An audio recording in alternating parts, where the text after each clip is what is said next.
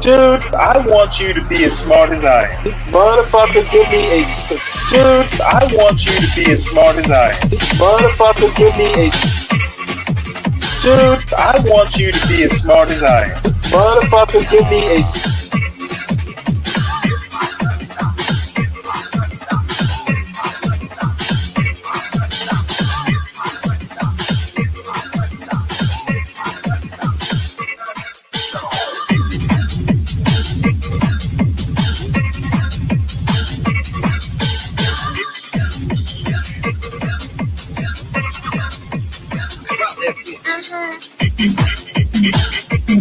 Dude, I want you to be as smart as I am.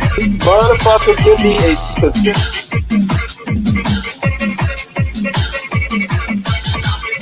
Dude, I want you to be as smart as I am. Motherfucker.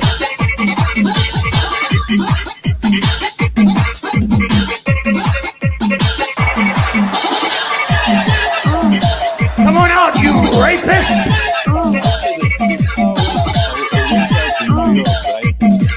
Dude, I want you to be as smart as I am. The power system was out. The water system is also out.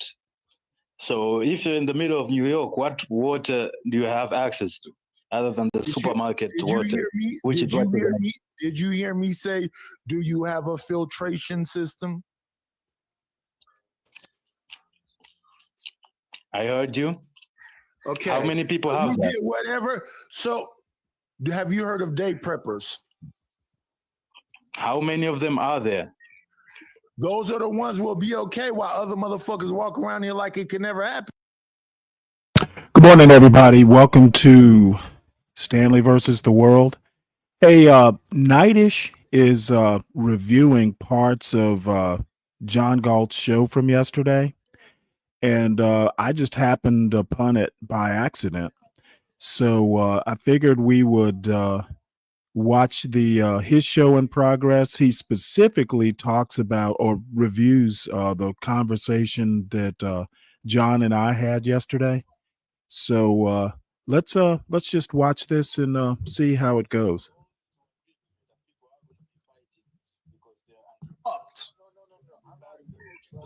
So you disagreed with me only to agree with me that people are going to be fighting because they're unprepared. No. I'm not agreeing with you. Very interesting the people review. who are preparing for that. What's up, 12 man? Should also be prepared for motherfuckers coming and trying to take their shit. How's it going, Stanley? Look at it like the zombie apocalypse and be ready to take it's some. It's my birthday. I'm describing Happy to you birthday. right now, Cash Kid. Even I'm listening. 1923. Would you agree? I don't even understand yet. What happened in 1923 when these people were finding places to build cities and whatever else? Native Americans and other people was running in their shit, right or wrong? I still don't get it. Wait, 1923? Yes, 1923.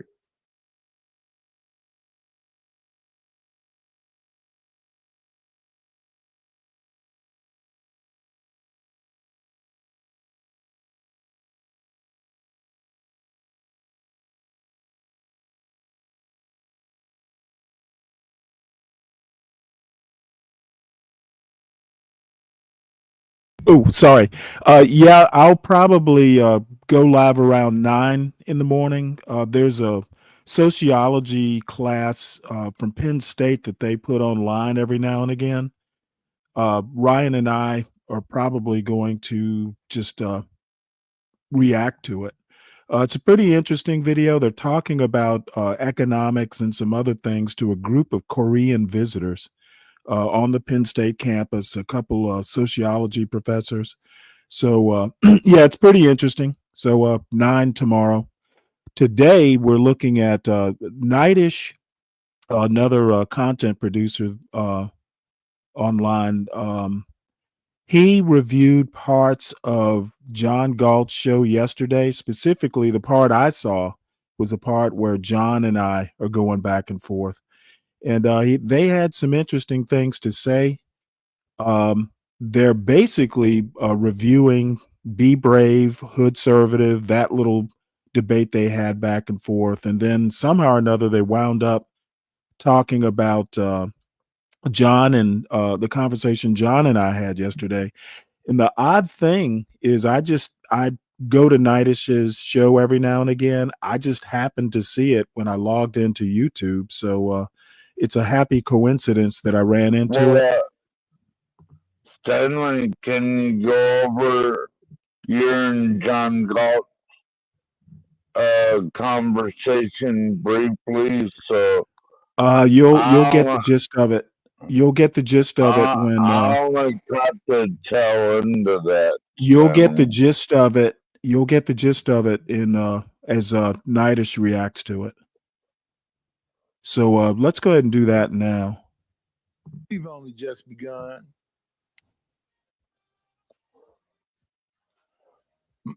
Shout out to Witch Doctor for the raid.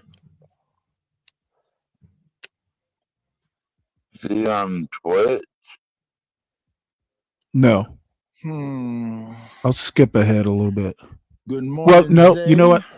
We'll just let him go through it. Good morning, The Raj conversation's Will. coming up next.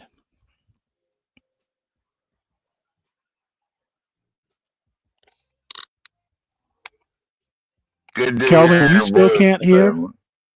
Good morning. I'm sorry, from what, Buto 12th man? Network. Good to hear your voice, buddy. You too. All the beautiful people that came here to rock out with me. I hope you hit the like button when you came in the building. Let's make sure y'all did that. Well, you're just full of kind words this morning, Kelvin. Did you wake up on the wrong side of the bed?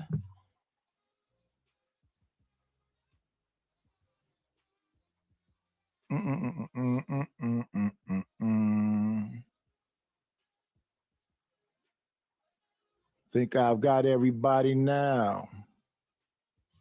Oh, okay, Kelvin.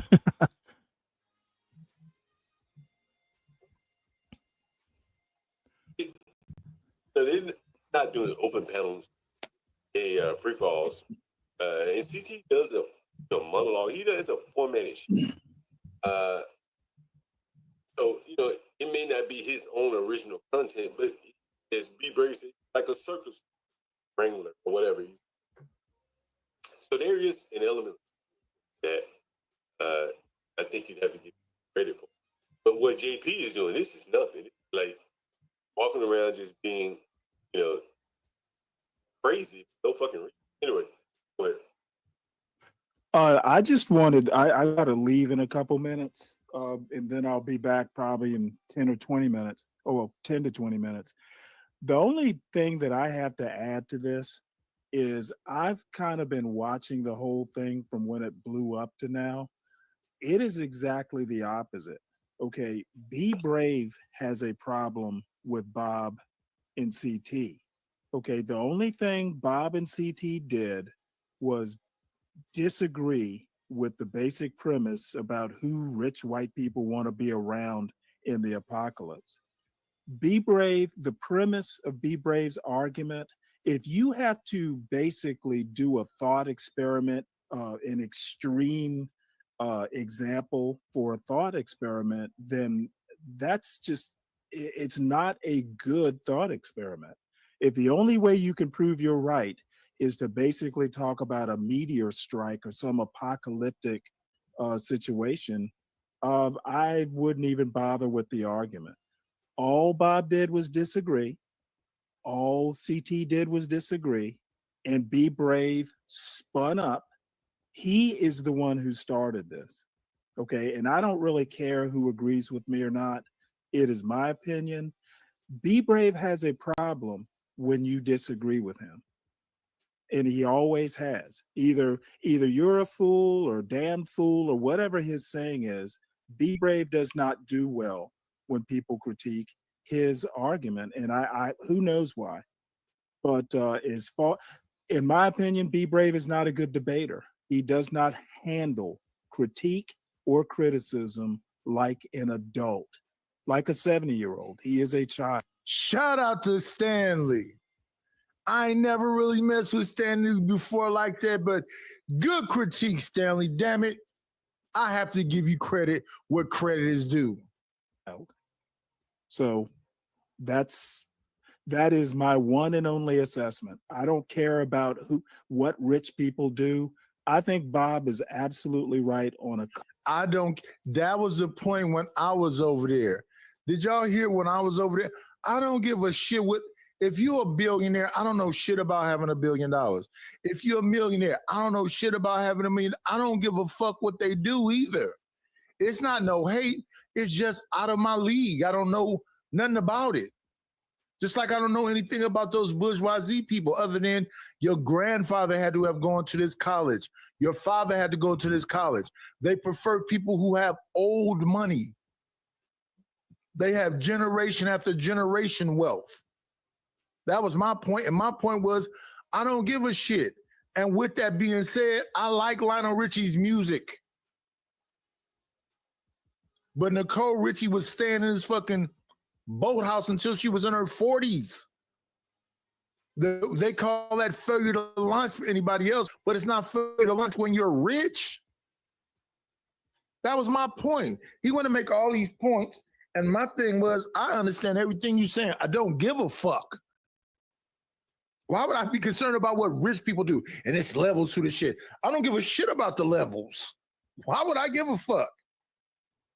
I'm a poor motherfucker that live in Oakland trying to get some fucking cash apps and super chats. Why would I give a shit about all that other shit? You want to impress me? Tell some of the rich motherfuckers to come over here and spend some money. And it be brave and so, la-di-da, tell them to take one of them motherfucking shotguns off the fucking thing, take it to a pawn shop, and come over here and send it to me on a cash app. The fuck? Couple different things about rich people don't really care, okay? If you're Michael Jordan and you move next door to another rich white guy, they're going to go, well, gee, that's Michael Jordan. OJ, what was it? I'm not black, I'm OJ. There comes a point in time when, money can transcend race to a certain extent. And Brave doesn't seem to have lived in the real world. Shout out to Hood Servative. But they was even going off on you, Hood Servative, from when you was over there talking with the Be Brave guy. Listen, I'm going to say this. John Galt to me is pretty cool, but today he crashed the fuck out. Well, not today, yesterday. This is Friday, that was Thursday, right? He crashed the fuck out.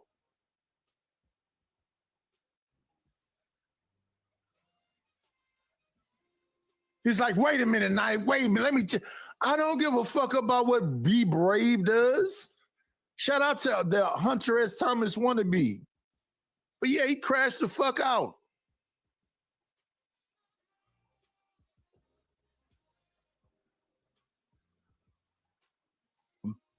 I don't know why he can't understand that.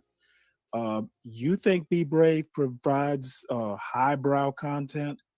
I would tend to disagree with that. I think he literally has a white trash perspective on American culture, and that's all it is. It's not something anybody else need be that concerned about. So that's my spiel. Well, let me ask you this question. Do you remember that Cash App did CKJ 3 cents? I don't care about any of that. My statement is that Be Brave started it. I don't care about Cash Apps or any of the other effluvia.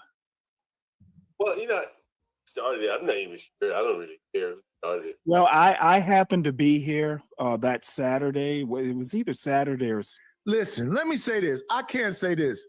Me and Stanley have cussed each other out and whatever else, but that motherfucker is consistent. Stanley is really just trying to get down to the nuts and bolts of what the fuck the shit is about. I can't take that away from him. I got to give credit where credit is due. John, my nigga, you crashing the fuck out, and why? They hurt your friend? I just couldn't get. I'm over there. Listen, the reason I go over there is to show support. Sometimes when I end these shows, I send 50 or 60 people over there just to show support. That man crashed out on me today for no reason at all. And I'm positive he don't know me because I don't know who the fuck B Brave is, nor do I give a fuck. Imagine if you was with a white woman. I never been so far at my age of 55. We were this the 8th month. I'm about to be 56. So far, I have never been with one. And I think I'm gonna be okay if I don't get with one. I want somebody like me, to smell like me, that can relate to me. And even if what JP spent the whole night tonight talking about black bitches is crazy. If you get her with a black bitch, she gonna set you up. Well, if anybody gonna set me up, I don't let a black bitch do it then, nigga. Why the fuck would I let somebody else do it? Weirdo, goofy, crybaby. Sunday, when CT and when the whole thing started, I think it actually started on a Sunday, and B Brave got wind of it, and then B Brave went and reviewed it, and it spun out of control. Again, in my opinion, B Brave does not do well when people go and they criticize his argument. I don't know why. He's kind of like a porcelain doll that way. He breaks easily if you don't agree with him. And B Brave's arguments aren't that good. If you have to do an end of world scenario to prove what your opinion is, then that's not a model, that's not a thought experiment that's worth me engaging with seriously. And B Brave, I don't care whose feelings I hurt. B Brave at best is an autodidact. He's uneducated. That 6th grade education shows both in his temperament, the way he likes to debate, and how easily his feelings get hurt. The 6th grade education shows, and anybody who wants to, think he's a holy man or anything, that's your opinion. I don't happen to share it. Well, And I'll be back in a minute. Did it transcend? Yes. What are you saying? I get confused because you're like replaying you, and I don't know if Okay, what happened? Let me restate. Nightish is reviewing. Well, he reviewed this part of the conversation. Next, he reviews Be Brave and Hood Conservative talking about this stupid scenario, and then now he's on. He's looking at CT's show. Basically, I woke up, got on YouTube, and I happened to subscribe to Nightish's channel. I looked at the little thumbnail thing, and I saw this. I saw him reviewing this conversation, and I'm like, "Well, what the fuck?" So I hopped into his chat, and this is what he's doing. And I said, "Well, you know what? I was actually going to do a bunch of news stories and stuff. I figured I'd just start the show with this, and if we get to the news, we get to the news. But the bottom line is that he is kind of like a neutral set of eyes, and Hood Conservative happens to be in Nightish's chat, by the way. But I think that Be Brave. This end of world scenario and all that, it's a bullshit argument. But I saw Kelvin or somebody, Chris M, talking about another Be Brave rant. Well, you know what? Be Brave is a problem, but I think the bigger problem is the black people who think Be Brave is some sort of genius. Be Brave is an uneducated racist. And you know what? Apparently, uneducated racists hold a lot of sway in the anti-black universe. I literally think Be Brave is a charlatan. And for the life of me, and that's fine. If you like that sort of thing, good on you. but don't be pushing that sort of shit is truth. Be brave Well, has Be brave has no clue what happens outside of his little white trash world. He is not. doesn't Yes. doesn't I never followed Be Brave or really cared about anything he has to say. Well, good. You know that. You know that, right? Unfortunately, John and others seem to think he's some sort of universal genius about race and culture in America, and I literally think that I don't know what to think other than it doesn't reflect any world that I've experienced. So anyway, let's get back into it. Race thing, Michael Jordan and OJ. And the thing is that on OJ. some levels you can transcend. In dating, get enough money, you get a white woman. In the criminal justice system, you probably get the best court system that money could offer. Legal defense. But there are just some things that money just won't get you. No matter how much you have, you're black. Some things you're always going to be seen as being black. No matter how much money you have. Blacks made many movies about that. Pulled over driving while black. A nice hard while black in a white neighborhood. And those are the things that no matter how much money the blacks get, they can't get beyond. And that is what, in some sense, what I've been saying all along, drives the mental illness. They get everything else except for they can't change the color of their skin. Some parts of Africa, they bleached it. Even here in D.C., there were beauty salon stores that stopped selling skin whitening because people were buying it to lighten their skin. Blacks. Silver Spring, Maryland, to be exact. Question, still there? Stanley, I'm right. Excuse me. John, I'm right here. Yeah. Did you know that there were beauty salons here? It was reported in the news. By the way, I'd actually stepped out to grab some beer at this point. So before Alright. I get back, Nightish switches over to hear the Hood Conservative Be Brave chat. Stop selling skin whitener because the blacks were buying You over Like- some beers, Stanley? Yes. I believe that happened. Alright. You know, black folk is going to go online. I There's wish so many I could do products that. to use now. Lighten your skin, change your nose, lips. There's so many products. It doesn't change the outcome. I mean, Brave is so correct. And what's very interesting is that you have people who are And you know what? Questions to ponder. I actually like questions to ponder. I think she's a smart woman, but she's a racist too. And I just do not, for the life of me, understand why these people don't have enough self-reflection to understand that, hey, you know what? If you're a racist, you're a racist.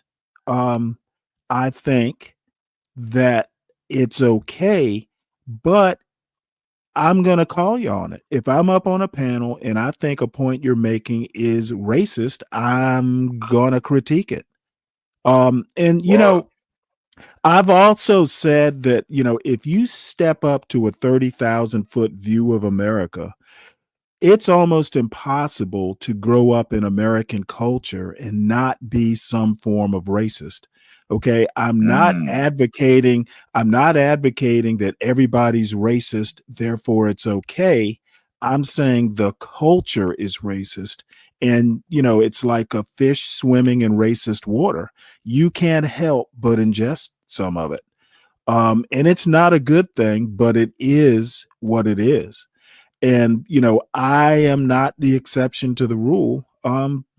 It's hard to grow up in America and not be some form of racist. You're gonna have a view about some demographic that you're not a part of. It's almost impossible. Well, I think it is impossible. Not almost. It is impossible. And to me, the best way to fight racism or not be a racist is to be aware of what American culture is, what it can do. And you know what? Sometimes if you have a racist thought, keep it to yourself. So theorizing or doing a thought experiment about whether rich white people would rather be around black trash or white trash, on the face of it, it is just an icky argument.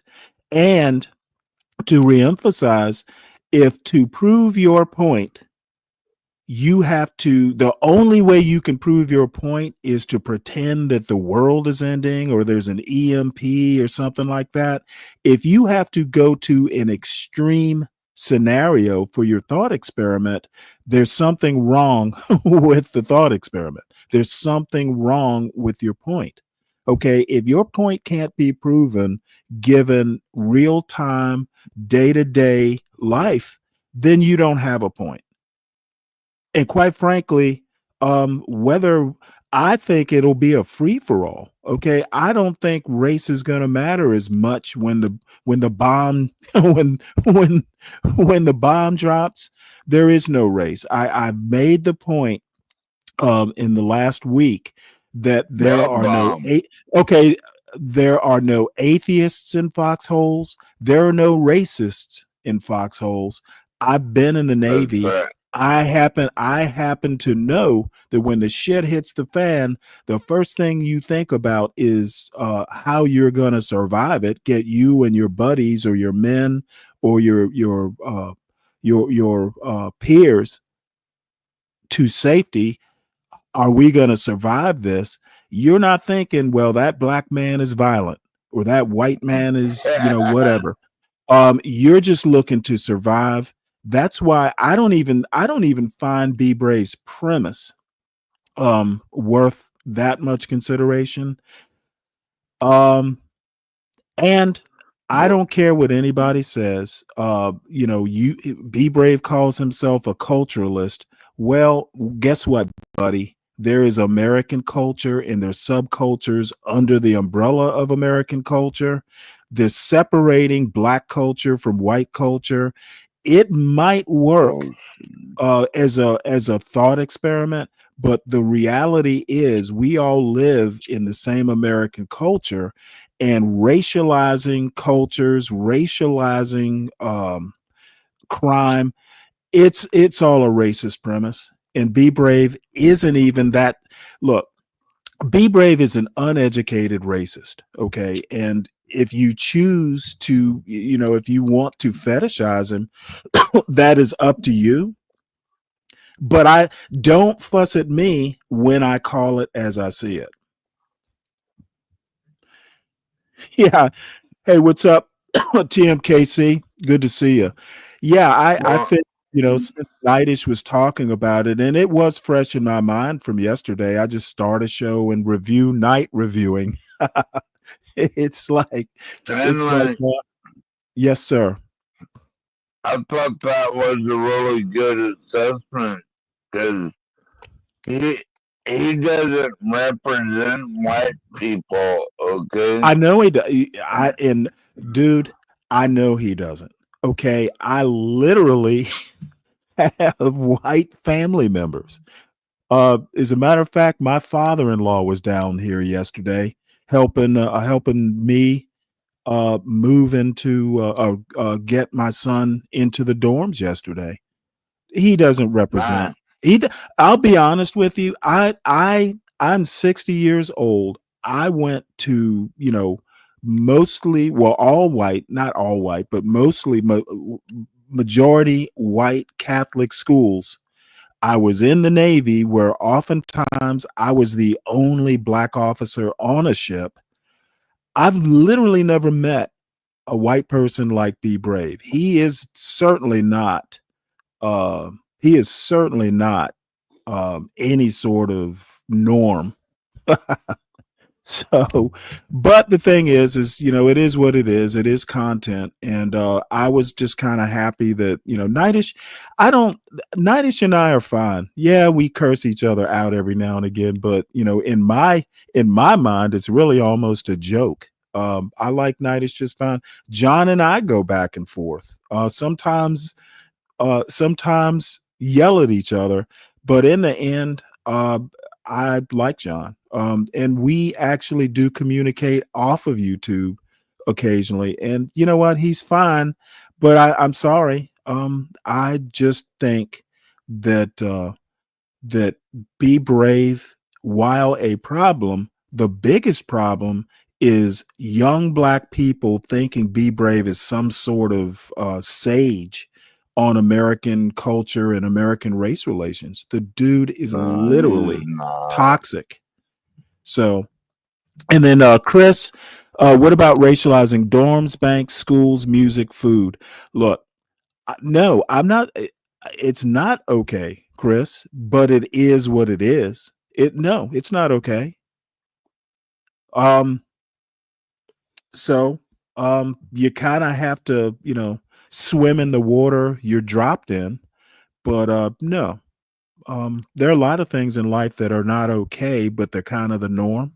So that's pretty much what I think.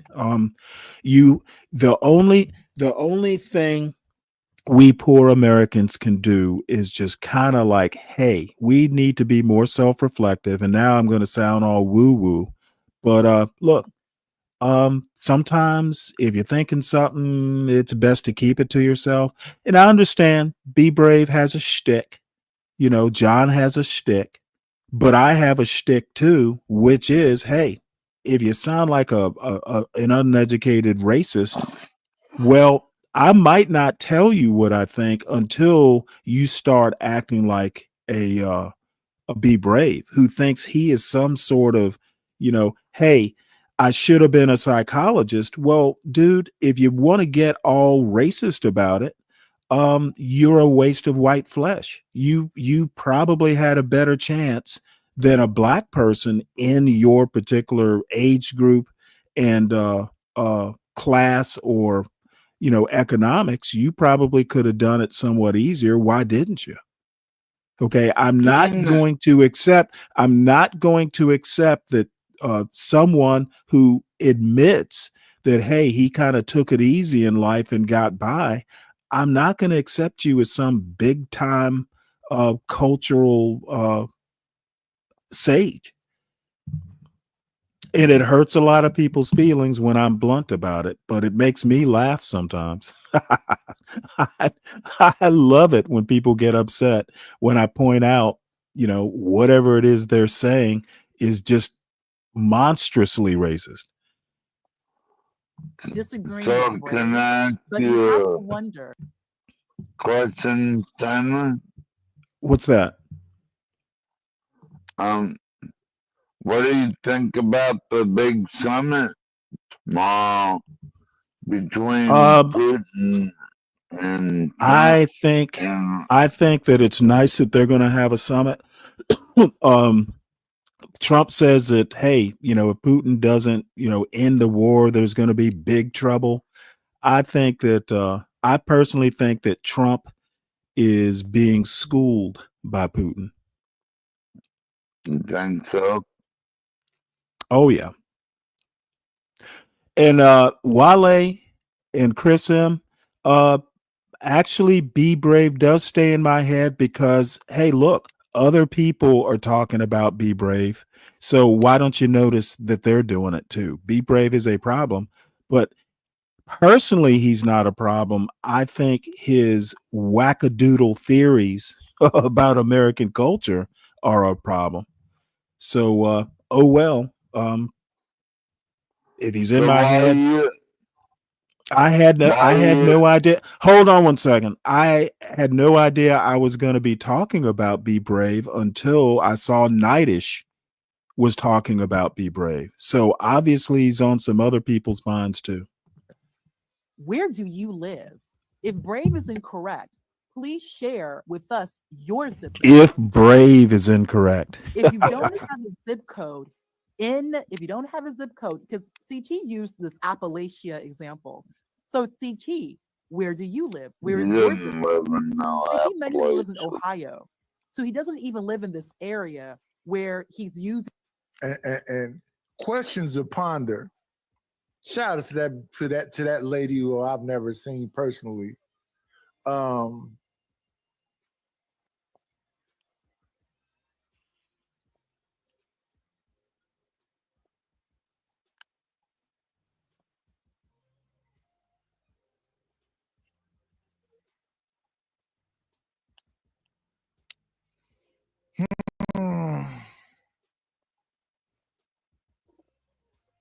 Hello?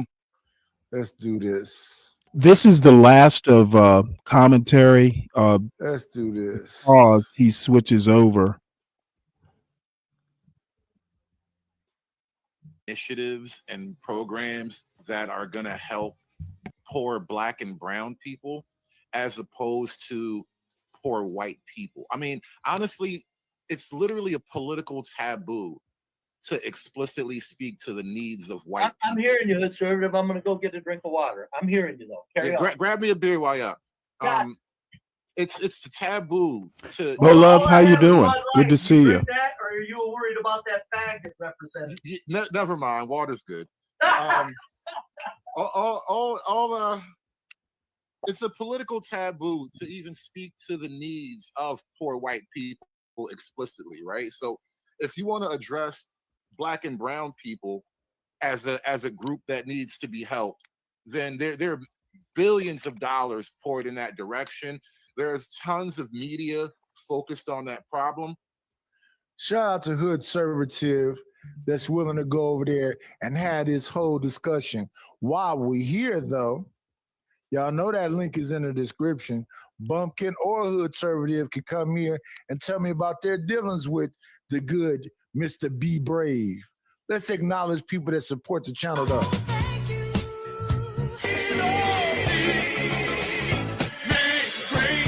Got me a couple of dollars. Guess what I'm gonna do? Shout out to TMCK for being supportive. TMCK has hit the Cash App and the Super Chat. I appreciate you. Thank you very, very, very much. You know what that reminds me? Everybody, please make sure you hit the like button.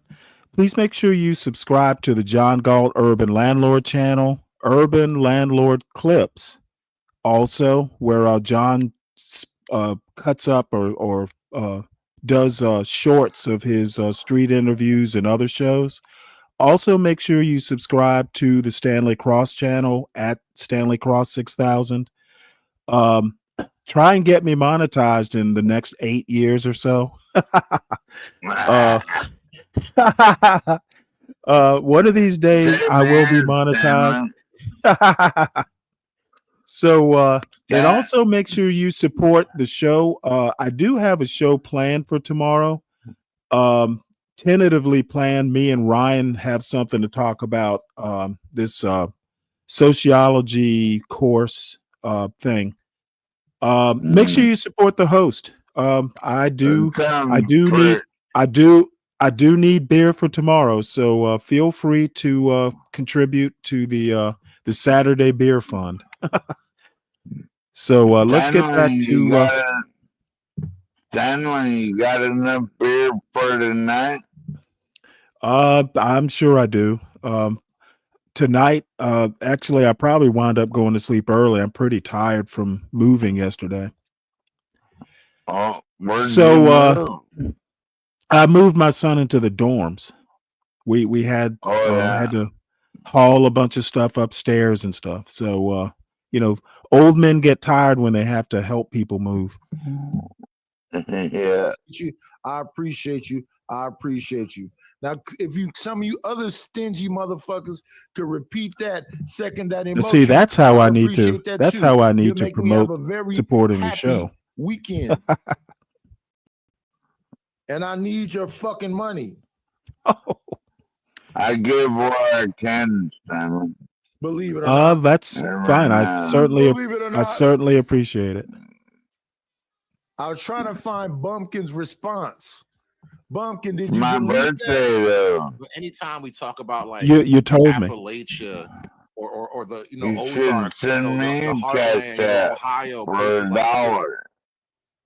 it's nothing. And not only that, I'll think about it. I would go further to say that certain policy initiatives have been put in place to explicitly punish white Americans in one way or another. And I'll point to two specific things, and I'll ask you for an answer to these two specific things, if you don't mind, when you do get back.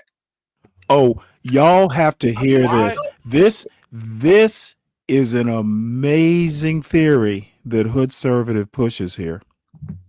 Why are there, at this point, maybe 1 million Somalians living in the heart of Viking land, which is Somalis. the Minnesota Vikings? Like that part of the country was kind of low key.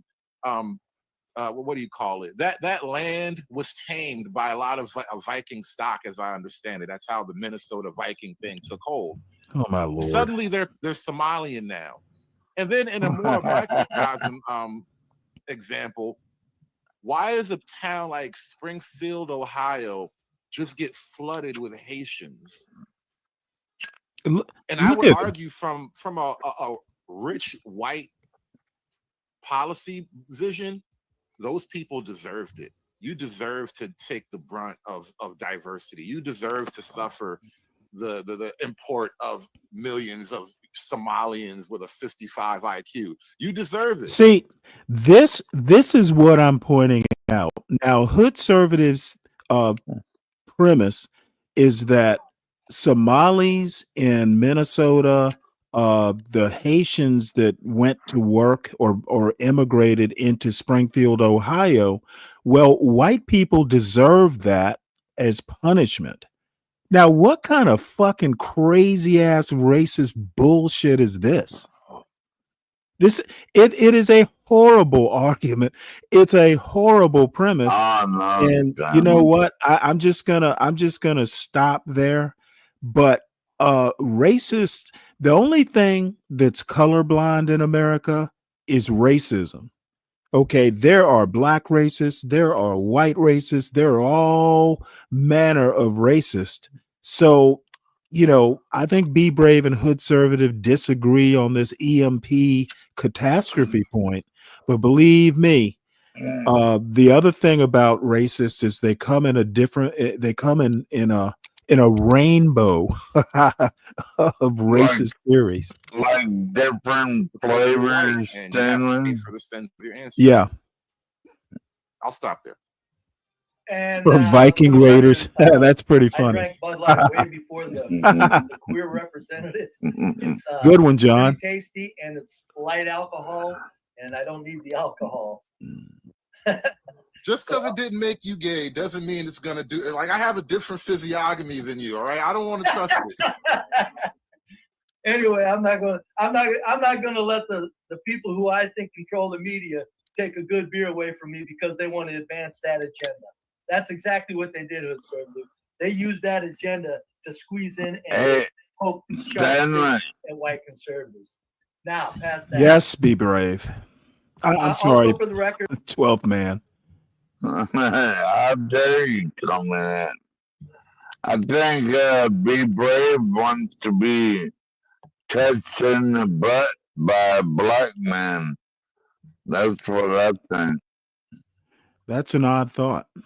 folks, Hood Conservative is a black man that disagrees with me on this. Do you notice how it's all gentlemanly for you black men that are afraid to come over here, that run your mouth when there's a panel of 6 of you ganging up on me? Watch how smooth this goes when you're over here. Take notes. Anyway, Hood Conservative. Take note for you what? were talking. Okay, folks, let me say everything that Hood Conservative said superficially is correct. Very good job, Conservative. Very Look good at this job. motherfucker. Like Now Be Brave is a teacher. Very good, Hood Conservative. Very good racist theory, Hood Conservative. I approve. As the head racist of America. Bullshit. I'm not talking politically. I'm You not know talking what? about policy. Oh, I love this. Hey, Chris, uh, I've gone one on one with Be Brave and I whipped his old ass every single time. Okay. I don't defer to people like Be Brave. I teach people like Be Brave. So I don't have any notes to take. Uh I hey, watch how Be Brave reacts when I go up to his panel. He doesn't let me up on his panels. As a matter of fact, he's banned me from his chat because I was able to trigger Be Brave from the chat. I don't have to go up on his panel. I can fuck with Be Brave and trigger him from his chat. So you take notes, son. Take notes so you can tell Be Brave what I said. Yeah, it's a react. Yeah, that's exactly what it is, Ryan. A reaction to a reaction show. What's up, Lou? Stanley, You know what? Hold on one second. Can you? No, I'm nuts enough to twist weak minds like Be Brave into knots and frustrate him. That's how nuts I am. What do you have to say, 12th man, before we get back to this video? What's up, Easy? I don't see why you're so obsessed with that motherfucker. Okay, I'm not obsessed with the motherfucker. Am I showing my show or am I showing another person's show? Well, why The do only, you give a the only fuck? reason I'm showing it is because my name was mentioned. Why do you give a fuck if what Be Because Brave says? because I have time to give a fuck. He's If I an were working, irrelevant white boy. motherfucker, you know what? Let's just end it here. Don't tell me what I should be concerned. Don't ask me why I'm concerned. It's really He's an all you irrelevant need. white boy. See, be brave. Be brave. 12th man, you literally are in no condition to have a rational conversation right now. It is none of your concern about what I'm Here we concerned with. go. Yeah, here we go. I think Be Brave is poison. I'm actually more concerned with the young black people who think he is some sort of sage. He is basically training weak minds to be racists too. That's why I'm concerned. Okay, motherfucker, I don't care what you think. I didn't ask you a question. You asked me a question. Don't volunteer. Don't volunteer what you think. Don't volunteer it. Don't see, you're going to keep talking when I tell you I'm not interested in what you say. Why is that? Is there any wonder why I call you Be Brave by accident? You're just going to keep droning on when I tell you I'm not interested. You're obsessed with Okay, Be Brave, bro. Hey, you're entitled to your opinion, and I'm not your bro. I thought we were brothers, man. What the fuck? We are not brothers. Are you sure? Money Pretty shifted sure. here for that program. Money shifted here for that program. Kelvin, blacks are at a very Kelvin is wishing you a happy birthday. For that to come their way. That's Thank you, Kelvin. What I'm talking about, hood conservative. Now, and I'll ask you a question. That is very true, Ryan. If shit hits the fan, do you think Britain will be here? Hey, dude, can we watch that? Can we watch the video? Trash, one or the other. Damn, why don't you play some black shit? Yes. I think conservative is white black. People will avoid everyone. No, yeah, that's what you don't get. Hold on. No. Hood, you don't get that option. Why do you say that? No, you don't get that option. You're probably right, Chris. Except I admitted I was. There's going to be people losing a lot of this wealth. Stanley is black. Where do you think they're going to feel comfortable? Hold on. Let me pause this. Yes, 12th man. You, Yes, sir, Stanley. So let me Yeah. rephrase. Let me They're not going to the cities. Let me restate the question so we can answer this. When shit hits the fan, are the rich white people going to go get around John white is wishing trash, you a happy or are the birthday rich too. white people going to go get around the black trash? Thank you, I'm saying Stanley. neither, honestly. I don't want to. No, you don't get to say neither because they're going to end up around one of the other hood services. Let me Hold explain on. why. No. I'm with you. I understand where you're going with that. What I'm saying is I'm genuinely. I'm giving you a very real hypothetical. And by the way, I'm actually playing this for Nightish's comments. So at some point he does comment, and we're not going to watch much more of this. We kind of have an idea of where this goes. But the bottom line, what caught my attention is Molov wishes you a happy birthday too, 12th man. I'm really just more interested in Nightish's comments. Send me cash app. If this happens, there's going to be people that are going to go to their own. Now, again, you've got an option. And this is how much I appreciate your presence. There's a lot of people. Why? No.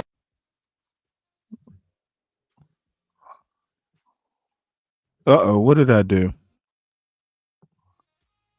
Fucked it all up, didn't you, Stanley? They're not hating white trash more than they're hating black trash. That's a ridiculous statement. Well, anyway, we can probably move on from here. Ryan, I don't even understand why this is blown up like it is. But I also said on yesterday's show that, you know what, this is basically a squabble among racists. And, other than the sheer stupidity of what they're arguing about, because I am kind of interested in, why racists are squabbling over a racist premise. So, I'm somewhat amused by it. Free Zone Lou wishes you a happy birthday, 12th man. Thank you very much. Love y'all. Yeah, Free Zone, you're aware of this argument. You've been hanging out in these spaces. Basically, Be Brave's premise is when the shit hits the fan. His example is an EMP, like an electromagnetic pulse that takes out the electrical grid. In an apocalyptic scenario, rich white people prefer white trash over, quote, black trash. That's the premise. And they're literally arguing whether rich white people prefer black trash or white trash, basically hood versus Appalachia. And I just don't get, number one, if your premise, if you have to prove your point in a scenario that probably won't happen, you don't have a point. How about deal with what is actually happening in the here and now, and give us a scenario that's here and now to kind of justify your point. He has to basically do a hypothetical about a hypothetical situation. He's got to do a Hollywood style disaster movie to justify his opinion. And even then, his opinion, there's no way you can prove it one way or the other. It's a bunch of racist claptrap being debated by racists. People will flock to, not race, not class. Ryan, I said it a few minutes ago. There are no racists in foxholes. So I guess we can. The show does go on. Let's see what he has to say about CT's part, and then we'll move on to something else.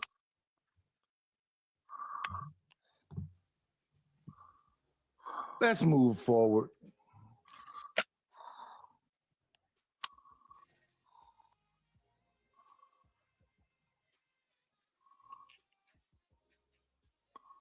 Or supported me years ago, and they were under the mistaken impression that I pedestalize white women and dog black women. I never dog black women.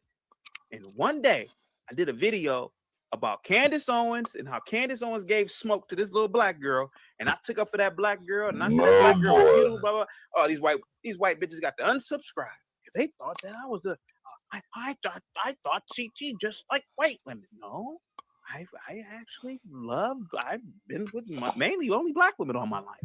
Not to say that I don't think white women are. I think white women are attractive too. Okay, 12th man, let's show some decorum here. But I gotta address Brave. I gotta address this old man.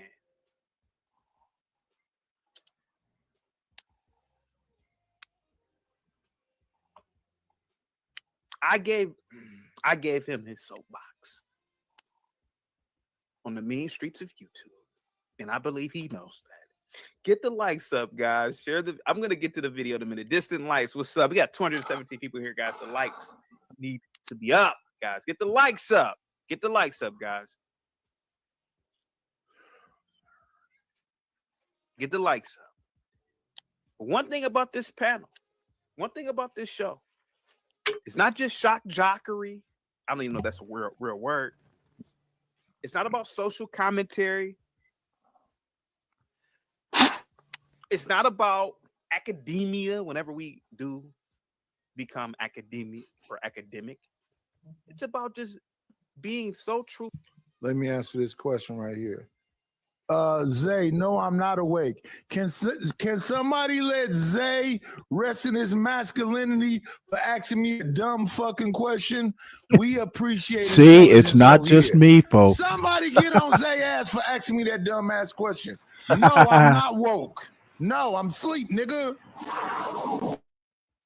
Somebody jump on Dub head for laughing at that dumb ass question. I need this is Dub to rest in his masculinity, and I need Zay to rest in his masculinity for 5 minutes for saying dumb shit, and another one for thinking it's funny.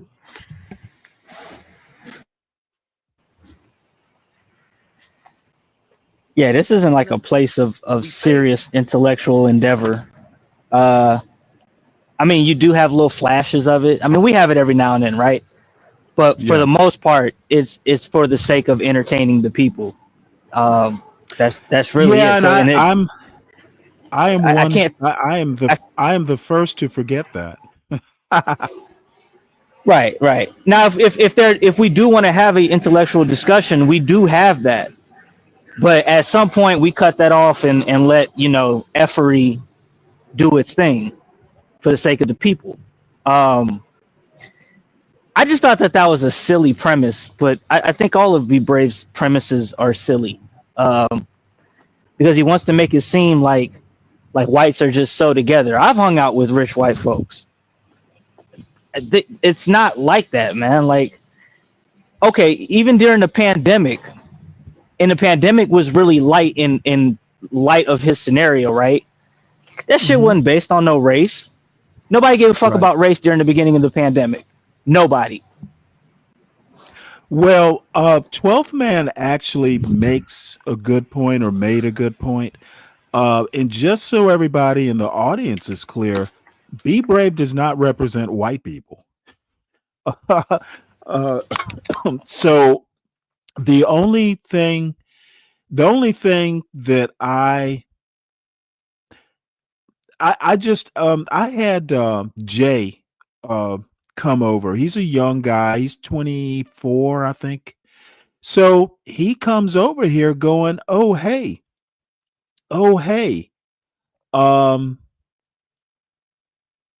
Be Brave is right. And I'm like, what? Now it may be that Jay is just having some of his thinking verified or validated by Be Brave. But again, Be Brave is a problem, but the biggest problem is black people who think that this 70% bullshit has any reflection in reality.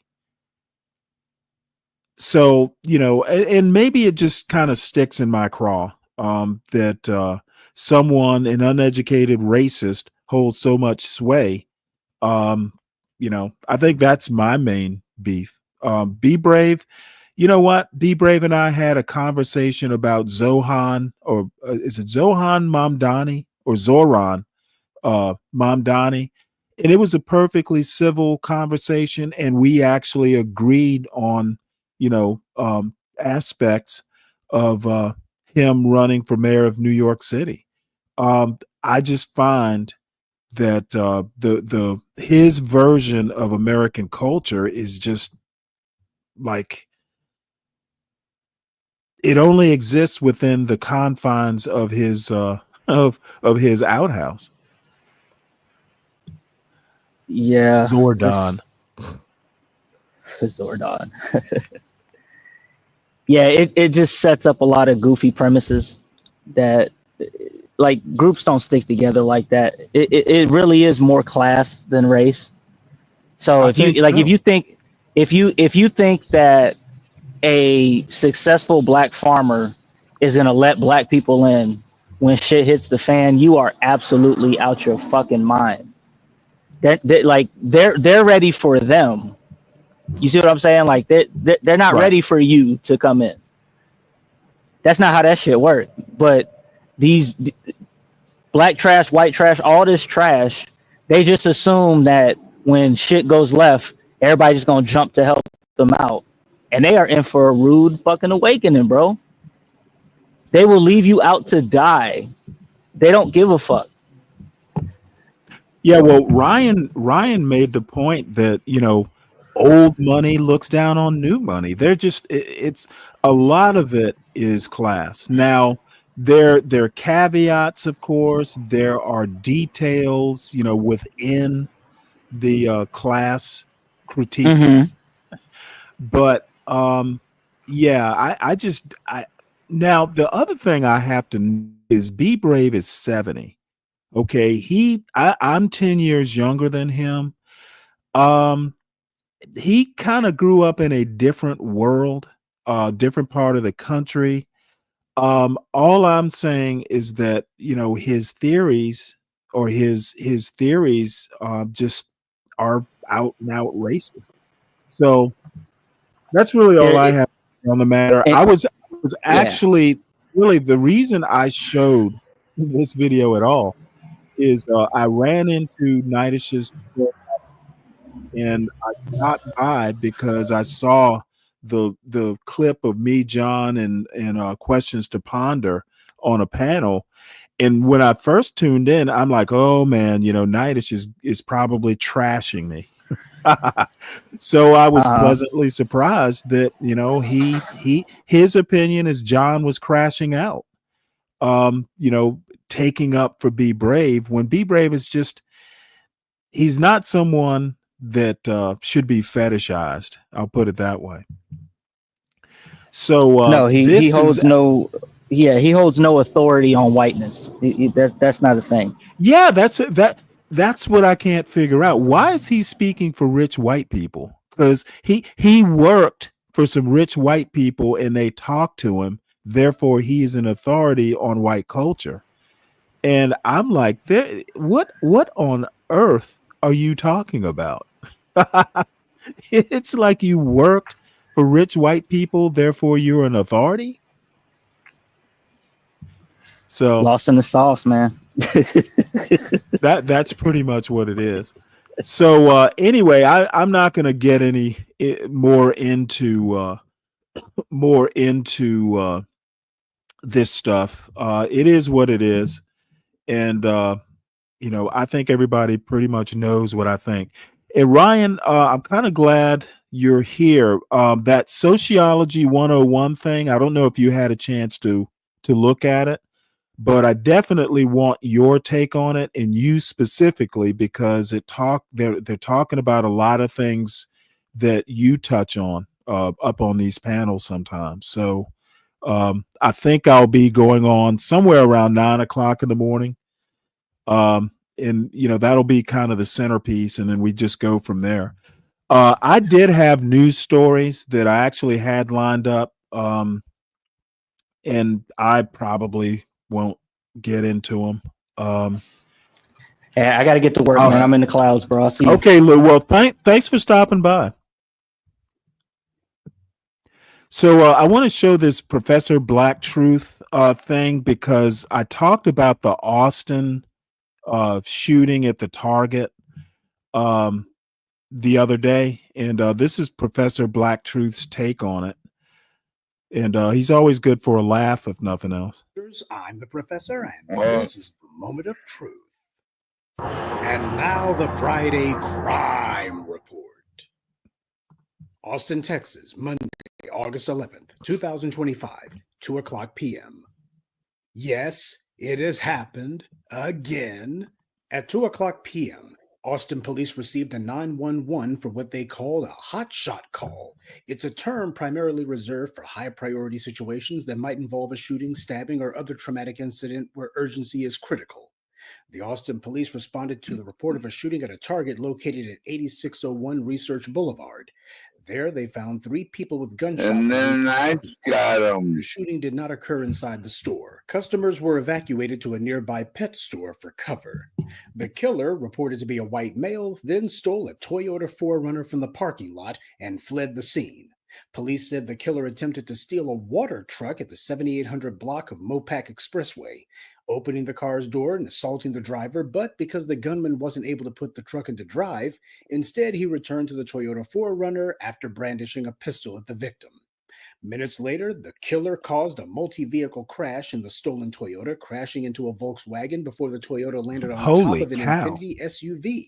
Getting out of the Toyota, the killer approached the Volkswagen and assaulted the driver before pushing her out of the car and fleeing the scene in the Volkswagen. About 10 minutes later, after stealing the Volkswagen, the killer reportedly tried to break into a Waymo vehicle nearby. Ultimately unable to, he drove off in the stolen Volkswagen again. A few minutes later, the killer ended up in the 2100 block of La Casa Drive in South Austin, outside the home of someone reported to be a Bible study acquaintance of the killer's. The killer threw a brick through the window of this acquaintance, and the acquaintance recognized the killer from their time in Bible study together and called the police. A little before 3 o'clock p.m., this is fully 45 minutes after this killer began his rampage, the Austin police finally received a call reporting a naked man walking around the backyard of a residence in the 2400 block of La Casa Drive, with the caller saying that the man ran into a porta potty before leaving the area. It was at this time that the police finally found the killer naked on Montclair Street. The suspect didn't respond to police commands, but because he was white rather than shoot him dead, they instead used a stun gun on him.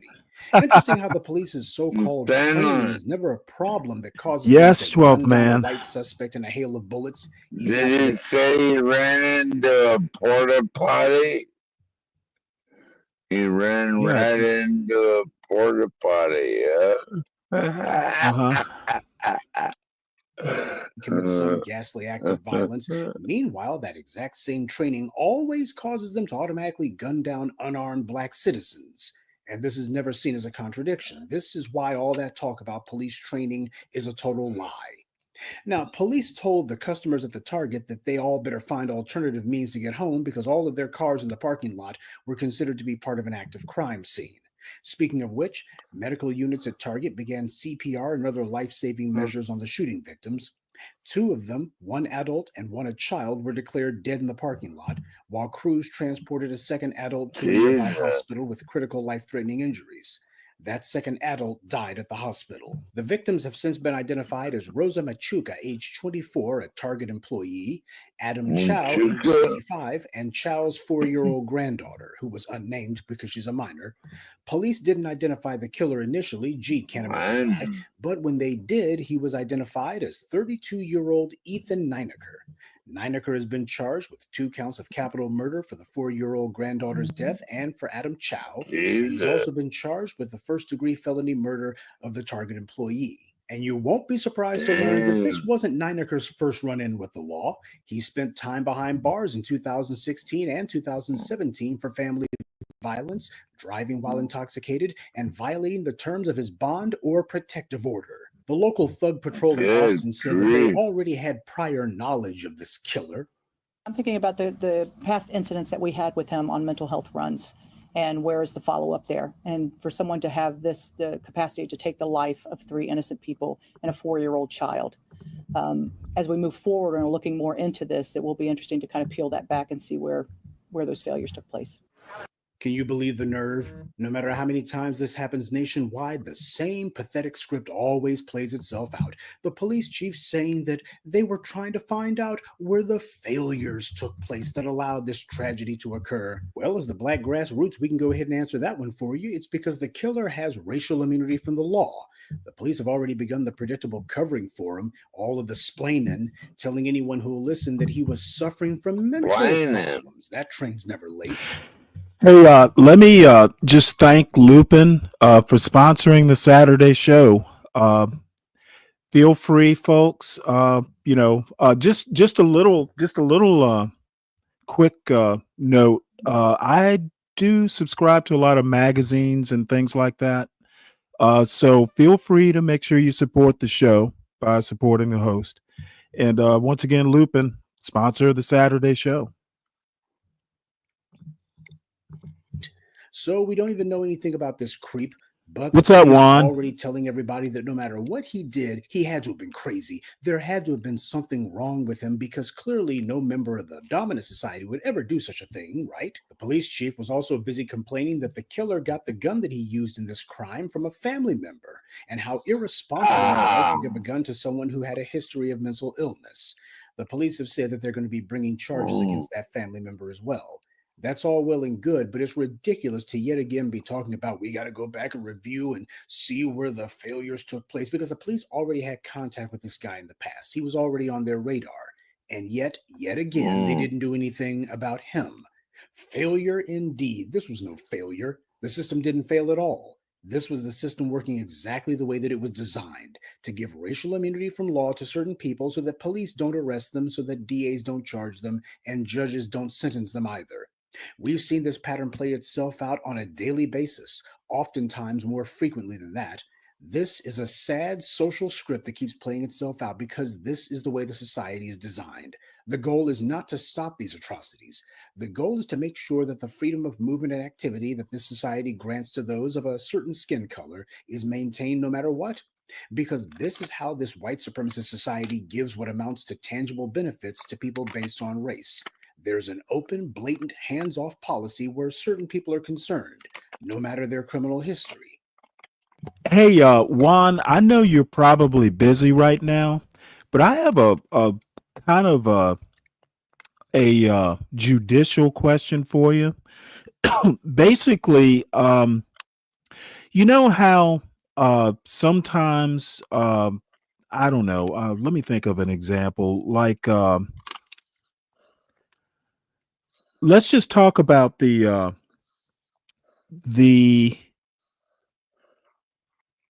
birthright citizenship issue.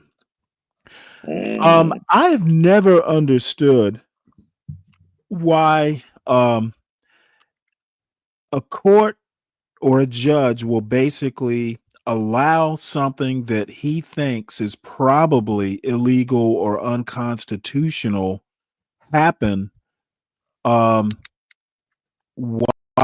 considering a case. Like while the case percolates up through the courts, someone may go, hey, we need to put a stay or an injunction or something on this particular action.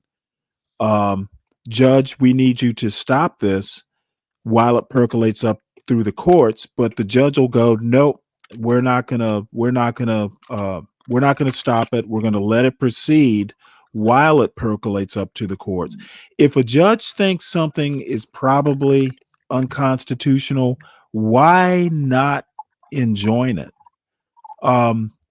I've never been able to understand that, and maybe next time you come up, or maybe you can probably too long an answer to type into the chat, but if a judge thinks something is illegal or unconstitutional, what reason would he have? Why would he let it proceed? So, you being legally trained, maybe you can answer that for me. And that's the reason why these things keep on happening and will continue Well, to. you're the goal only is not to one safeguard that's the society. legally The goal is to trained, give minor lip Stanley. service to some pathetic veneer of sympathy whenever these atrocities occur. Yeah, but to that's always make interesting, sure that they go Juan. back to business as usual. And usual is the routine and deliberate targeting of Black people and the complete and thorough ignoring of everyone else. And don't think it is coincidence that the police and the white media both See, I knew I was think asking the this right guy's person. acquaintance was a Bible study colleague. They had to throw that in there. This is part of One is cool. he went to Bible study. I wish he'd come up here. There had to have been something wrong with him. This was a He's God-fearing probably man. working. So whatever happens, we're certainly not going to say that this is pathologized. This is not a pathology from his community. This is just some sort of freak one-off. Yeah, a one-off that just keeps happening on a near daily basis. Next, they'll be doing profiles about him, saying that his co-workers had nothing but good things to say about him. And something else that we're also not going to be seeing is any of these legislators in Texas who love to go on an orgy of writing new laws about anything that they think remotely might have to do with harming Black people. All of a sudden, in this case, there's going to be no laws written regarding this. And it's not a matter of gun crime or not. This is not a matter of maintaining the Second Amendment. Yeah, I'm going to move over to the next one I want to see. He also comments on the DC takeover stuff. And after that, I'm going to play something that is probably going to bore everybody, but I'm going to play it anyway. Probably only Lupin and I will want to see this. Family and fellow soldiers, I'm the professor, and this is the moment of truth. Garrett, what do we know about last night's operations and what are we expecting tonight?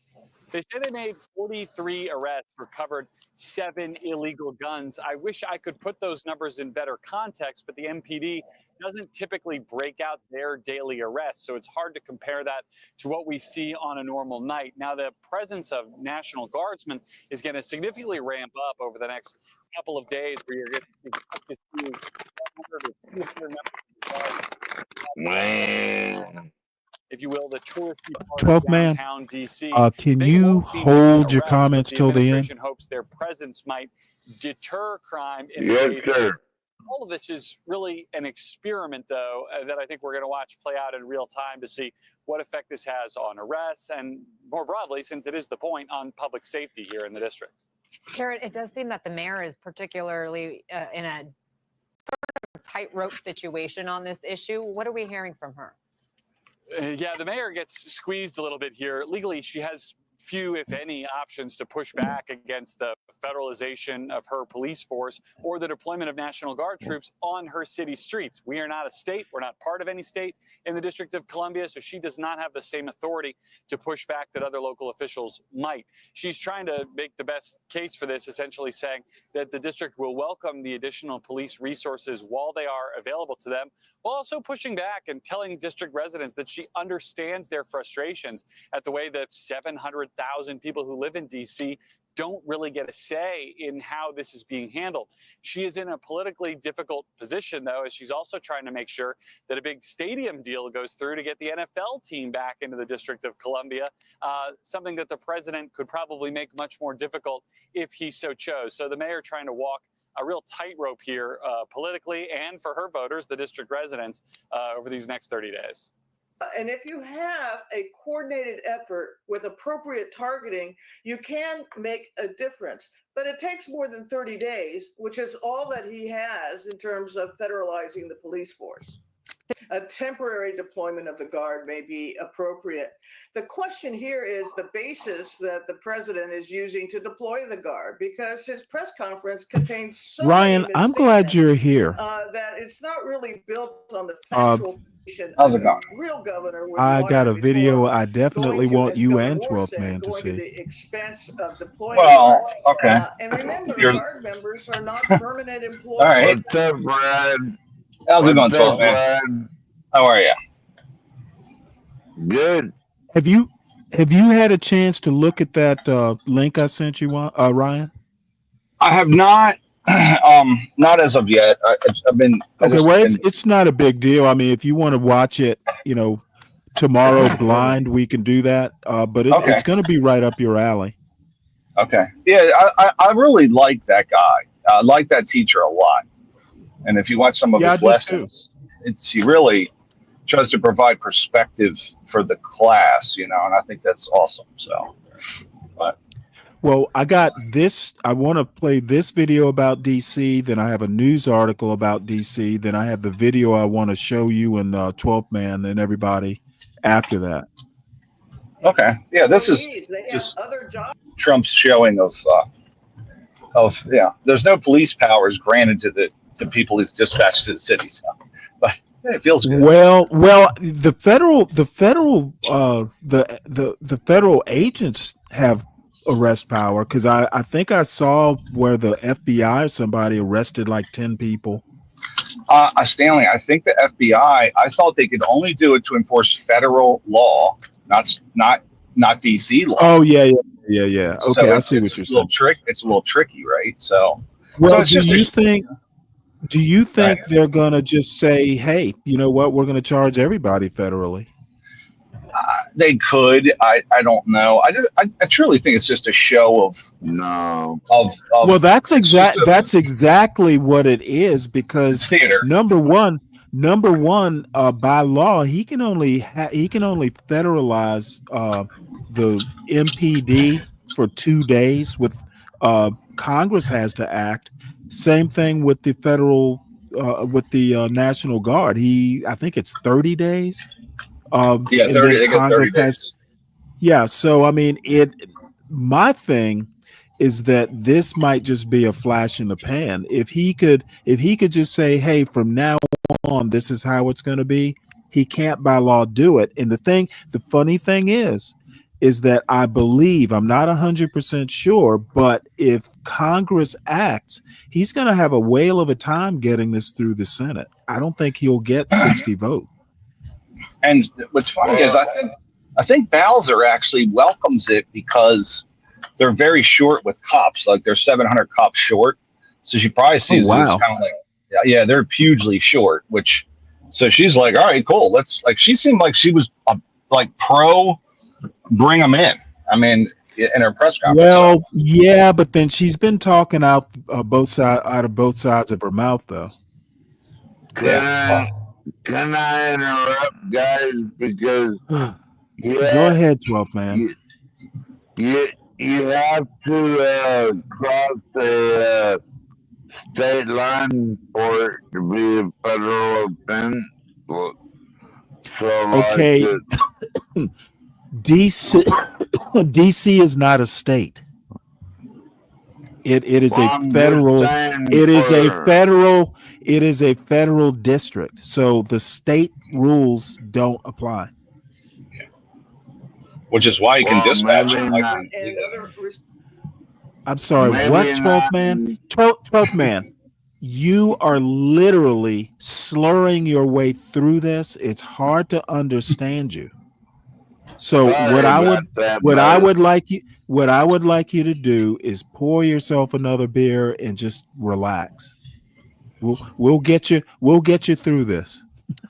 Yeah, you can't take people to jail. You're right.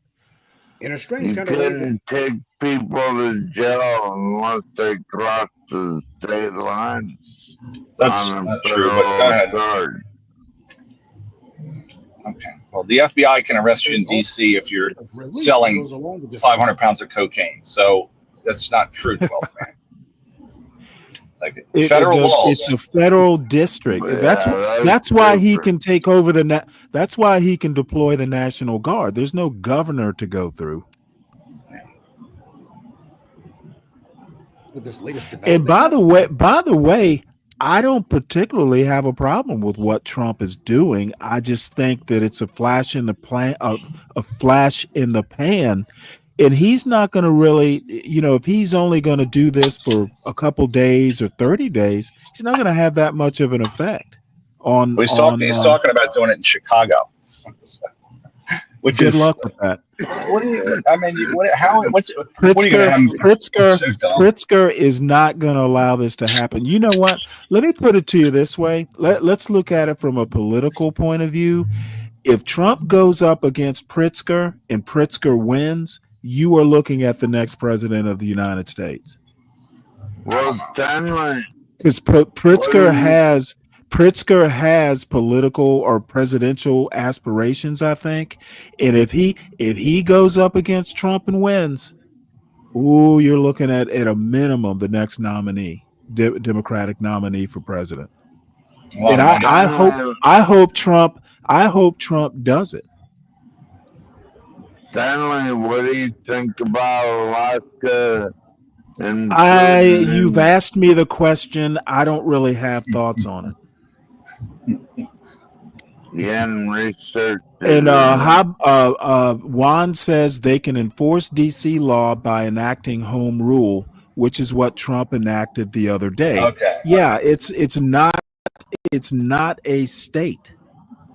As a matter of fact, it would not surprise me if Congress actually went in and got overturned the Home Rule Act or whatever it's called. It would not surprise me. It's a dicey thing. If you look at January 6th, right, it was similar where nobody knows what the other one's doing. It's a very disorganized system, kind of, So right. All right. Well, let's finish this up, and then Not because I think it's good, but because for a while there, I was wondering what the Orange Man was going to do to stop people from talking about him and the Epstein files. Because the political fallout from that just kept coming. Well, now it looks like we know what his plan for handling that is. Crime in Washington, D.C., in fact nationwide, is at historic lows. The problem for Donald Trump is that interest in the Epstein files is at historic highs. So the Orange Man is doing his latest political distraction in order to force the headlines to change. And of course, the white media is going to play right along with it because, as far as they're concerned, this kind of hysteria is always good for ratings. Now, people are calling this a takeover of Washington, D.C., but it's actually a takeover of the D.C. police, which Trump can only do for about 30 days. Anything beyond that, and he would need congressional approval. Now, of course, with Mike Johnson and the rest of that rubber stamp committee, it's even money that he could probably do that. But the real question is, would he want to seek an extension? I think that depends. Does he think that the Epstein headlines will have gone away in a month? If so, then I suspect he'll declare victory, suddenly remember that crime in D.C. is at record lows, and then he'll claim that it's all because of him and go looking for the next high-profile distraction to cover up his dirt. So, how worried should we be about this? First of all, the Orange Man has done this before. By that, I mean putting troops in D.C. He did it back in 2020, putting troops in front of the national monuments during COVID, under the pretense that he was protecting the monuments and the federal buildings. You know what? I'm going to skip the rest of this video because I just got a breaking news story. Bondi names DEA head as DC's emergency police commissioner. Capitol leaders push back. And DC Attorney General sues Trump administration over hostile takeover of police. There is no legal basis to appoint a police commissioner. So there we go. It begins. I literally just got this news alert. So there goes your pushback. There goes your pushback. Yeah. Well, I just will say that Mr. Black, I have to refute some of the things he said. Well, look at what John says. They were doing checkpoints in a high crime area. If nothing else, Trump got Blackie to do something out of the box. They were doing checkpoints in Georgetown. And whoa. And who says blacks can't be racist? Well, I think there was a lot of protesting yesterday. The thing is, here's the thing. So not today, but down the road, if the crime numbers happen to go down because of more people, I think the only thing it shows is, hey, you guys got to hire more cops here. Okay, how are the crime rates going to go down? How would you know in 30 days? Well, I'm saying at the end of the month, if the rates are down, right? Like obviously more law enforcement or Well, quote unquote. obviously, well, I don't know if it's that obvious. I think if the crime numbers go down, they ought to just keep doing what they're doing. I don't think that you're not going to hire 700 police officers and have them be effective day one. No, for sure. But I think it still says, like, these police departments have an assessment that say we need this number of cops for this many people. But it shows that, at least it shows that, hey, guys, hire people. You know what I mean? Well, if So, they're down 700 cops, why didn't Trump note that? I think I don't know, because he doesn't communicate at all. Like the rest of the government is terrible at it. So he's a terrible communicator. I mean, it's And what fucking hilarious. basically, I don't think that they're going to be able to hire a quote emergency police commissioner. I don't see how that. I don't think. No. But it Let's was see. interesting because Bowser Any wasn't pushing long-term back. I thought she solutions? would. Okay, John, you're comparing apples to oranges, and there are no black problems. There are American problems, to paraphrase Barack Obama. Racializing these problems is why they haven't been solved up to now. We've had this discussion.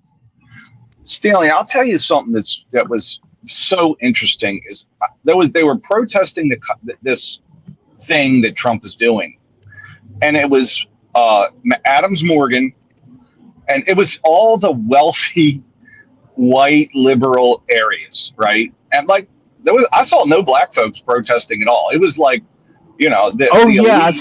saw that. Did you see news that news Did you clip. see Yeah. Wasn't it? It's like, it's very odd. And so I think maybe in some of the neighborhoods they welcome it. Like, all right, cool, we got too many freaking criminals on the street. Maybe they'll clear them. Whereas the wealthy white neighborhoods, and these people are not just like average money. Like Adams Morgan, it's $800,000 for a townhouse. And they're out there mad at the cops, and I'm like, well, I don't see any black folks protesting at all. It just was kind of surprising to me. But anyway. Yeah, I don't really get why people. To be honest, I honestly don't understand why. You know what? Let it run its course. Yeah. What's up, John? Hey, I wanted to correct you on a couple of things. Trump is not going to touch that home rule. He's not going to take over the whole city. Okay, There's no. way he can do that. You aren't correcting me. Well, I mean, you said I just said I wouldn't be surprised. Well, I would be. It's not going to happen. All over throughout the years I've been here, it's never happened. They threaten it, but I think it's too racially fraught to do it because you'd be taking the governance from blacks over their quintessential black city. No president is going to do that. Maybe a black president would have the balls to do it, but no white president is going to do that. Just not going to happen. Politically, it's just not. It's not feasible. Okay. And the other part about the home rule thing, if you smoking weed on a federal park, Trump can have a police arrest you. If you smoke weed just in the neighborhood, the feds can't arrest you because it's not against DC law. And so I think it's against federal law, though. It's still against federal law, I think, isn't it? But they're not out in the neighborhoods enforcing people smoking weed because they would have because ultimately you're going to have to go down to DC courts and get charged, with it. And DC courts handle those cases separately from their federal prosecutors that will handle, say, a gun charge here in DC. So it's slightly. Well, what do you think about the story that's on the screen?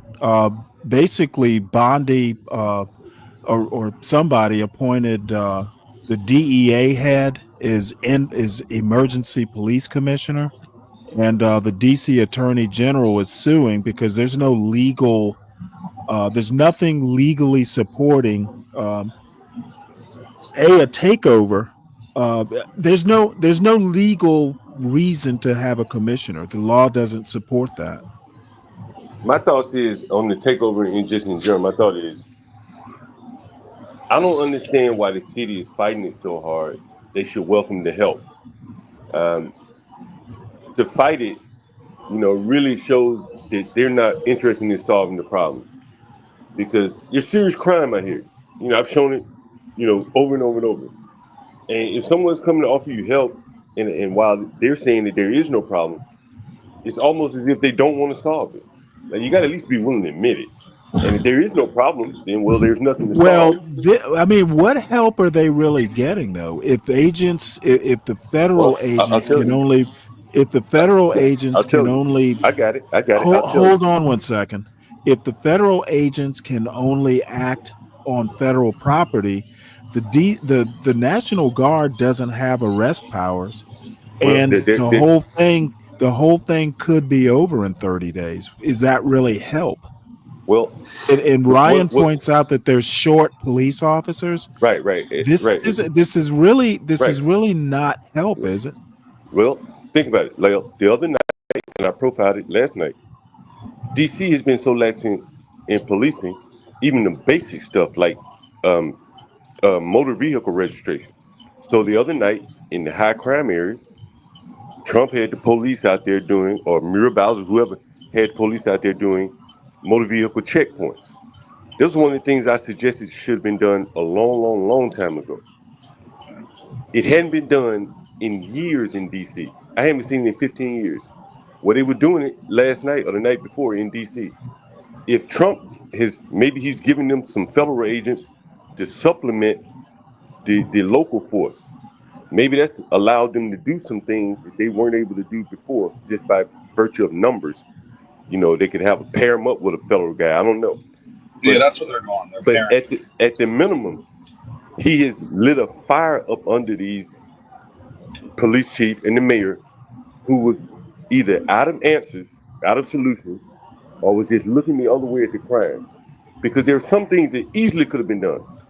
I've been seeing checkpoints for 2 or 3 years now. If they put checkpoints out there, they're going to stop a lot of these criminals riding around with expired tags and 10,000 tickets on their car. Muriel Bowser refused to do that because it's a racial component to it. Trump is forcing them to do it. And of course, the liberals were out there complaining about it because it's primarily going to affect blacks.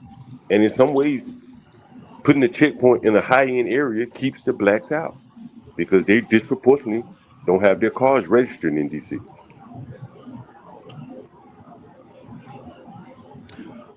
Okay. So I don't know if you're still in the audience or not.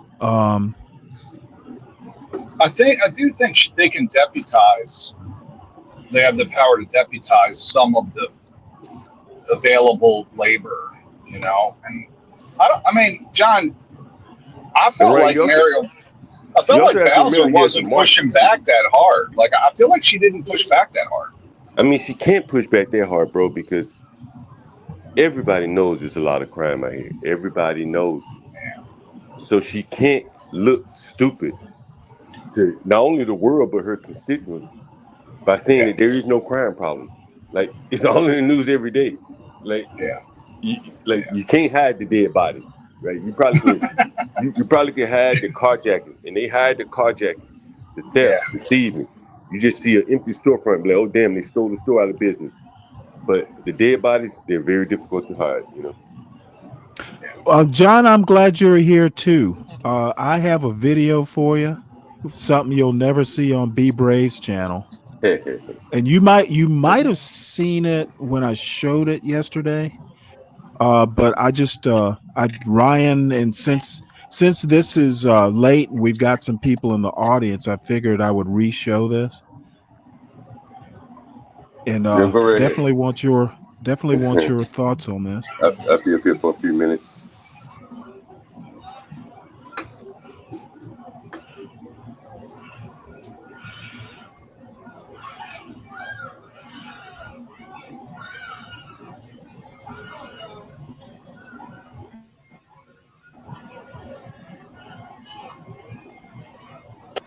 Oh, this is where the woman gives them CPR.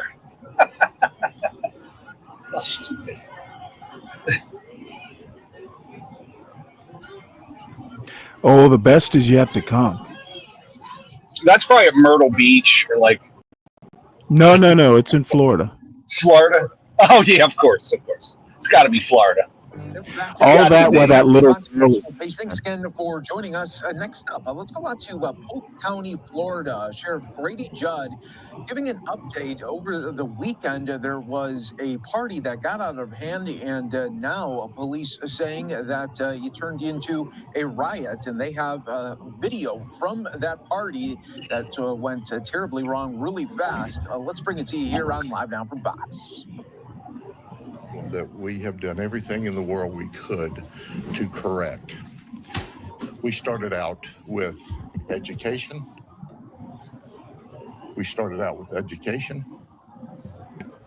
In addition to education, we tried to be friendly. We tried to coach. We tried to counsel. We pled. We begged. We did everything we could in order to get people to comply on the lakes, on the chain of lakes, and specifically Lake Winterset, and even more specifically in the area they call the Point. We realize you go out on the boat to have fun. We realize you go out to be with your family. But there's a few people who do things that's so outrageous that it shocks the community. And let me give you some examples of conduct that we saw prior to just this weekend. And at one point in time, I did a video or a piece and showed a picture of someone defecating in someone's yard. And I got all of this, but they were in the bushes and all that. You're in somebody's backyard going to the bathroom. And then we've got these pictures. Okay. Now, I don't know if he's saying, hey, let me help you out of the tree. The private property sign, I guess they thought that was only for the bird. Maybe you should say, hello, Mom, what do you think? Or this is up close and personal. Or what about this? What are you doing? You playing hide and seek? That's interesting. Or maybe she's saying, do you need a beer? But she's whispering it to him real quiet like. You know what I'm saying? So this conduct is happening in the middle of the afternoon in people's backyards where they're trespassing, or in front of on a children, boat where she's standing in the water adjacent to people's homes, where there are people who are trying to enjoy their own life, where there are people with children, and this kind of sexual activity is happening in the public. So we've tried to work with people, but the game's over. And I'll tell you why the game's over. I want to show you this sign. What we're going to talk about today happened on a lot where we have at least 15 of these signs. It's in an area of a vacant lot where they pull up to, and instead of staying in the water, What's up, NYC Majestic? Their feet are in the water, they can be at your back door. But then they get up onto people's property. You see, this sign says, by order of the sheriff. This is not a suggestion. So a week ago, we received a 911 call where there were a group of individuals wants to be, again, being raucous and out of control and fighting. By the time the deputies arrived, they had fled. We chased down one boat, and there were two people there that said, hey, a couple of guys had a fight, but it's broken up and it's cool, and they wouldn't cooperate. But our Marine Patrol folks, who are the very best, got into this investigation because they created a significant disturbance once again. So I want to tell everyone, so mom and dad and friends can be very impressed. Here's who we've arrested. Now, let me go over this for you. These groups of people were at one time friends. And apparently back in March, there's a local bar called the El Rodeo Bar where a fight occurred. and there were some criminal charges filed. Well, some of the group didn't like the fact that there were criminal charges filed, and we're looking into tampering with evidence. But now, a week ago, at this disturbance, these folks kind of ended up at the point. And it started with talking to each other and screaming and hollering at each other. And then they got to fighting up on the land. Oh, they were fighting. If you can see where part of the scrum occurred, there's one guy laying on the ground, knocked out, between two of our no trespassing signs. So our investigation took us to arrest them. Now we have Tim Gooding here. He's our sucker puncher. You know, he'll run up behind you and knock you out cold. He knocked another person out into the water. In addition to that, this Peyton Ely, who's 19, we charged him by affidavit a couple of months ago when he called up Uber Eats, ordered some beer, and walked through people's yard out to the road to get the beer to go back to the lake. Listen to me, folks. This is long past a joking matter. We've coached, we've pled, we've begged, and once again, you see what we got. A bunch of kids have gone to jail. These guys are 23, 19, 21. Richard's 40. He's old. He's way old enough to know better. Somebody in the kitchen? 21, 21, and 17. Gavin Gooding is Tim Gooding's juvenile brother. So he picked up, in addition to riot, disorderly conduct, affray, he got a contributing to the delinquency of a minor. Nate Land, and once again, all these folks were friends at one time. The bottom line to this is you go, oh, what's the big deal? I want you to think about this. I want you to think that you go home this afternoon or this weekend, and you're in your backyard, and these folks, whether they're in boats or vehicles, pull up to the edge of your property, put on their music to blast, using the F word, with your children there, and that goes on all afternoon. And then they roll out in a big mob into your yard and fight. And you know, if you're not fighting, you can do other things that start with an F, like this in the yard. We're over it. Now, I'm going to give you one last warning. Our Marine Patrol people are going to be out there. Some you're going to see, some you're not going to see. But write this down in your little book. We're going to put people in jail this weekend for conduct that we previously tried to warn you about. So go home and get your bond money together right now. You can carry it in your pocket. It'll help you get out of jail quicker. We're going to take you to jail, but also bring enough money, because we're going to tow your truck. We're going to tow your car. We're going to tow your wave runners. We're going to lock y'all up until you figure out that you can't misbehave in the community, that you can't fight, that you can't knock people unconscious. It's over, folks. It's over. You've taken advantage of our good nature, of trying to allow people to enjoy the waterway, because I think it's important that you're with your family on the water doing family things. But when a group of these knuckleheads want to disrupt everyone else using the lake,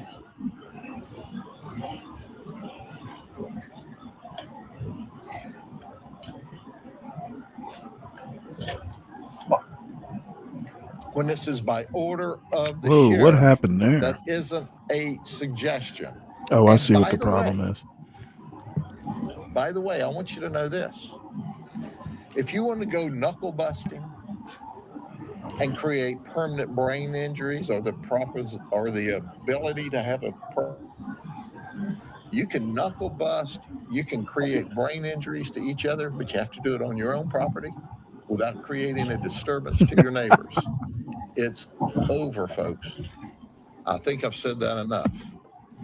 So the conduct is reprehensible, and obviously you don't believe us when we try to warn you.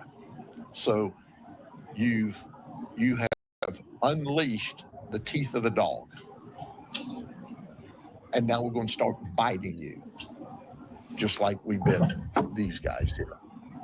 Okay, any questions? Okay, now well, let me show you. Wow, is that what you get from it, John? Here's the video.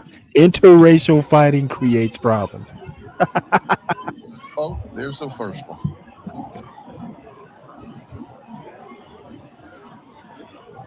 Does anyone know the charges for assault and battery? Like, what is there? Is it imprisonable? Maybe one. Is there a sentence? You mean like a jail sentence? Yeah, is there? I mean, like, can you be put in jail for assault and battery? You know, punching someone in the face and knocking them out, or punching them, like what these kids did. Maybe kids, they're adults.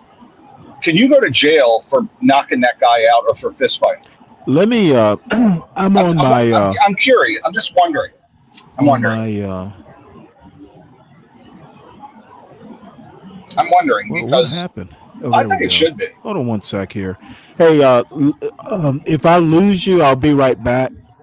For some reason, my 5G router is acting up, so let me switch. I hear you, though. I hear you, Okay. Stanley.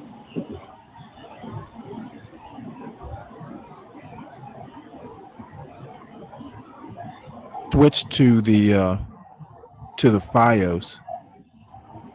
So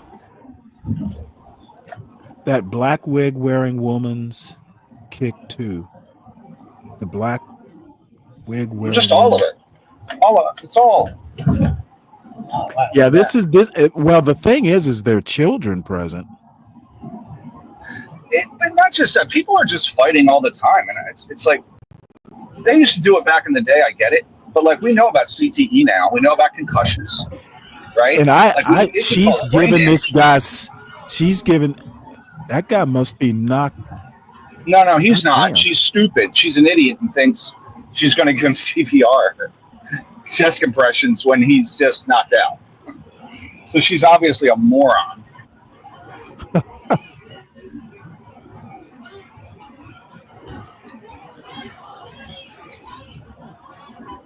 Girl's wearing a thong. These are high class people here. But it is Holy Florida, shit. so that's what you get in Damn! Florida. And once he's in the water, they keep hitting him. Knocks him out into the water. Yeah. I mean, I think it's attempted manslaughter if you're going to do that. There's lots of children around. One on the boat, watching all of that nonsense.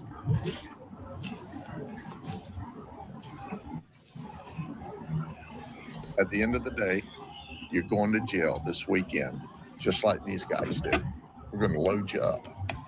Your office recommended the county set up a swim area, vessel exclusion zone there. The county unanimously voted to approve it. It sounds like somewhere in the state. And this is where the press conference comes in, or the questions, which What happens when you pass the county ordinance and our Board of County Commissioners? I don't know. I don't know that we really need to go farther than that unless you two want to.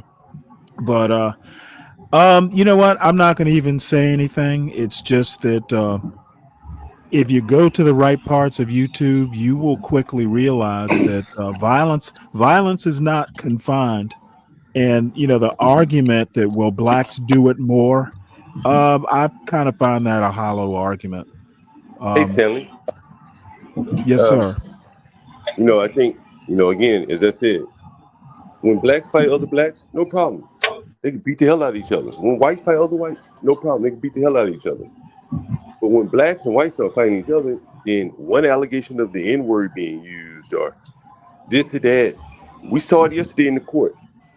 Most of the lawyers, they were public defense lawyers, so, that wasn't his strategy. But they all mentioned, an element of race in the fight. The people here in Florida that were fighting each other, they can't mention race.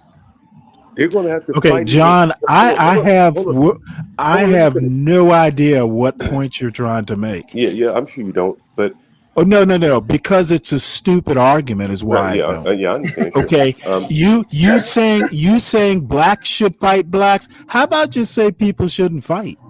Did I say blacks should fight blacks?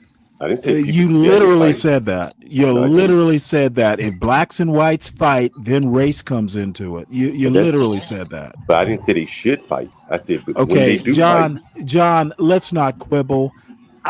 You go ahead and get your point out, but just know that it is on the edge of stupidity, that argument. sure. But there are no allegations of racist turns people No, on being. there are no allegations. Why aren't there allegations of race, John? There were no black people there. Well, but it's all white people fighting each other. When blacks fight each other, there are no Okay, allegations of John, racism. again, I would just say that violence is everywhere. It's not isolated. I really don't care whether But it's blacks okay, fighting whites or okay. Let me ask you this question: Would you the agree problem that, would you is the agree that- behavior, not the Okay. race. Okay, well, would you agree that? Okay, when we were watching the court yesterday, they were in court for the violent actions. They weren't there because of race. And and the second thing I want to mention, since you mentioned the court, is that two or three of the blacks that were in court were deemed mentally ill. I wonder what the mental profile of the whites is, because there is a serious John, mental illness you in the black being community. you being the And I wonder what level it's like of in the white. psychologist that Well, I'm just curious. that Be Brave is. No, those were the facts. Those were the facts yesterday. That a couple of blacks were mentally ill, correct? Those were Okay, the John. facts. Were those the facts or John, not? I know that's important to you, but Were it's not those the important facts or to not? me. But were they the I facts that don't some of the care blacks whether were it was mentally? facts. Look, Okay, all right. I understand you are a really good man. You But the blacks care were about mentally ill, people. and you You don't want to care mention that. about people enough to Don't focus care on me. about their mental Focus on the well-being. mentally ill blacks, right? Those Right. blacks that were out there Right. in Cincinnati were mentally ill. Were the whites Uh-huh. out down there in Florida mentally ill? I saw one white girl; she wasn't engaged in the fight, and Okay, I didn't John, see a white what man knock does her out. yesterday's court even have to do with this video? Why are you bringing it up? Well, because they seem like two similar incidences where No, blacks, they don't seem like two similar incidents, John. where they were both considered riots, but it seemed like the blacks, the whites seemed to show a little bit more deference and Well, respect one of the toward big women. problems is this was on private property. There are all kinds of things, all kinds of elements. Like the sheriff said, if you want to fight, do it on your own property. Well, I don't think people would be okay with fighting on your own property. It's still against the law. Okay, But well, this nevertheless, sheriff said he would be. hey, were the blacks in Cincinnati fighting on their own property? I don't think so. John, I don't They were on public understand property too, right? why is Were they this? on Why are public you property or private conflating? property? Why are we conflating these two? Well, why are you showing this video? Out of curiosity? Because I goddamn wanted to. That's why. Okay, cool. So you just wanted to show the white? Okay. Are you the censor? Are you the YouTube censor? No, I'm just curious. What did you take from this video, then? John, I don't need to explain what I show to you. I'm just showing curious. it. The reason I'm showing it is violence is not restricted to one demographic. That's why I'm showing it. Okay. So you just want to show some white people? Oh, that's I what wanted to do. literally I just said wanted you to that. I say it. literally just said that. Yeah. Weren't you listening? Okay, yeah, good. I'm glad you showed some white people. I literally said that, hey, I think black people do it more is not a very good argument.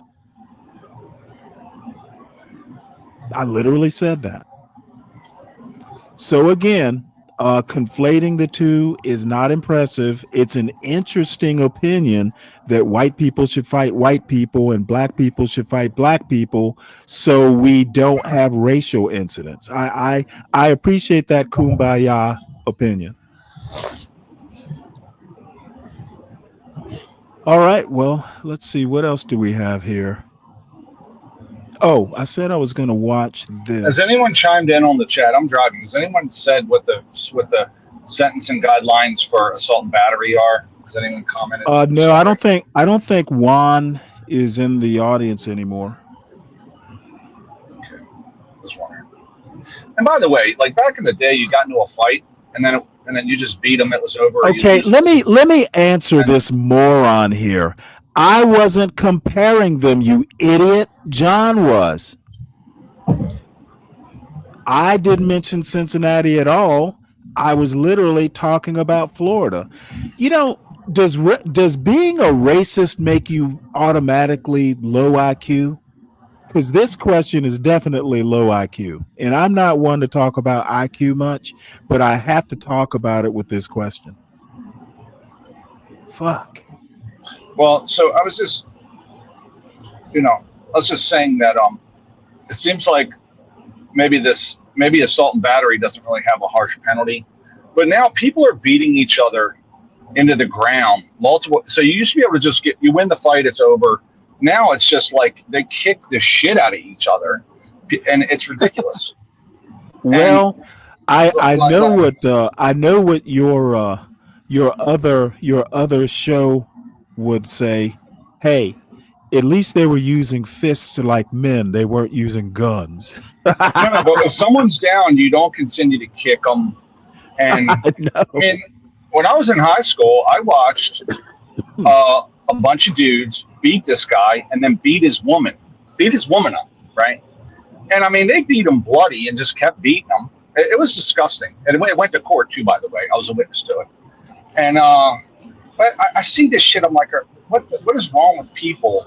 You don't just win the fight. You got to beat them into brain damage. It's just crazy, man. And I don't think the charges should be like that. All I have to say is state of the nation. You know, let's see. Where's your Oh wow. AAE. What does this even mean? Yeah, John. Hey, John says we should start counting how many times Stanley refers to Be Brave. Yeah, John. John, go ahead and keep that count, because I think Be Brave is an uneducated racist, and you want to basically make excuses for that uneducated racist. So, yeah, I'm going to mention it a whole fucking bunch of times. I do not like stupid people, and I especially don't like uneducated racists. And yeah, it grates on me that a fucking moron like Be Brave has so much sway. That's why I mention it. But you know what the biggest problem is, John Galt? The biggest problem is the blacks like yourself who fucking tell him he's right. You guys have built your own monster, and now you fuckers want to squabble. You fuckers want to just squabble over something your white massa said, and I find it hilarious. So if I mention Be Brave, it's in the process of feeling sorry for the anti-black blacks. Y'all are squabbling like sissies over a cockamamie thought experiment. I find it hilarious. It's amazing the evolution of that too. What the fuck? Like what's this crazy questioning? Yeah, I this motherfucker brings up an end of world scenario and acts like people are taking it seriously. That I do not get that. Are you going to cut down hardwoods or softwoods for firewood? They act like Be Brave is some like highfalutin philosopher.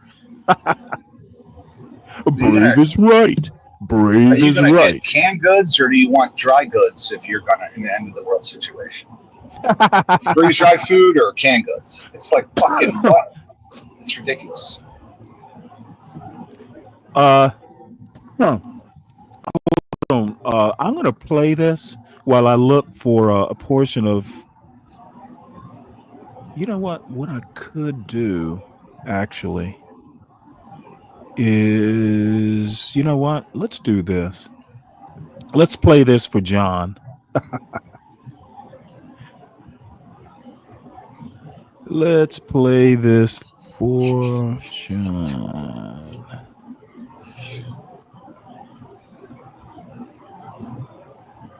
CT and when the whole thing started, I think it actually started on a Sunday, and Be Brave got that's. Give me one sec here. One and only assessment. I don't care about what. What? Yeah, this is an earlier portion of this show. I'll skip ahead a little bit. Well, no, you know and what? Since John is in the audience, I thought he might want to hear Nightish's review.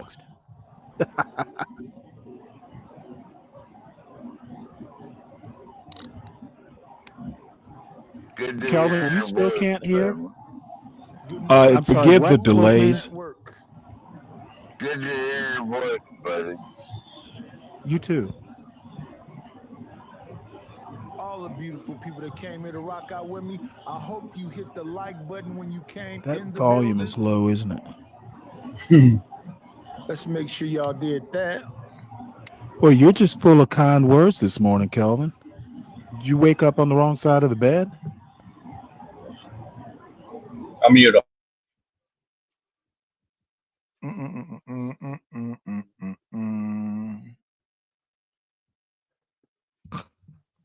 Think I've got everybody now. Oh, okay, Kelvin.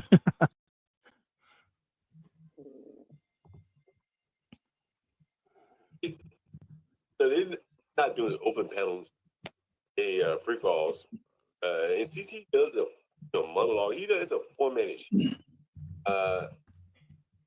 So, it may not be his own original content, but it's Be Brave, like a circus wrangler or whatever. So there is an element that I think you'd have to give credit for. But what JP is doing, this is nothing. It's like walking around just being, crazy. No fucking reason. Anyway, go ahead. I just wanted, I got to leave in a couple minutes, and then I'll be back probably in 10 or 20 minutes. Oh, well, 10 to 20 minutes. The only thing that I have to add to this is I've kind of been watching the whole thing from when it blew up to now. It is exactly the opposite. Okay, Be Brave has a problem with Bob and CT. Okay, the only thing Bob and CT did was disagree with the basic premise about who rich white people want to be around in the apocalypse. Be Brave, the premise of Be Brave's argument, if you have to basically do a thought experiment, an extreme example for a thought experiment, then that's just, it's not a good thought experiment. If the only way you can prove you're right is to basically talk about a meteor strike or some apocalyptic situation, I wouldn't even bother with the argument. All Bob did was disagree. All CT did was disagree. And Be Brave spun up. He is the one who started this. Okay. And I don't really care who agrees with me or not. It is my opinion. Be Brave has a problem when you disagree with him. And he always has. Either you're a fool or damn fool or whatever his saying is. Be Brave does not do well when people critique his argument, and I who knows why. But in my opinion, Be Brave is not a good debater. He does not handle critique or criticism like an adult, like a 70-year-old. He is a child. Shout out to Stanley. I ain't never really messed with Stanley before like that, but good critique, Stanley. Damn it. I have to give you credit where credit is due. So that is my one and only assessment. I don't care about what rich people do. I think Bob is absolutely right on that was the point when I was over there. Did y'all hear when I was over there? I don't give a shit if you're a billionaire, I don't know shit about having $1 billion. If you're a millionaire, I don't know shit about having $1 million. I don't give a fuck what they do either. It's not no hate. It's just out of my league. I don't know nothing about it. Just like I don't know anything about those bourgeoisie people other than your grandfather had to have gone to this college. Your father had to go to this college. They prefer people who have old money. They have generation after generation wealth. That was my point. And my point was, I don't give a shit. And with that being said, I like Lionel Richie's music. But Nicole Richie was staying in his fucking boathouse until she was in her 40s. They call that failure to line. Let me pause this right quick. John. All night long. John. You know, when Bray's name is quote in my mouth, my thoughts are original. He is an uneducated racist, and you are his flunky. Lunch for anybody else, but it's not fair to lunch when you're rich. That was my point. He want to make all these points, and my thing was, I understand everything you're saying. I don't give a fuck. Why would I be concerned about what rich people do? And it's levels to the shit. I don't give a shit about the levels. Why would I give a fuck? I'm a poor motherfucker that live in Oakland trying to get some fucking cash apps and super chats. Why would I give a shit about all that other shit? You want to impress me? Tell some of the rich motherfuckers to come over here and spend some money. And it be brave and so la-di-da, tell them to take one of them motherfucking shotguns off the fucking thing, take it to a pawn shop, and come over here and send it to me on a cash app. The fuck? Couple different things about rich people don't really care, okay? If you're Michael Jordan and you move next door to another rich white guy, they're going to go, well, gee, that's Michael Jordan. OJ, you know, what was it? I'm not black, I'm OJ. There comes a point in time when, you know, money can transcend race to a certain extent. And Brave doesn't seem to have lived in the real world. Shout out to Hood Conservative. But they was even going off on you, Hood Conservative, from when you was over there talking with the Be Brave guy. Listen, I'm going to say this. John Galt to me is pretty cool, but today he crashed the fuck out. Well, not today, yesterday. This is Friday, that was Thursday, right? He crashed the fuck out.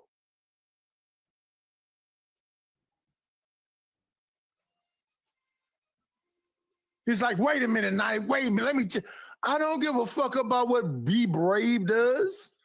Shout out to the Hunter S. Thomas wannabe. But yeah, he crashed the fuck out.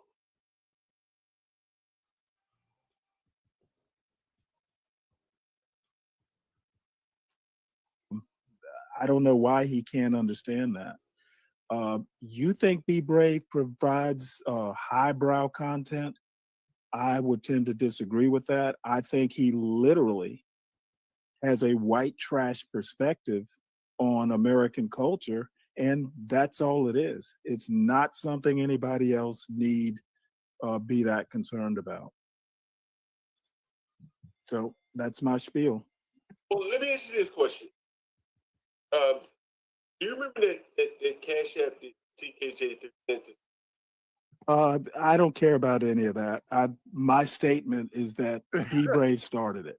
I don't care about Cash Apps or any of the other effluvia.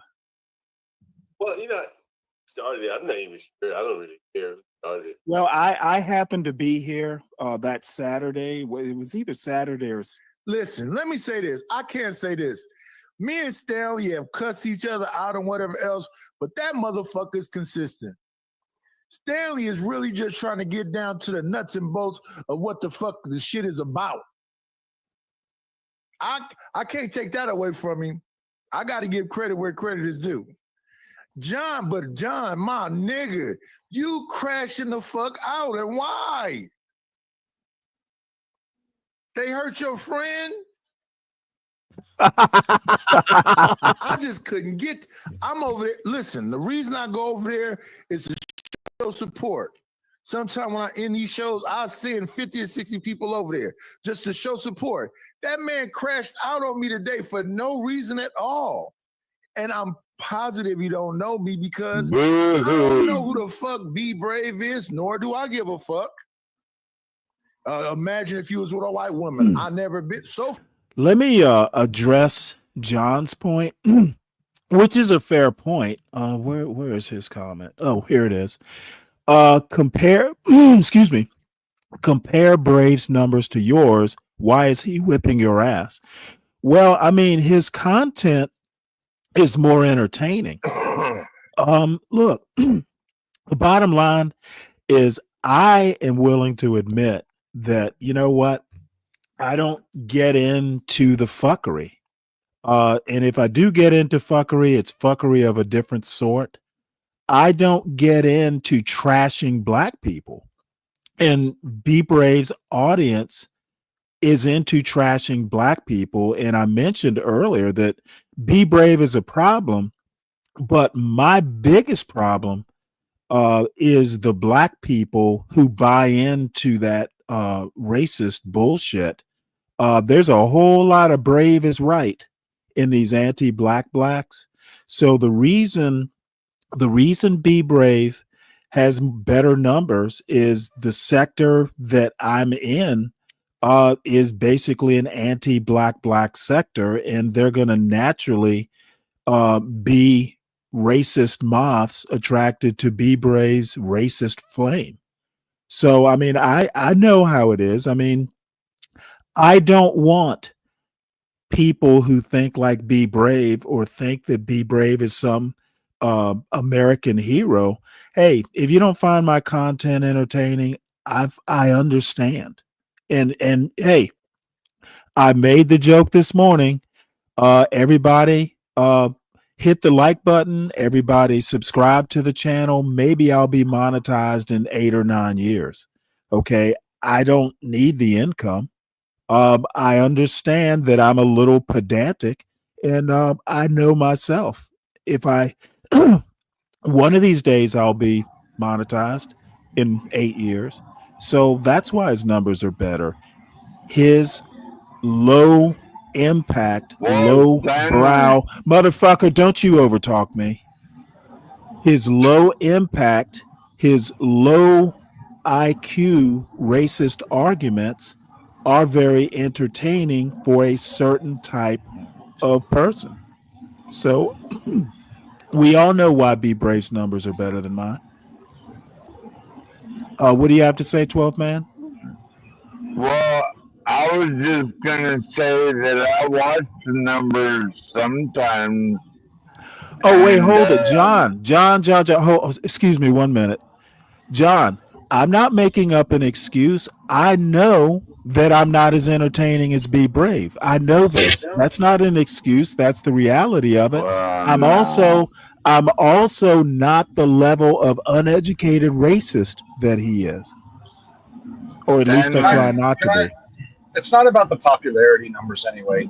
YouTube lends itself to comedic things and that type of thing. Drama, like CT shows an epitome of it. And I subscribe to several engineering channels, several channels that to do with trade, CSIS, Center for Strategic Studies. Guess what? They get no views because people aren't serious. Stanley's show is largely an intellectual show with legitimate news articles. It's more of a news type show. So people don't want that shit. They just want to, watch Jay Prince say crazy shit, And it's just a platform in and of itself. It lends itself to this, right? Ryan, I've seen more views on John Galton and other times there's more views on Stanley Cross. So it just mixes up back and forth, Hey, humble president looked up pedantic. Hey, often to the let me read this. Pedantic, excessively concerned with minor details and rules, often to the point of being boring or irritating. How could I not be pedantic? That is a bingo. I know I can be a little pedantic, and I accept that. Dude, I'm 60 years old. I know me pretty well. And NYC Majestic, he says, I disagree, Stanley. It's the mask. You need a mask. You know what? That might be a show title right there. It's Stanley, Stanley needs a mask. That might be a Apparently, I good do. one. You know what? I'm gonna make a homemade mask. So let's get back to this video. In AAE, oh sweet dear AAE, what are you saying? John Golf, there is no need to mention another channel struggling for content. YouTube is an infinite space, plenty of room for everyone. Well, that is true.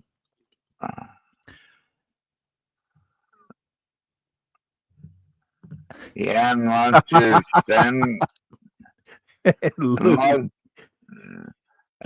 unless you're Stanley, then he'll kick you out there and Well, one thing's for sure, and John is right. It comes off as hate, but I don't know. To hate someone, you actually have to know them. Other than being, America's favorite YouTube racist, I don't know Be Brave that well enough to hate him. So anyway, let's finish this. You know what? It is what it is. So far, in my age of 55, we were. Yes, sir. Are you gonna follow the Trump-Putin summit in Alaska? Say that again. Oh, am I in Alaska? The Trump-Putin summit. Look what Yeti said. Well, yeah, I don't really have thoughts on it. I think that Trump isn't in as much control as he thinks he is. Putin's just kind of got him on the end of a string, it seems. And Yeti Life says, if I stop you, yeah, that's what I think. If Yeti Life says, if you stop using credible sources, you will be monetized in no time. That's funny. Would you have to say, Ryan? No, I just thought it was funny. Stop using credible sources. You're on Putin's side. Stanley loves Putin. What? You like pudding? I love pudding, especially tapioca. Pudding, motherfucker. Oh, my bad. Where did you get that idea? Well, you seem to like Putin. I seem to like Putin. Yeah, okay. Well, That's you know what? right. You and Be Brave have a lot in common. How exactly is that? Oh, you know what? I'm gonna be polite because you won't remember the joke anyway. What's the joke?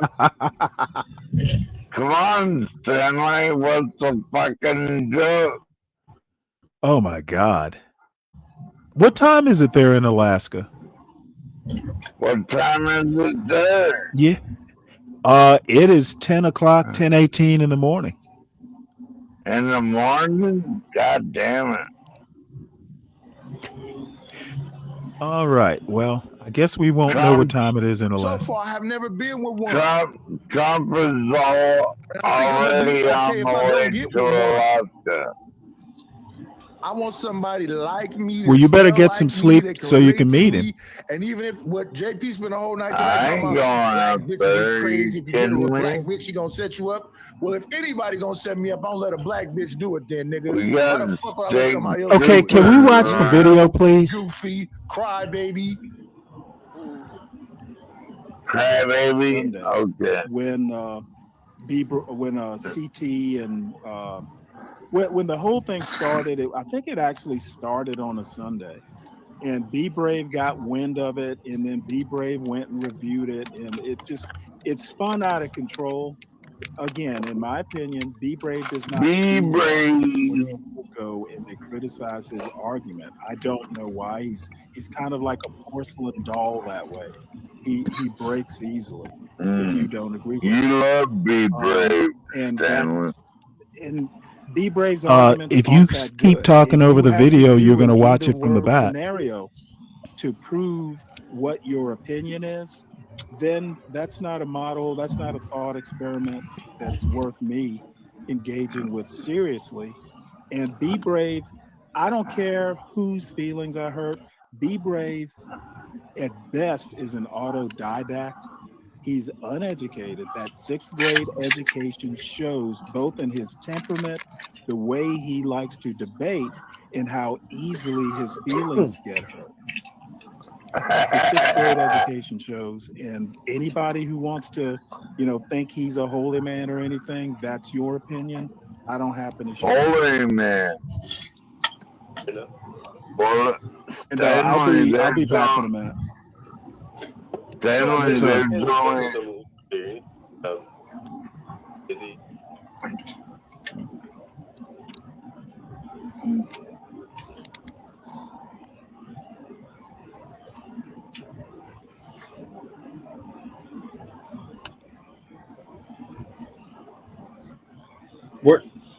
Where'd Stanley go?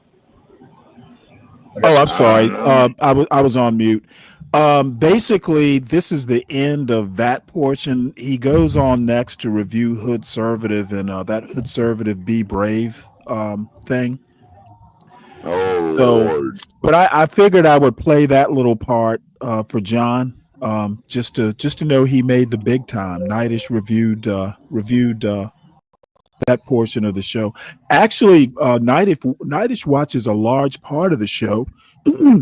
Yesterday's show. Apparently, he was on the panel at some point, but I'd missed that part. Innate says, "I thought only bitches spent days talking about men." I'm not sure what you're alluding to there, Innate. Can you be more clear? So, the next thing I was gonna show is quite a bit more boring. Can I comment on something, by the way? Can I just bring back to an earlier topic? Go ahead. Which is why I initially called it. So I don't know who that guy is, Professor whatever, or Jason. Black Truth. Yeah. So he's always going in on the cops, and Stanley, your dad was a cop, and my thing is, it's a very difficult job. They're obviously undermanned, especially in DC. And at the end of the day, I don't know what these people, commentary, anyone that comments on the cops, what do they expect? It's a difficult job. I think by and large they do their best. And go do a ride along with the cop a couple times and see what the day is like. It can be a very overwhelming job, super emotional. You might have to watch somebody die in a car wreck and then go deal with somebody that wants to act like a jackass or a bunch of idiots fighting in the park on private property. So it's just emotionally draining, and I think we expect like robotic performance from it. I think it's just nuts.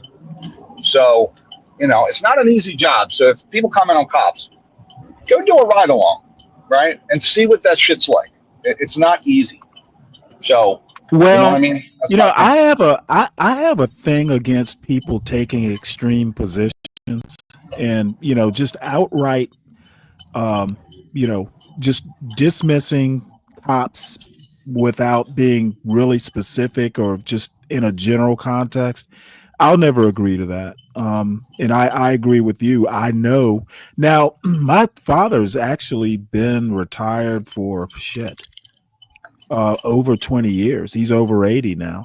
So back in the day, it was probably a little bit more like almost. I'm not going to say Andy Griffith because that would be hyperbolic, but it wasn't like it is today. So I'm always going to be, kind of neutral. Individual cops can be problematic, but the job, the overall profession, no, I'm definitely, we need them. What are we going to do without them? Yeah. So, well, here in Alaska, we have state troopers, and if you fuck around, you're gonna find out. Well, you would know, wouldn't you? Those Didn't you? troopers. Didn't you? Didn't you? Didn't you? Didn't you? Didn't you? Didn't you? Didn't you? Didn't you? Didn't you? Didn't you? Didn't you? Didn't you? Didn't you get? Didn't you get shot by one? No, I got shot by blood. Okay. Hey, Chris M. Chris M says Professor Black Truth is a racist. Well, you would probably know about that since Be Brave is a racist. Who would you say is more racist, Chris? Professor Black Truth or Be Brave? I'm curious to know your I'm curious to know your answer. And Stanley, the Anchorage FBI has been arresting a lot of motherfuckers too. So Uh-huh. you So better this watch out. this actually this actually caught my attention. This woman is her YouTube There's so much site content. is called Bourbon Bougie, and she misspells bougie, I think, or maybe she didn't. But anyway, this is called Red Pill Secrets: What Men Are Really Thinking. And how could I not? How could I not at least watch a little bit of it? In this purple pill debate subreddit. So the description of this subreddit: purple pill debate is a neutral community to discuss sex and gender issues, specifically those pertaining to the blue pill and the red pill. And I have a homie that tags me in these things, so I don't have to go wading through this mess. And there is a lot of mess. So let's jump into this post. So this woman asked a question and posted a real short post. She says, "What are some secrets men don't tell women?" She says stuff like how most guys are attracted to 20-year-olds, or how most men wouldn't mind effing another woman while in a relationship if their partner doesn't find out. For example, for me as a woman, some things I wouldn't tell my partner is how many guys I've slept with, or how I get jealous when other women have rich boyfriends, etc.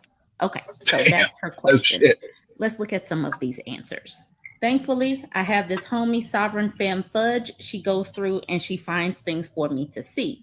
This is a red pill man answering the question, saying, "Most men wish their girlfriend or wife was hotter, and if they could get a woman like they watch in Corn, they would 100%. Every man deep down would love a girlfriend with a big booty or boobs or their ideal body shape, but they just have to settle. And then they self pleasure to Corn and Insta ladies of the night without telling them." Number two, most men actually don't like hanging out with their girlfriend that much.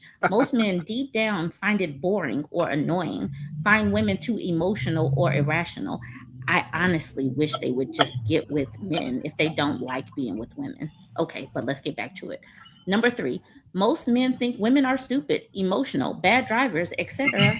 A lot of what Andrew Tate says, but don't say it in real life because it's too risky. They don't like women, yet they still keep messing with women when they really want to be with men.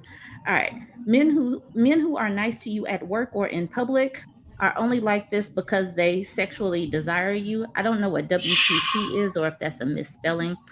All right, and it says men who tell you what you want to hear just because they find you hot, but deep down probably think you're stupid. So this is where I was tagged. She says, "Girl," and then I say, "See, I laughed. I said, I love hate this. I love hate this because they are typing it up for us. So I have to read this to you so that you know what they are saying about you. They are putting this in public. They want us to know this. They don't have an issue with saying this stuff out loud, even though it's not out loud, but they put it on the screen for us." We have another red pill man. He says, "Men lie and gaslight more than you imagine, and the actual lies are not the ones you imagine. The random guys online criticizing you are not the liars and gaslighters you think they are. If anything, many men online are just their truer selves that they show their close male friends. The actual liars and gaslighters in your life, 9 times out of 10 in your life, are the guys saying, 'Yes, yes, you can do it,' or 'Yes, yes, he is wrong.' They are the ones emptily agreeing with whatever you think. They are your so called friends, family, colleagues, and more. They are your enablers of terrible behavior." So he is saying, yes, it is all men. The men that you think are your friends, they lie to you and they gaslight you. He is saying, yes, it's all men. People who measure their words and put more weight on how to deliver information rather than the content are more likely just to manipulate you through lies and gaslighting to their benefit instead of actually helping. Once my sister was criticized by a random drunken, maybe high guy, saying she looked like an ex-worker in her clothes. And as you imagine, she would say he was a liar and a gaslighter and whatnot.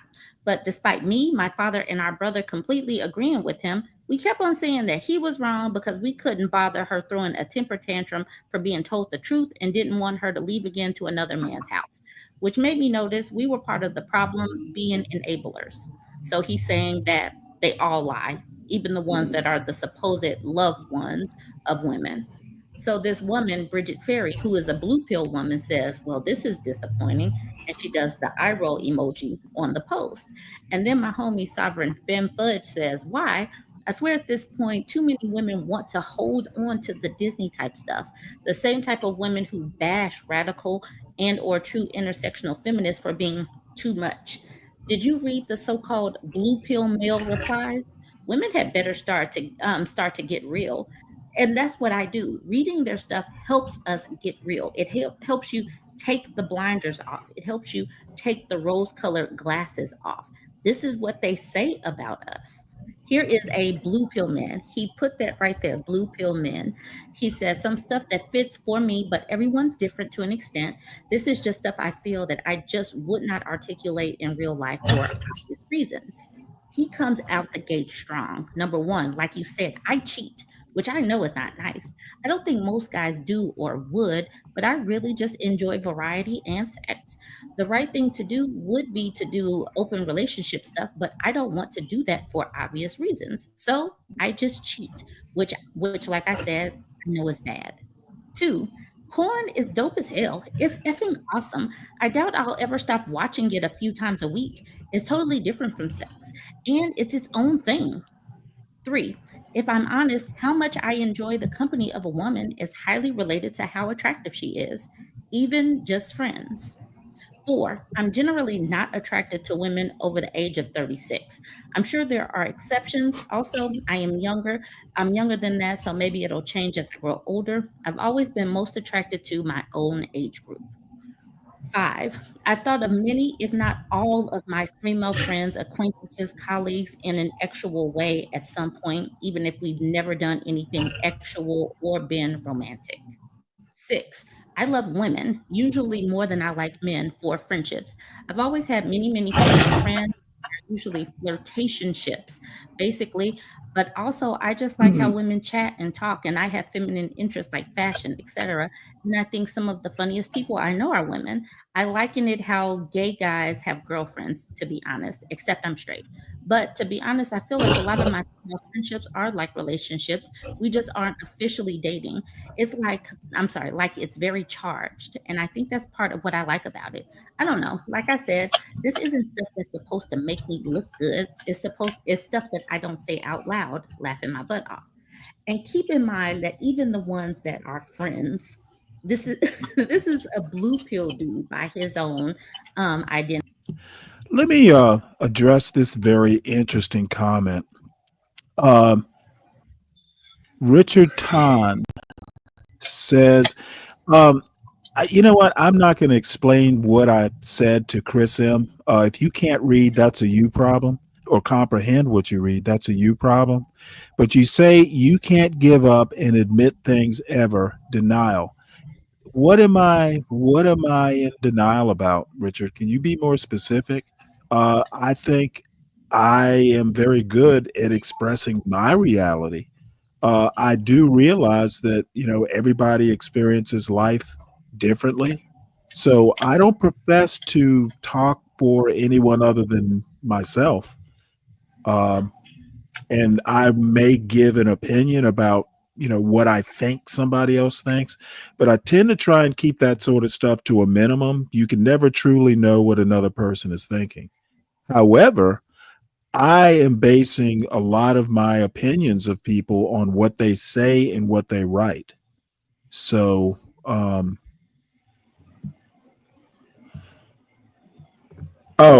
um, Do you have oh, any okay, yeah, commentary okay. on? Well, No, I mean, no. I don't really have any limit set on my channel as far as what people say. So I don't recall going in and adding any words, but yeah, if it comes up for review, yeah, okay, I get what you're saying. I've never heard it called shadow banning before, though. Okay, so About the oh, article, go ahead. anything on that? What Learn about article? it. The one that we're listening to. Oh well, yeah, I'll play it. I believe it or not, I'd have to actually look at the screen to read it. I'm just kind of listening to what she's saying. I'm she has kind of odd opinions. Um, she is very feminist. I'll put it that way. And my personal opinion is that actual feminism is not in the best interest of black women, at least 100% of the time.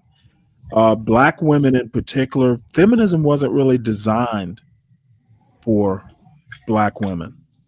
Well, she's So talking about relationships a lot here, which it sounds like, I don't know, like men think this, women think this.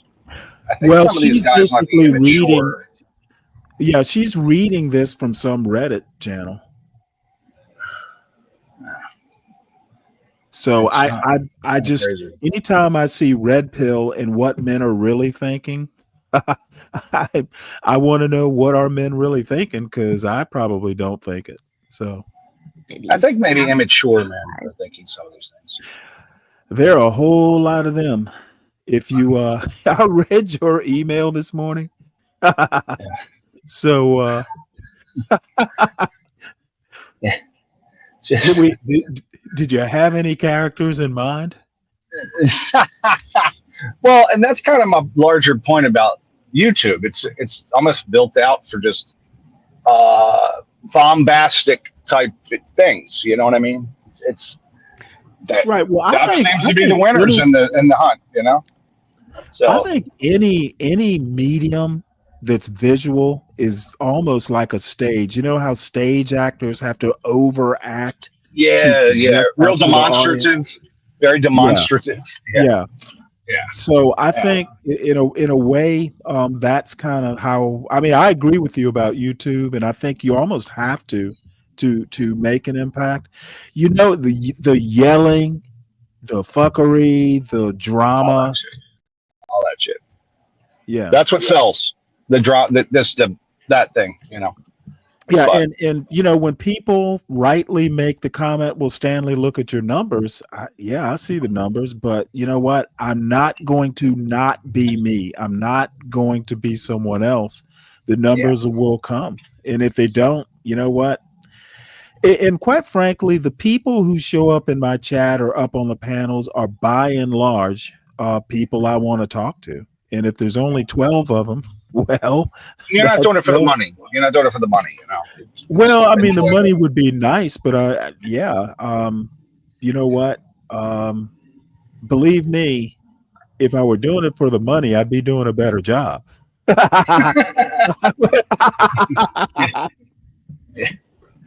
Yeah. Richard Ton, the numbers are decreasing. How do you know this? You haven't really been tuning in. And are you even in my chat? Yeah, you are in my chat. No, the numbers are steadily going up, believe it or not. So, you know, the other thing I've noticed about these morning type shows, because I don't have a large audience to begin with, believe me, I get a lot of views, more than I ever thought I would, with people. You know, I don't get a whole lot of people in the audience. I think people come in and leave. They'll stay for something they're interested in and then leave once they're not interested. That's kind of what, you know, I don't really do themes. You know, I don't do like CT, you know, how he will have a theme. You know, his theme today is something like what is he doing today? Prince of Pan-African Begging. He's going to be talking about Umar. I don't do theme shows like that. They tend to kind of be roving, you know, topics. Yeah. And this is what he's saying about women. Number 7, I think ladies of the night are awesome. I have never done it, but if it were legal, I 100% would often. Number 8, in my experience, men are sometimes too often more interested in topics and questions that have no Yeah, relevance most people to don't their really direct have lives time. than are women. And for that reason, I What's up, sometimes Nate, find by the that I way? have most interesting conversations with men, even if I enjoy the company of Yeah, women more. and you I know what? slightly take That's a good women as point. a gender. I'm sorry. And the other thing, I hate stopping videos in the middle of them. I like to let them play through. They come to see what's going on, get bored, then leave. So you have some front end to bring people here, but no back end to keep them. Look, it's kind of the nature. I'm not interested in long form topics unless it's something like American history or something like that. Could be ADD, who knows? ADHD, but I do. I'm interested in current events, and when I'm reading current events or news articles or something first thing in the morning, it goes from topic to topic. I'm not really interested in doing a 5-hour show on Umar. He's not that compelling a character, and it is what it is. I mean, Richard, I have come to accept that I'm never going to have 500 people in my chat. You have to know thyself, and I know myself. So when you tell me that nobody's here, or look at B Brave's numbers versus mine, I know what they are, and I've accepted that racist, over dramatic, low brow, low IQ stuff sells. I have to just basically yeah that exactly, Innate. So let's go ahead and finish this up. Intellectually It's seriously not due it's to not this what I higher thought it would level be, of quite frankly. groundedness, but also to see them as more responsible due to this. I really don't let this impact my behavior and outlook, but it's just one I more agree, thing that Richard. fits the question of things I sometimes think but would never say out loud. Number 9, I think honestly, I wouldn't like it if my partner made more money than me. It's very unlikely to ever happen because of decisions I've made due to how much I value money. And if it did happen or it was roughly equal, I'd probably be fine with it. But for example, I have a buddy whose wife is the actual breadwinner, and that could never be me for whatever reason. I would never articulate this in real life, but I do think there's an element of being the head of the household that arises from making most of the money. And I envision myself being in an equal partnership, but still partly occupying that head of household role. That is a blue pill man. And that's what Sovereign Femme Fudge says. This man claims to be blue pill, but the supposed antithesis of red pill. And I was like, wow, his very first point just came out the gate, just swinging. I'm going to end this here, but I'm going to share with you a few things that were said to me yesterday on Threads. Trigger warning, some abusive language towards me. This man, Montez, says some women want a provider until he starts providing rules. And I said to that, I wish y'all would get a pet and leave human women alone. This is why I'll keep pressing women and teens to get financially stable. To that, this person named Clayton says, typical woman, don't F other men is too controlling for them. Free range hoes. That's what he said to me. And then another man says, a lot of you B words are pets.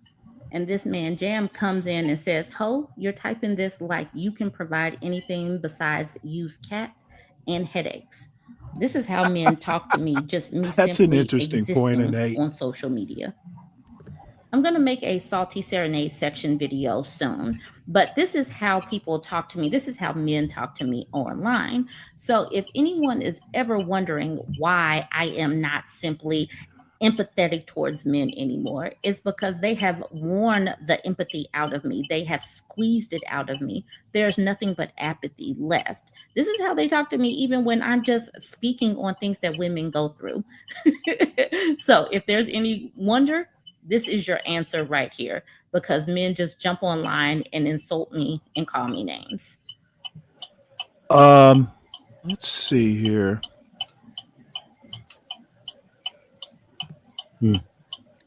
What is that ticking sound? Joining me now is author and political. You know what? I want to watch this. This is Tamika Michelle, no and I YouTube was Premium, actually, huh, Stanley? yeah, this Shit, is my YouTube phone's- Premium. sure.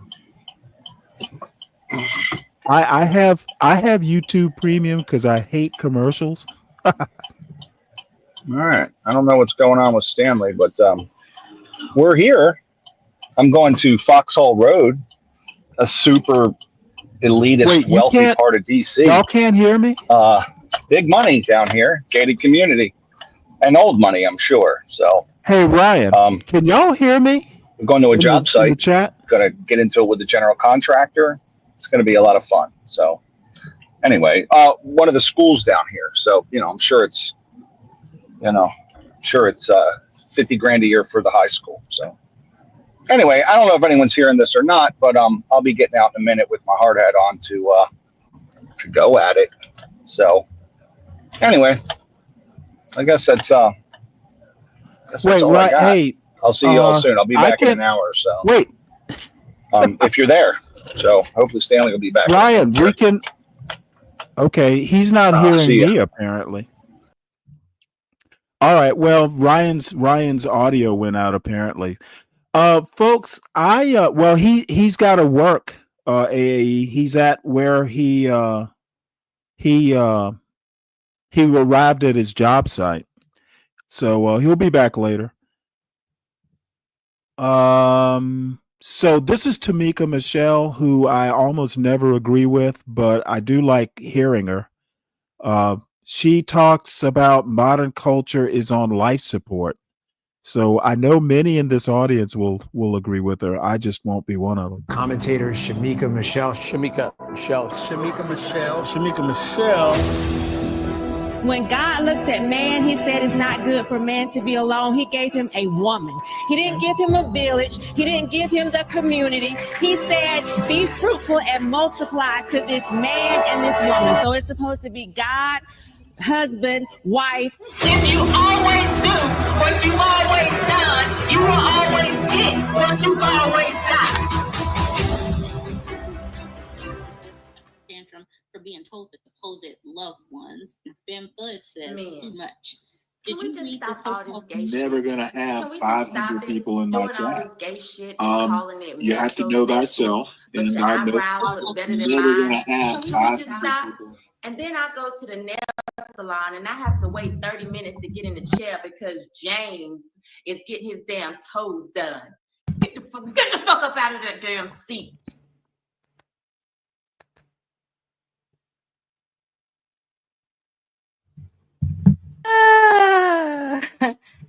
Hello. Hey, everybody. Can y'all hear me? I know I do that every time. Look, I am wearing today my Make America Great Again hat for two reasons. Number one, it's just a hat. Stupid. I promise you. It's Hey, not I gonna get in jump double on the digits. screen and hang you with a noose and burn a cross on your lawn. I promise it's not. But number two, I know they have conditioned us as to say, when was America ever great? And so when we see the hat, we're triggered. They automatically want us to go back to slavery or Jim Crow days, regardless of the fact that many of us that get upset weren't born during those times. Nobody was here Very during funny. slavery, right? But for Jim Crow era, I wasn't here. So when I think of America being great, I have legitimate reasons. The video I just opened up with was from 2017. I was already ringing the alarm. I knew what was coming down the pipe. Today's show, I need to know, are we too far gone? As a society, because modern culture is on life support. Are we too far gone? Hi, Yoni. Hi, Millennial Insight. Are we too far gone? Is it just too late? Can we put the toothpaste back in the tube? She needs to take that stupid hat off her head. I'm not sure. And another thing that I hate it when bra straps show. What the fuck is this? That we can. And I don't like to be a pessimist. Thank you, Annette. I think for the most part, I'm very optimistic most times. Thomas John finally Galt's made channel. it when I got notification, kept buffering. Sorry. Yeah, it's too late, sadly. Yeah, I try to be By the way, speaking of two channels, everybody please make sure you hit the like button.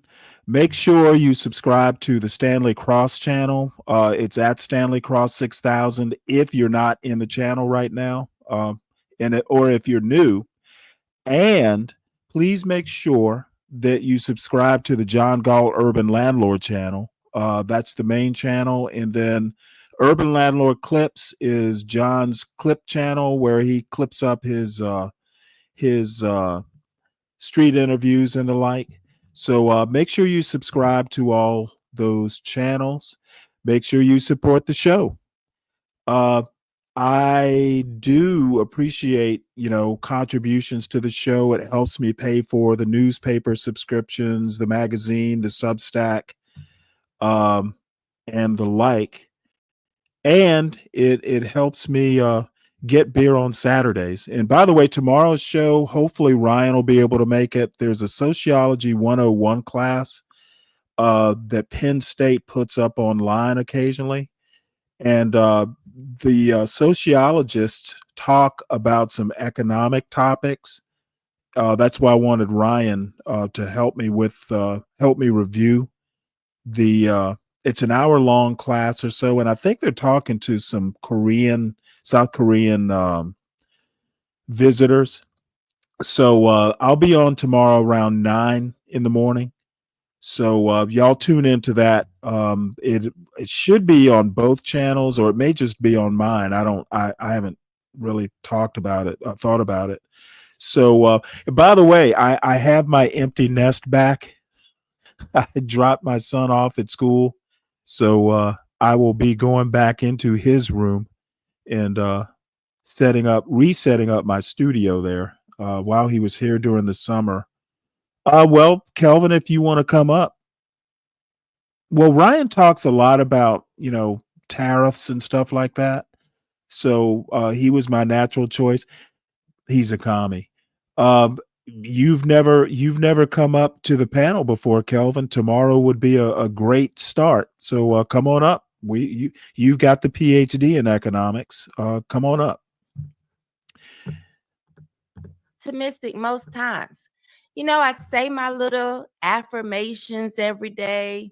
Like money comes easily and effortlessly from multiple sources on a continuous basis. I smart, I's important. I say my affirmations. But when I look around and I see where we are as a society, I feel a little bit pessimistic. Yeah. International As man I of said, mystery. that video was from 2017. I remember all of the pushback that I got when I posted that video. There were men, because I go on to talk about how they, arching their eyebrows, hugging in pictures, squinting to the camera, hugging with men in pictures, dressing in little bitty clothes. And I got so much pushback, not even just from men, but from women saying, oh, it's okay for men to groom themselves. And now you can hardly get in the Well, see, what I want to know. Not only can you hardly get in the She's got that Make America Great Again cap on, Both Trump and JD Vance use makeup in that stupid spray tan or whatever Trump has. See, this is what I do not understand about these anti-black blacks. Do they not have any sense of self? Now, she wants to get in here and talk about men wearing makeup, wearing a Make America Great Again hat. Her president and her vice president both use makeup. No sense of self at all. You don't even understand your own argument, is what I'm led to believe. A salon. But now we're fighting as women to get men pretending to be women out of our spaces. You see what happens when you give an inch?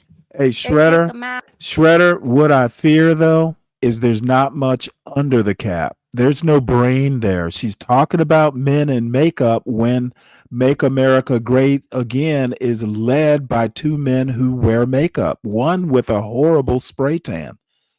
Do y'all understand your own arguments? You see how it's the small fox that spoil the vine? You see how just saying, oh, ain't nothing wrong with them getting groomed. Now they got on wigs and the cheerleaders. And I'm not talking about the male cheerleaders that we were used to from our day. I'm asking the question, are we too far gone? Because to me, modern culture is on life support. I got to be real. I got to be honest. When I look around, I just don't know. If it takes 15 years to demoralize a generation, we got a lot more steps to get back to basics. Today, we're just going to go over just a few things that made me shake my head. This is Shake My Head with Shamik Michelle. Just a few things that caused me today, over the course of this week, to just shake my head and ask y'all, are we too far gone? I don't know. New subscriber, thank you, Brother Love Show. Tylesia or Ty. Hey, girl. Ty, how are you? We still got to get together. Yoni says it's actually a really great slogan. Who doesn't want America to be great? Oh, right, the damn liberals. Exactly. They don't want it to be great. But I remember when I was a child, I didn't look around and see a lot of the foolishness that I'm seeing.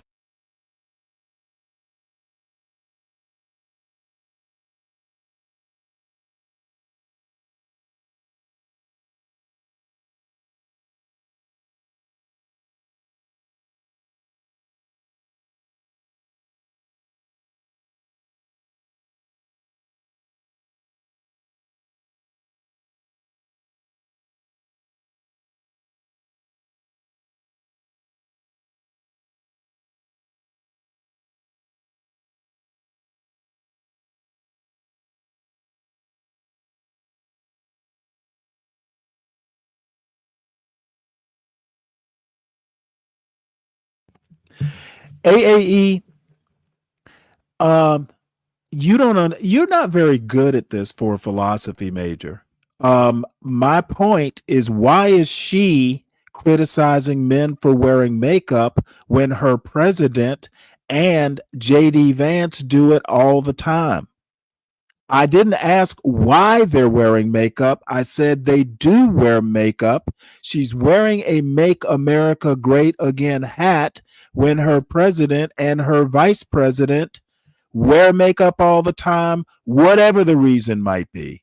And your point about this makeup is for purpose, not aesthetic, That is a moronic statement. The reason you wear makeup in front of a camera is for aesthetic reasons. God damn, it is hard for me to believe you're a philosophy major. Your arguments are trash. So when you chime in, how about think before you write or speak? You don't seem to do a lot of that. Annoying. And now, when I was a child, I didn't have to worry about being on the cheer squad with a boy in a dress and being told that there was nothing Hey, I Roz, could how say you or doing? do. Even when my own children were in sports and they just graduated college, my last two. But even when they were in high school and middle school competing in sports, they didn't have to worry about some little boy in a dress pretending to be a girl. They didn't have to worry about being outran or outbought.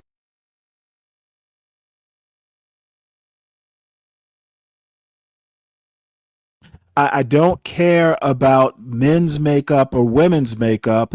My argument is, why is she criticizing when people wear makeup all the time and forever? Movies have been around forever. It's a stupid argument that she's making. And I'm hoping y'all aren't defending her argument, because that makes y'all stupid. On the basketball court. But now, because No, I don't get it. we turned a See, this is the other thing, and this is a Be Brave special. Yeah, great, Roz. Come up on the stage if you want to.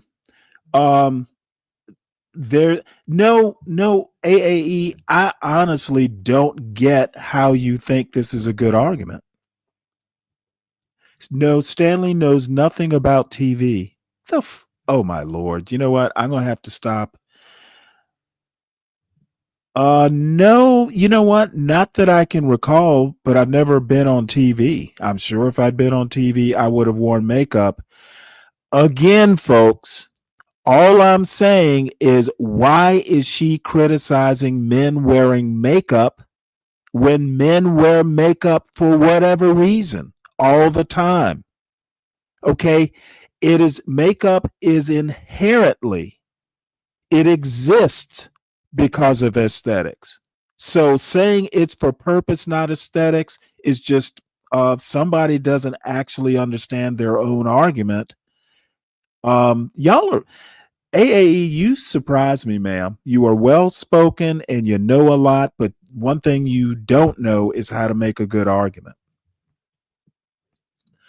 Okay, I don't care what the reasons are. Stop criticizing people wearing makeup when men wear makeup all the time. I don't care what the purpose is. I don't care about the why. All I know is that they do. And her criticizing men for wearing makeup is ignorant, apparently ignorant of the fact that her president and her vice president wear makeup. I don't care why they wear it. I care that they wear it. Man, y'all are, wow.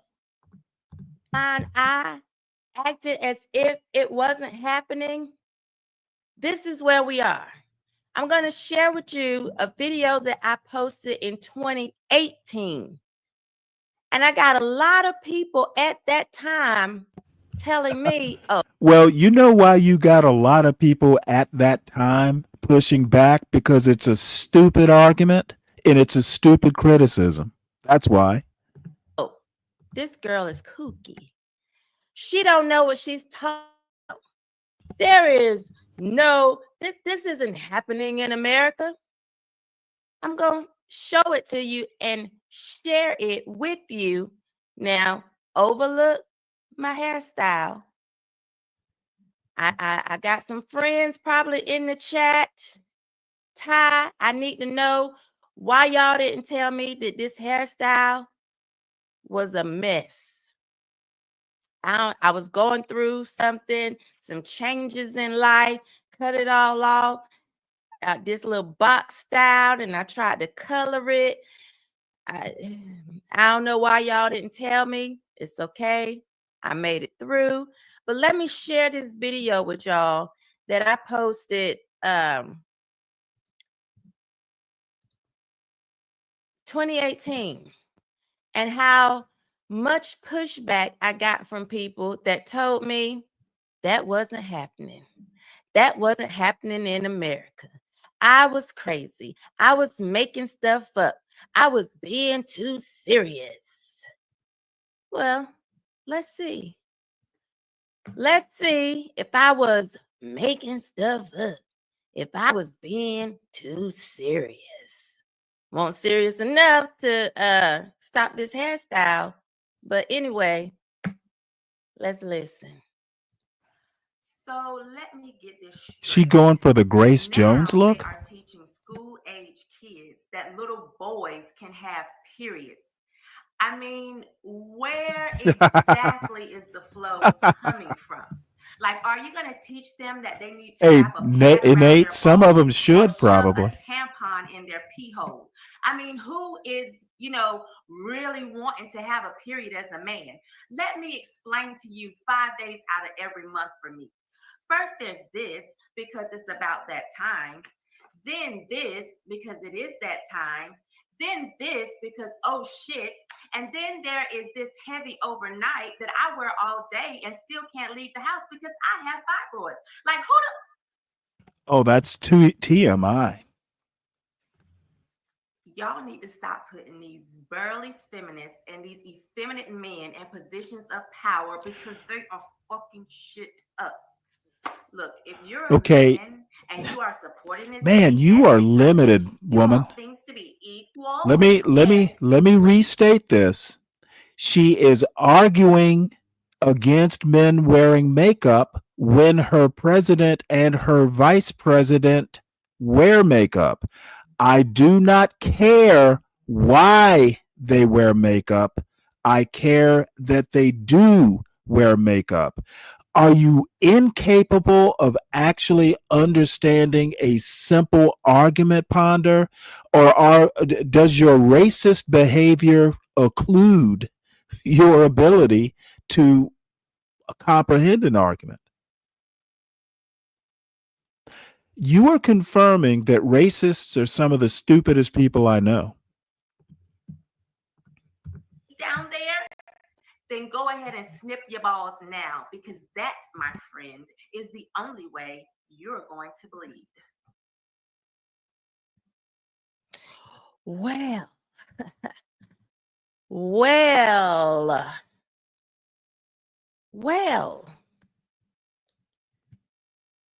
this was 2018. The video I opened up with was 2017. People told me I was crazy.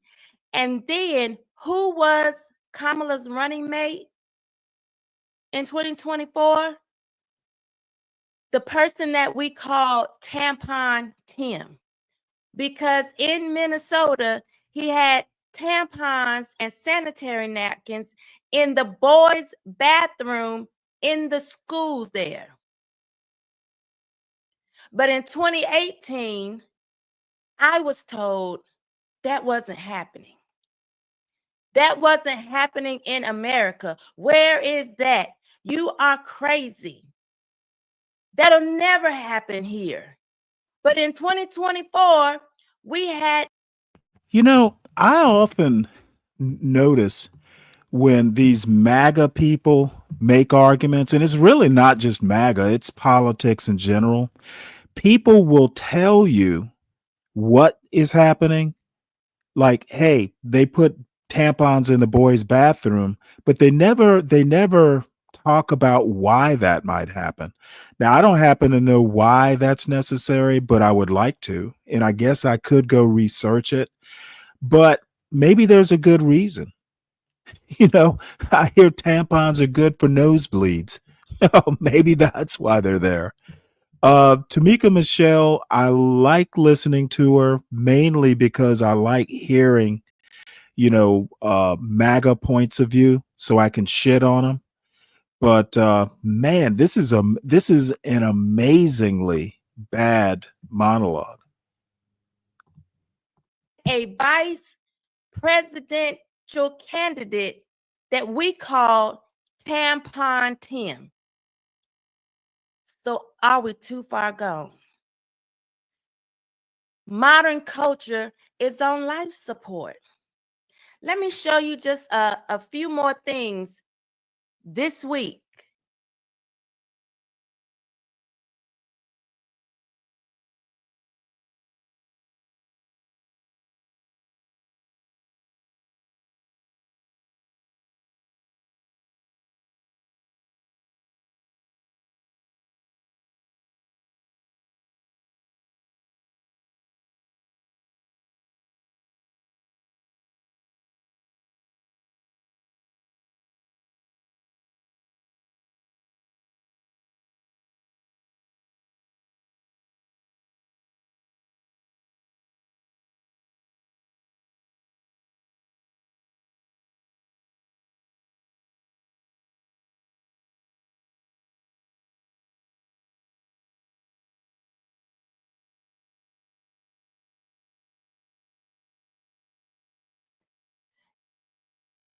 People are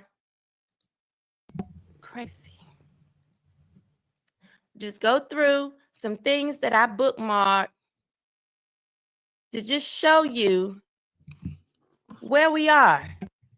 Minnesota Vikings.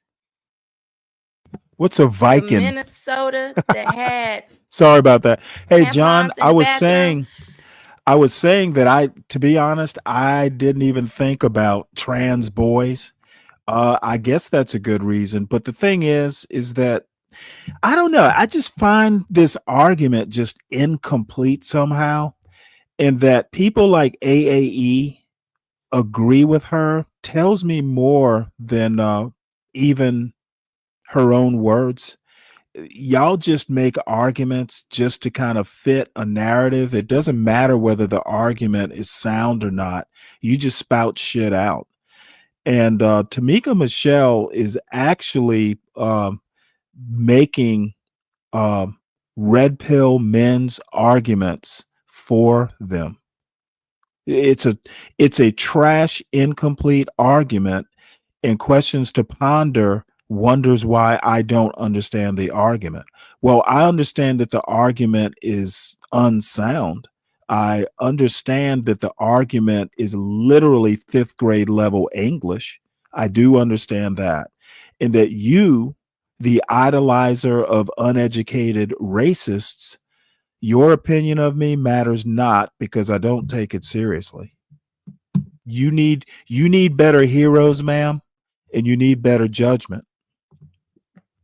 2 male cheerleaders.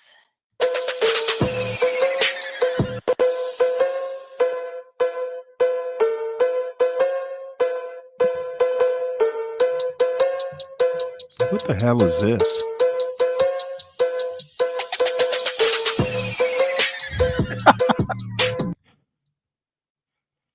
Yeah, I had to skip through that. I'm not sure about that music.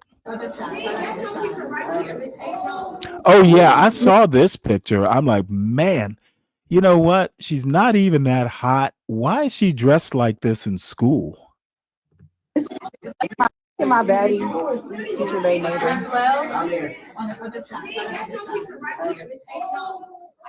Miss Williams.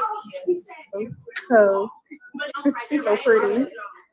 My baddie, teacher, baby neighbor. Why is she dressed like that, y'all? She's a teacher. I saw somebody says the skirt is past her knees. She can't leave her ass at home. Well, she could have left a tight skirt at home. Remember when your teachers came to school because all they wanted to do was teach you reading, writing, and She arithmetic? can't leave her Do you ass remember at that? home. When they weren't coming for a fashion show, they look nice, they look classy, they look presentable. Do y'all remember that at all? And now we are justifying coming to school as teachers looking any kind of way. Are we too far gone? Is there any help? Because not only did the teacher come to school dressed like this,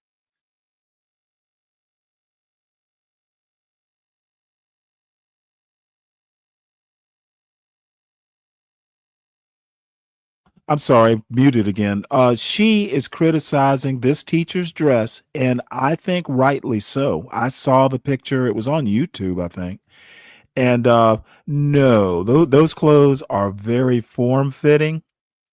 And however, again, MAGA people always just make arguments to fit a narrative. They never check their arguments for soundness. Now, this woman, and granted, she's not in front of a bunch of kids, but do you really feel, or why do you feel comfortable criticizing someone else's clothes when you're sitting here with an off the strap, and I assume that's a bra strap showing? You're dressed like trash, criticizing someone else dressed like, a slut, I guess. Again, these people these people have no sense of self. You sitting here dressed like that while criticizing someone else's dress is hilarious. so many people are justifying it and saying there's absolutely nothing wrong with it. We actually act as if none of our teachers had nice shapes. They did. We just didn't know it. It wasn't on display. That wasn't the first thing you saw about them. I'm not done. I'm not done. Not done. Look at this post right here. Then I'm just talking about a little delusion. You know what? The next thing she's going to do is criticize Black names. Shamika criticizing Black African type sounding names. I'm waiting for that. I don't know. Can y'all see this post? White girls don't wear weave. She's asking the question or quoting that people say white girls don't wear weave. And then she's saying, please watch the Netflix show about the Dallas Cowboys cheerleaders, Secret Lives of Mormon Wives, Toddlers and Tiaras, Dance Moms, any Real Housewives show, any pageant competition, Jersey Shore, Mob Wives, and Keeping Up with the Kardashians. And y'all should see all the people in the comments saying, yeah, white women wear weave. Well, do they wear Afro wigs? Are they walking around with hair that doesn't even closely resemble the hair coming out of their scalp? Y'all are delusional. Are we too? Listen to this woman. Now she's talking about weaves while wearing a weave. What the fuck? Far gone. I'm not done. I'm not done. This Oh my video God. right here. Why is she doing this to said, herself? Maybe this is just what we need to talk about today. Hey, Garion, how you doing? Are we too far Good to gone? see you. Listen to this video, y'all. I'll be honest, I don't have very many white friends because a lot of white people don't understand. Yes, I'm listening to her, Richard, and criticizing her argument. She is not very good at this. That's why you and AAE like her. You have to do all this extra work, which a lot of you are not ready for. Yeah, well, again, see, again, you don't get my point. She has no business talking about any type of weave while wearing a weave. She is being hypocritical. That hair that she's wearing, that she's got weaved in, that doesn't resemble her hair. I've seen her without the weave. It does not resemble her hair in any way. So someone sitting here wearing braids, criticizing weaves is a clown who has no sense of self. Us to be a accomplice to us. When you are friends with Black people, you have to think about their safety at all times. Is doing this activity going to put my Black friend at risk? So no, I don't have very many white friends because I don't trust y'all. Wait, hold it. Y'all What have kind of given me argument is he zero making? reason to trust No, y'all. no, no, no, no, no, no, no, no. If you are white and you have Black friends, you have to consider the activity. Could it be dangerous to your friend, your Black friend? Isn't that the Black friend's job to think about whether they're in danger or not? The fuck is he talking about? So it's an idiot reviewing an idiot. Interesting. Y'all think things are jokes that are not jokes. White men in particular think going into Black Richard, she specifically said weave. people is funny. Y'all think we are Weave. playthings. She's probably talking about You wigs show too. that in the way that you're friends with Black people too. You think they're your playthings. I don't want any part in that. So I'll stick to, having acquaintances online. I have no interest in having like hangout friends with y'all because you've proven that I'm not safe in your space. Let me help you out, Richard. Criticizing other people's weaves or wigs or whatever while you've got a weave or braids in your own hair makes you a hypocrite. It does not matter whether the weave she is criticizing is blonde or it's unnatural hair. People know that that's not her real hair. Where the fuck, where were y'all educated? What's up, Ryan? I'm sitting here. Is today just find a lunatic? Is today called find a lunatic on the internet and play them? Find some You know lunatics what? on YouTube and play them. Well, no, Shamika Michelle, I've known about her for years. She used to be I don't think they still do the podcast. There's a guy named Charles Love who's a Black conservative, and then I've talked about Wilfred Riley before. Now, usually on that podcast, she did very little talking. She did some, but the intellectual heavyweight on that panel was Wilfred Riley by far, even though I don't agree with a lot of his culture critique. But the thing is that I don't understand why these young'uns in the chat don't understand that if you are wearing braids or a weave or something like that, you have no grounds to criticize anybody else's weave. I would agree. And these people, like Richard here, is literally saying, I'm a hypocrite. But she wasn't criticizing all weaves. She was criticizing a specific type. I'm saying she doesn't have grounds to criticize any type of weave, good, bad, blonde, matching natural hair, or anything like that. If you're wearing a weave, you should not be criticizing any weave. It makes you a hypocrite.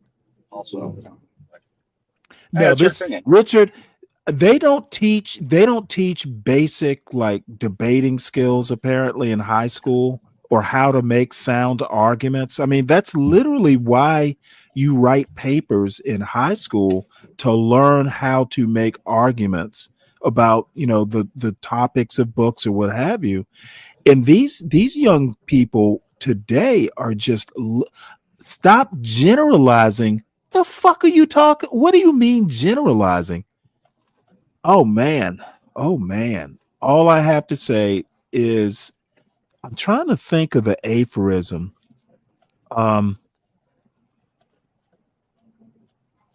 But anyway, if you're wearing a weave, you have no ground to criticize any type of artificial hair. That's what I'm saying. And if you've ever seen Shamika's natural hair, Those braids do not imitate her natural hair at all. And I'm sorry, y'all just basically want to defend the indefensible because she's wearing a big dumbass red hat. If she wasn't wearing that hat, y'all I would would agree. be all over her criticizing a weave while wearing a weave. She's wearing that red hat. Apparently, that's a get out of stupidity free card. You know, it's so funny because that hat literally says or like it's immediate. You love that person or hate them. You know what I mean?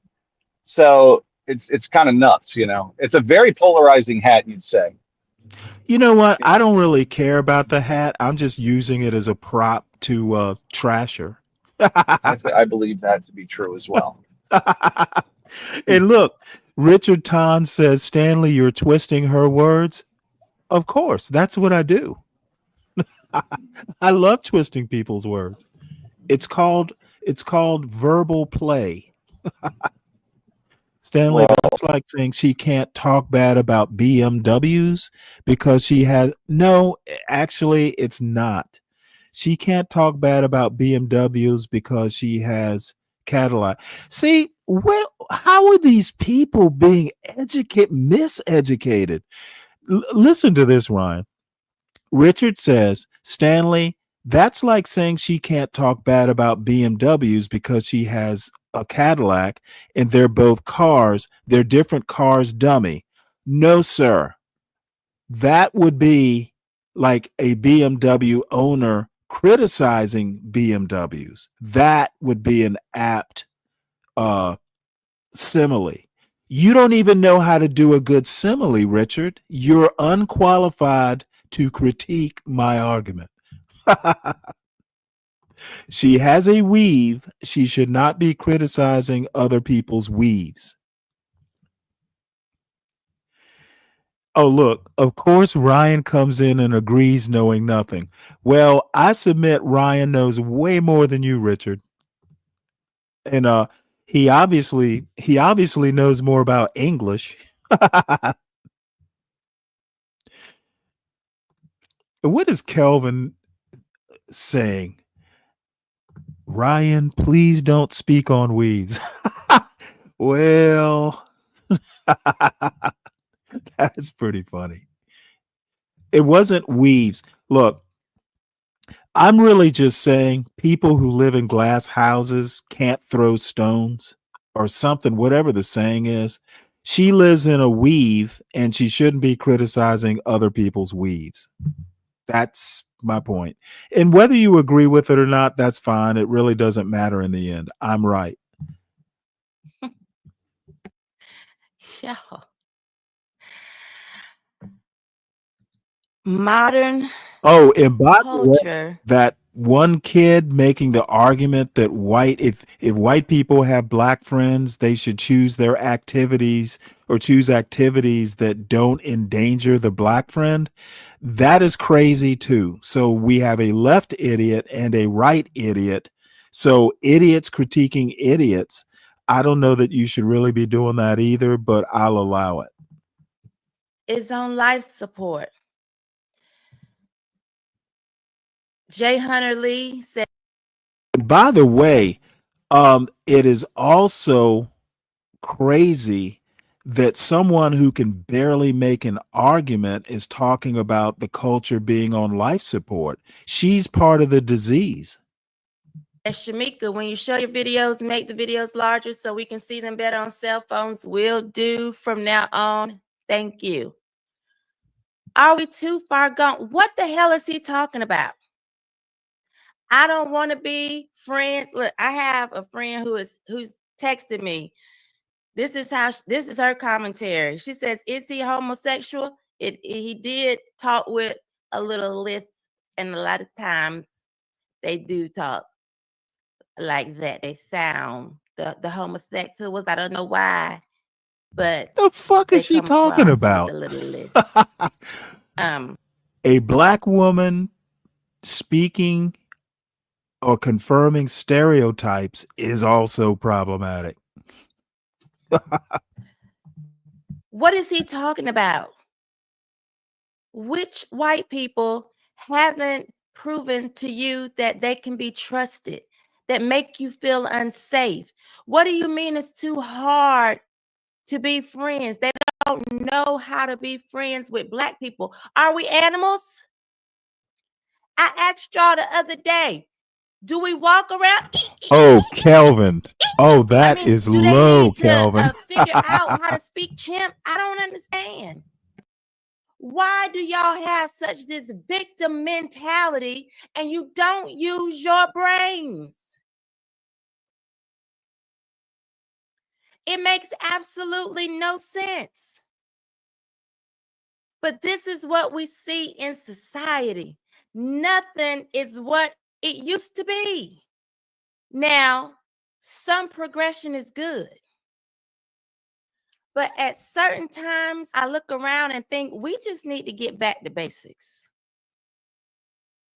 Little man with the twist, the locks, whatever you have that was fuzzy with the list, talking about it's not safe for you to be friends with white people. They don't know how to be friends with Black people. I didn't hear all of this victim mentality 20, 30 years ago. Of course, 30 years ago, I was only 7. But I'm saying, I didn't hear all of this victim mentality. We actually believed we were human beings. As a matter of fact, people that did have to fight, they fought so that they could be seen as human beings, equal to any other person. Fast forward, now we are some special species that people don't know how to deal with. We are a special group of people that can't read, can't do math. Everything is white supremacy. Oh, modern traditional couples, that's white supremacy. Being on time, that's white supremacy. Speaking like you have some sense, that's white supremacy. We went from our ancestors being water hosed. I cannot believe that she's criticizing people's language skills while saying can't. What the fuck is wrong with this woman? Somebody needs to take her aside and talk to her. In the streets, attacked with dogs, trying to be equal to now this special group of people that can't accomplish anything. And I'm so sick of hearing, we built America on our backs. First of all, y'all didn't do a thing. Y'all ain't done a damn thing. Y'all walking around here today, modern culture, y'all haven't done anything. Tommy has a song that says, he said, get the whips out again. Bring out the whips and chains because you ain't done nothing good since. You were forced to do it. Y'all walking around here in 2025 on $1,000 phones, whining and complaining. They don't know how to deal with us. You are a waste of flesh. And listen, I am pro-life. But y'all just taking up oxygen. You're just taking up space. And I need to know, are we too far gone? With men putting on dresses, thinking they are women, women putting on wife beaters and letting your pants sag and getting some locks or dyeing your hair, thinking you're men. Are we too far gone? Because years ago, when I was saying this was happening, people told me I was crazy. People told me it wasn't happening. I remember saying, kids shouldn't have the right to go to school. They're in kindergarten and saying whether they are a prince or a princess, a boy or a girl. They shouldn't have the right. People told me I was nuts. This wasn't happening in America. And now look, not only is it happening in America, but there are parents, when they are separated, there are parents being, taken to jail or having to legally fight because the other parent want to change the gender of the child at 6, 7, 8 years old. But 7, 8 years ago, y'all said it wasn't happening. And now it's happening a lot. There are still some people saying it only happens a little bit. So we went from saying it's not happening to it's only happening a little bit. As if a little boy taking puberty blockers is not a devastating idea. Not even getting the chance to go through puberty. We are saying, oh, well, it's not a lot of them. It's only a few. Are we too far gone that we can't? Hey, Richard, I have a question. Richard says it is embarrassing to see Black people act embarrassed about their slave history, like their ancestors went through that to embarrass the future generations. I've literally never heard anybody make this criticism before. Can you give me an example? Most Black people, and I'm a 60-year-old Black man. Most Black people that I know are not ashamed of a slave history. As a matter of fact, it's almost the opposite. So, can you elaborate on this? I've literally never experienced any Black person being ashamed of their slave history. Have you, Ryan? Not really. I don't know. Yeah, I mean, like embarrassed? I don't think that's like. Why would I you be don't think embarrassed that's from something you didn't do or weren't? I mean, well, yeah, exactly. Not something you experienced, but I don't have a problem with. it's like me being Yeah, you embarrassed know for what? No, no, building a no, no. Woodrow You know Wilson what? bridge. Let me. I just thought of something. I actually, the Hebrew Israelites basically saying we were never slaves. Well, that's I actually, you know what, Richard? I'm going to backtrack on that because now all of a sudden I'm remembering some people basically saying, as a matter of fact, you know what, Richard? Let me apologize. I'm just going to outright apologize because all of a sudden, as I'm sitting here talking, have you ever watched The Gilded Age, Ryan? it's very boring. I watched it for maybe 5 minutes. Oh, My wife watches it though. She's a big I fan. love that show. I like period pieces for Well, starters. so do The I, but guy not who that did one. well, the guy who did But Downton Abbey,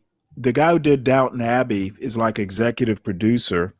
But anyway, there is a scene because there's a Black family that's covered in the Gilded Age, and this young woman in her 20s is kind of like dating this young guy who's a doctor in his 20s.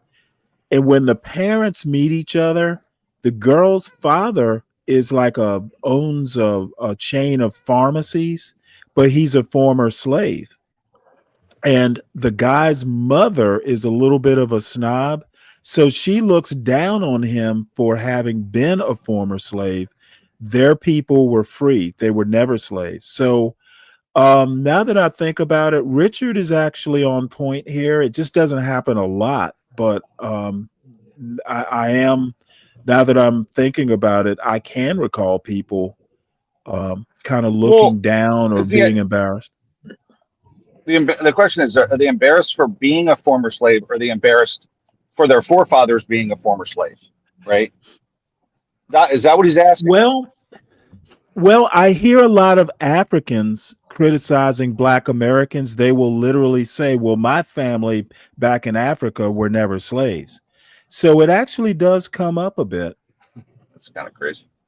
So, well, it is kind of crazy. So anyway, I mean, never I'm mind, not Richard. embarrassed about the West Virginia heritage, but because I mean, I didn't do, what did I do? You know, like, I wasn't involved in West, you know what I mean? So, yeah, Right. if they were from West Virginia, I can't change it. So, Right. and Okay, in fact, Richard. it's kind of like, if you can ascend from dog shit to, like making it, you've actually gone further than someone that Well, comes from the high class, right? I'm So going to make the argument that you're actually better. I would agree. I mean, there's a real argument that, hey, taking a a heritage and turning it around 180 degrees, absolutely. you Absolutely. you didn't come from nothing, you came from less than nothing, and now you're rich. You are better than someone who inherited the money. If Stanley, you got, how I say it? Oh, sorry, go ahead. Go ahead. I didn't mean I to was cut you. going to say, if you're the first generation to go to college, and you get into Harvard, you came from a situation that some legacy into Harvard. Yeah, Well, it's I'm all gonna about hire. baseball. It's all about baseball. I deal with people. Many they're born on third, and they brag about home runs. Okay, I view the person that is born at the home plate and gets a double. He's made it more bases, and that's how I see it. So if you're born, you know what I mean. Like you made it 2 bases. Plenty of people out here Right. bragging about home runs, and they fucking were born on third. It's easy for them. So I'm driving through a community right now that Bethesda, Maryland. Okay, that's some money. Born on third, everybody. Well, not everybody, but a lot of them. A lot of people are born on third, and well, look at what I did. Well, you didn't really go that far. Like if your parents are wealthy and you're wealthy, it's good. You didn't really travel too much. So anyway. Innate Way says, if I was a pilot, I would know that I'm one crash away from not being successful at all. Well, that's an odd analogy, but sure. That's Halifax. So, Stand 10 Don't toes fail. down on what we know to be right and speak out on what we know to be wrong. It's like we're watching the decay and the rot in real time. So much so that a slogan that says "Make America Great Again" triggers people to be angry, to want to fight, to want to snatch people's hats off their heads. Not mine. I'm going to snatch the Y'all weave know who off to your roll head. up on, and you know when to hold them and when to fold them. But I've seen it. I've seen people attacked because a hat that says "Make America Great Again" triggers them. It triggers people who have, for the most part, not had to deal with any real racism, any real discrimination. We're watching the rot of America right in front of our eyes. And so many people want to turn a blind eye and not say one word. And listen, this is not me coming against homosexuals. This not even the show to question whether you were born that way or not. That's a whole different discussion. And I'm not saying at all that I feel like anybody that's homosexual should be violently hurt or hurt at all. Physically hurt is the word I was looking for, physically, because y'all would say, well, what's violent? What's the stand up for violent? I'm not at all saying that. But what I am saying is XX chromosomes don't change to XY. XY can't change to XX. You are what you are. I don't care how you feel. I could feel broke, busted, and disgusted. Doesn't mean that I am. I could feel like Superwoman. Doesn't mean that I am. God, she is really bad at this. I promise you, if I climb to the top of my house, the roof, if I stand on the roof and try to fly off, I'm gonna hit the ground. I don't care how much I feel like Superwoman. So I don't care how many surgeries you have. Tuck your balls, cut them off, put them on a mantle. Hey, that's pretty funny. Roll them A lot of around in your analogies. hand when you're A lot of stressed. analogies. I don't care. I'm sorry, what? A lot of analogies there. She had a lot of examples. She was really rolling. So, you know what I mean? I think we get it. So, Yeah, she's really not that good at this.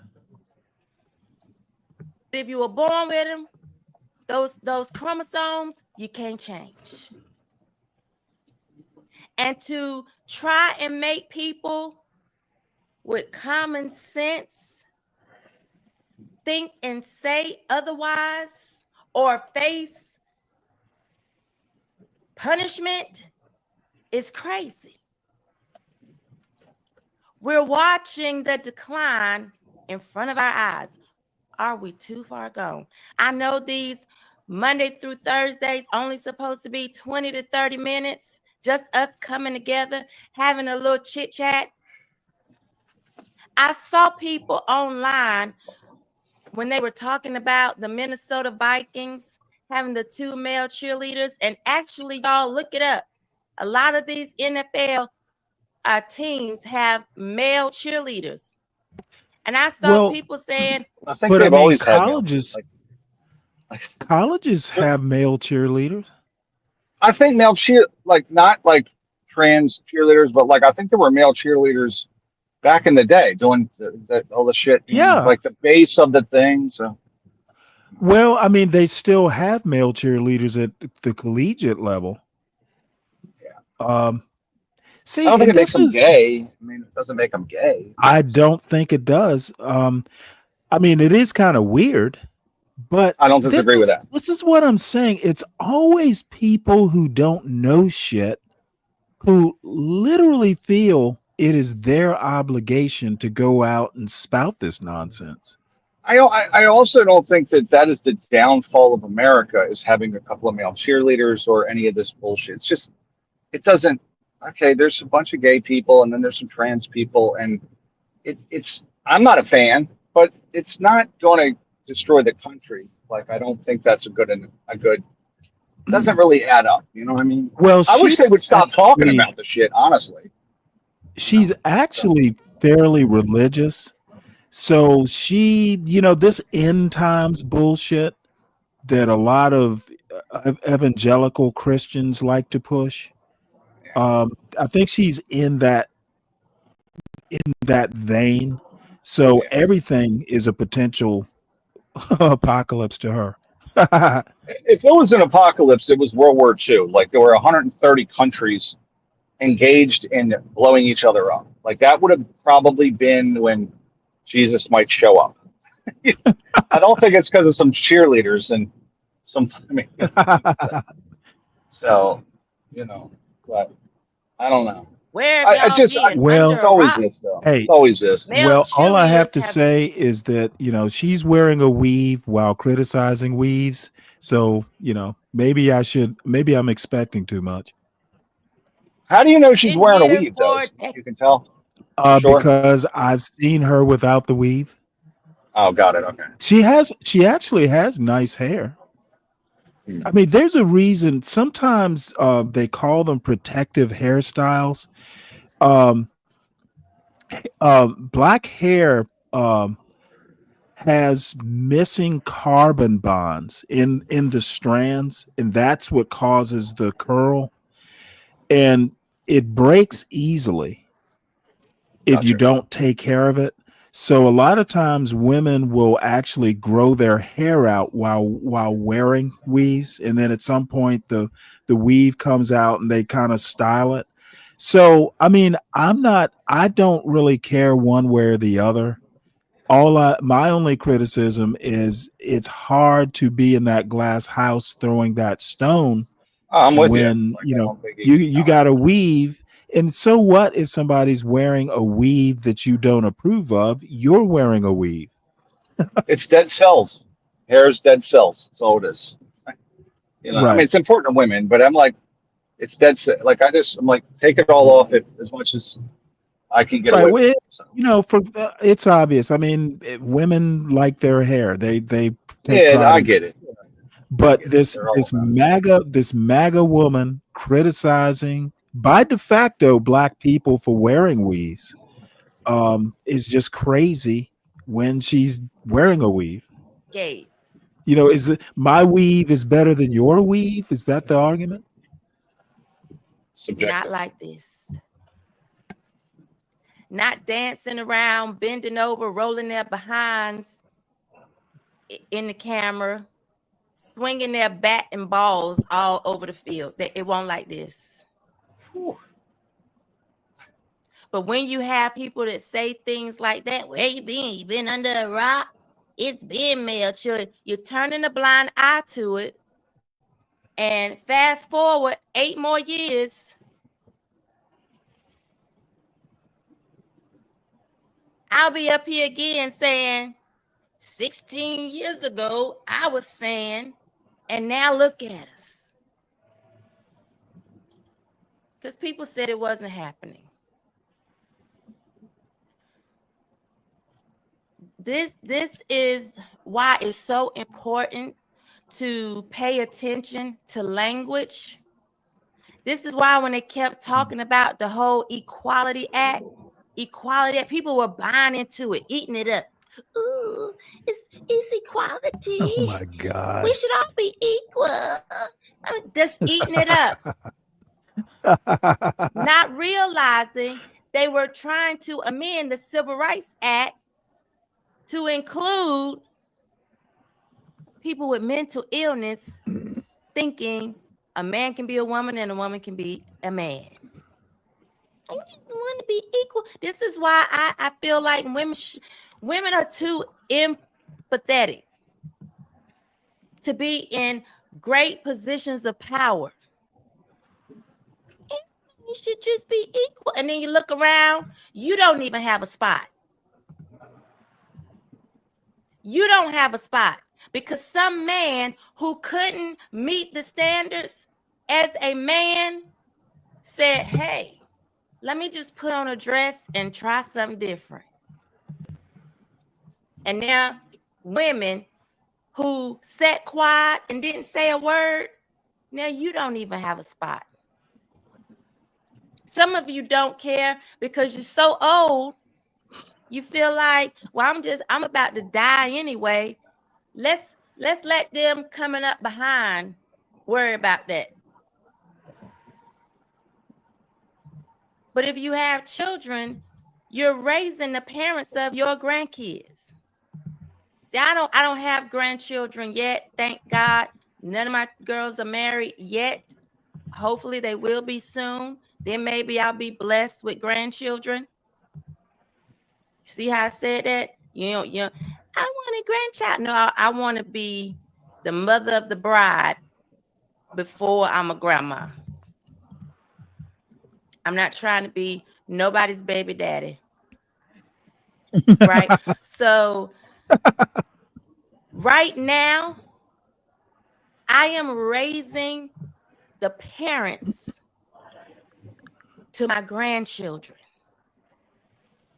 So I can't just turn a blind eye because one day my grandchildren will live in the land that I either fought for, live in the America that I fought for, or the America that I turned a blind eye to because I was scared, because I was a punk, because I was worried about somebody saying something to me online that hurt my feelings, because I was worried about losing friends.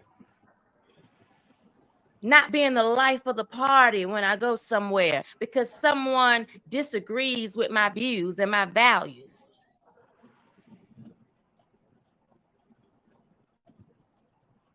Because that wasn't the thought of my ancestors.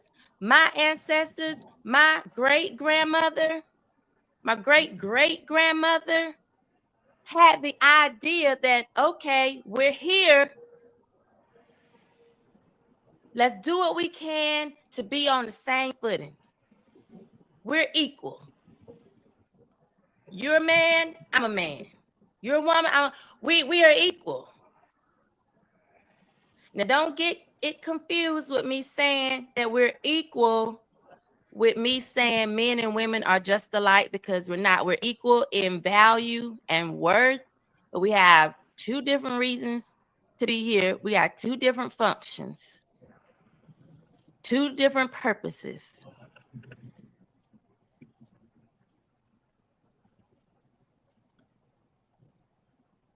But they fought for us to be equal.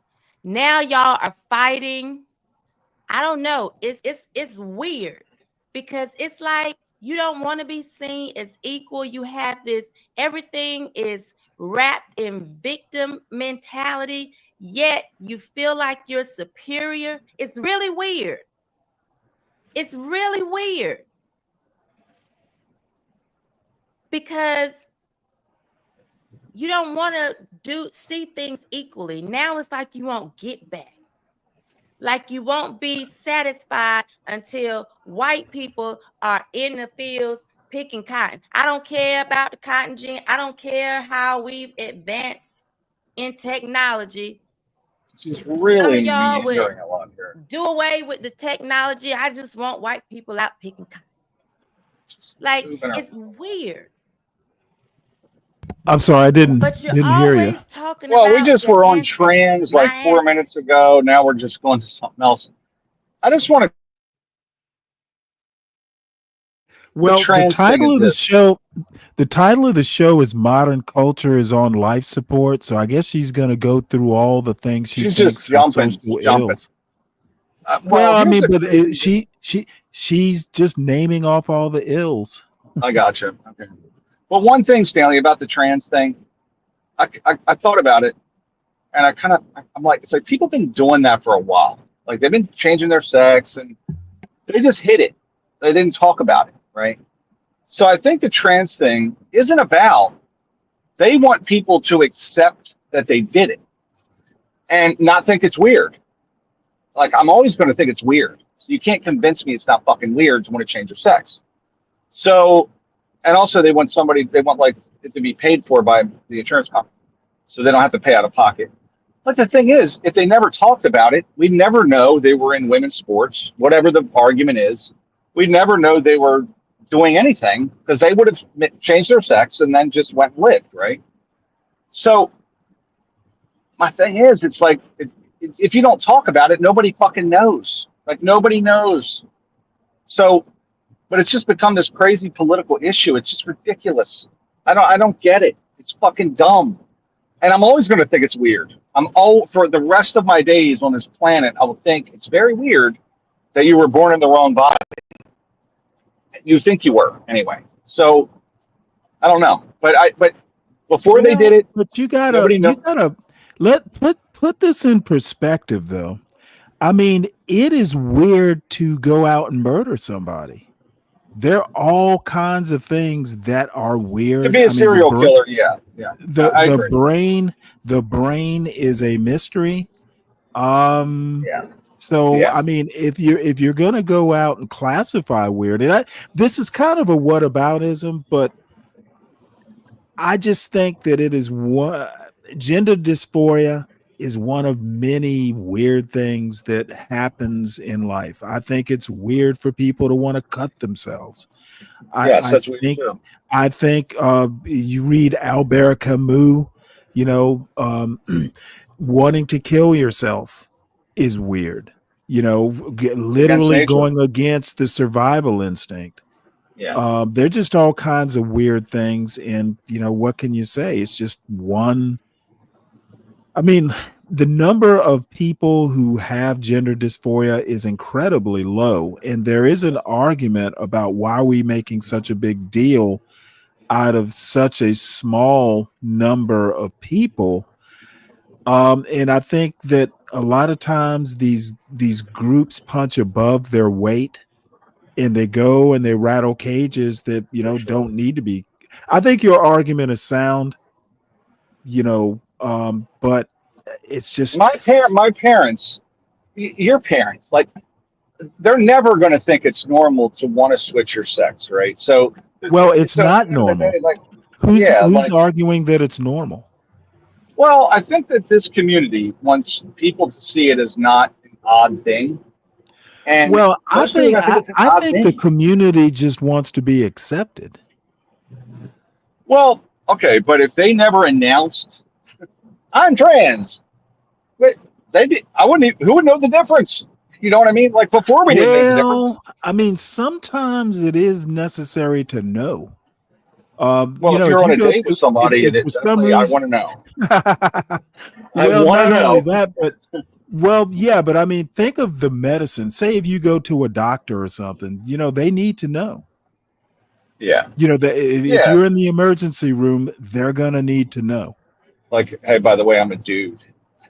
By the way, I'm a chick. Well, I mean, not only that, but I mean, there's certain for drug interactions, there are all kinds of things that, you know, you want that emergency physician, you know, Yeah. not to be fooled.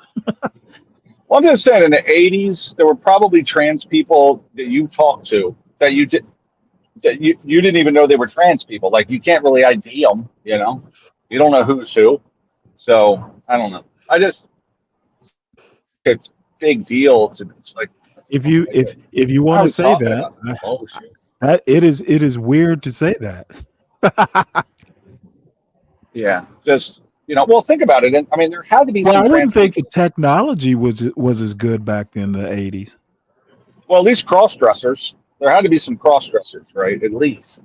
So I think that they just want to jam people to accept it. And a lot of people are always. My parents will never think that it's not fucking weird. Most people are going to think this is a little odd. Well, And I by the way, think most it's kind of people, comical. again, I don't think the argument is to normalize it. I think the argument is to, you know, to be accepted, at least in the law.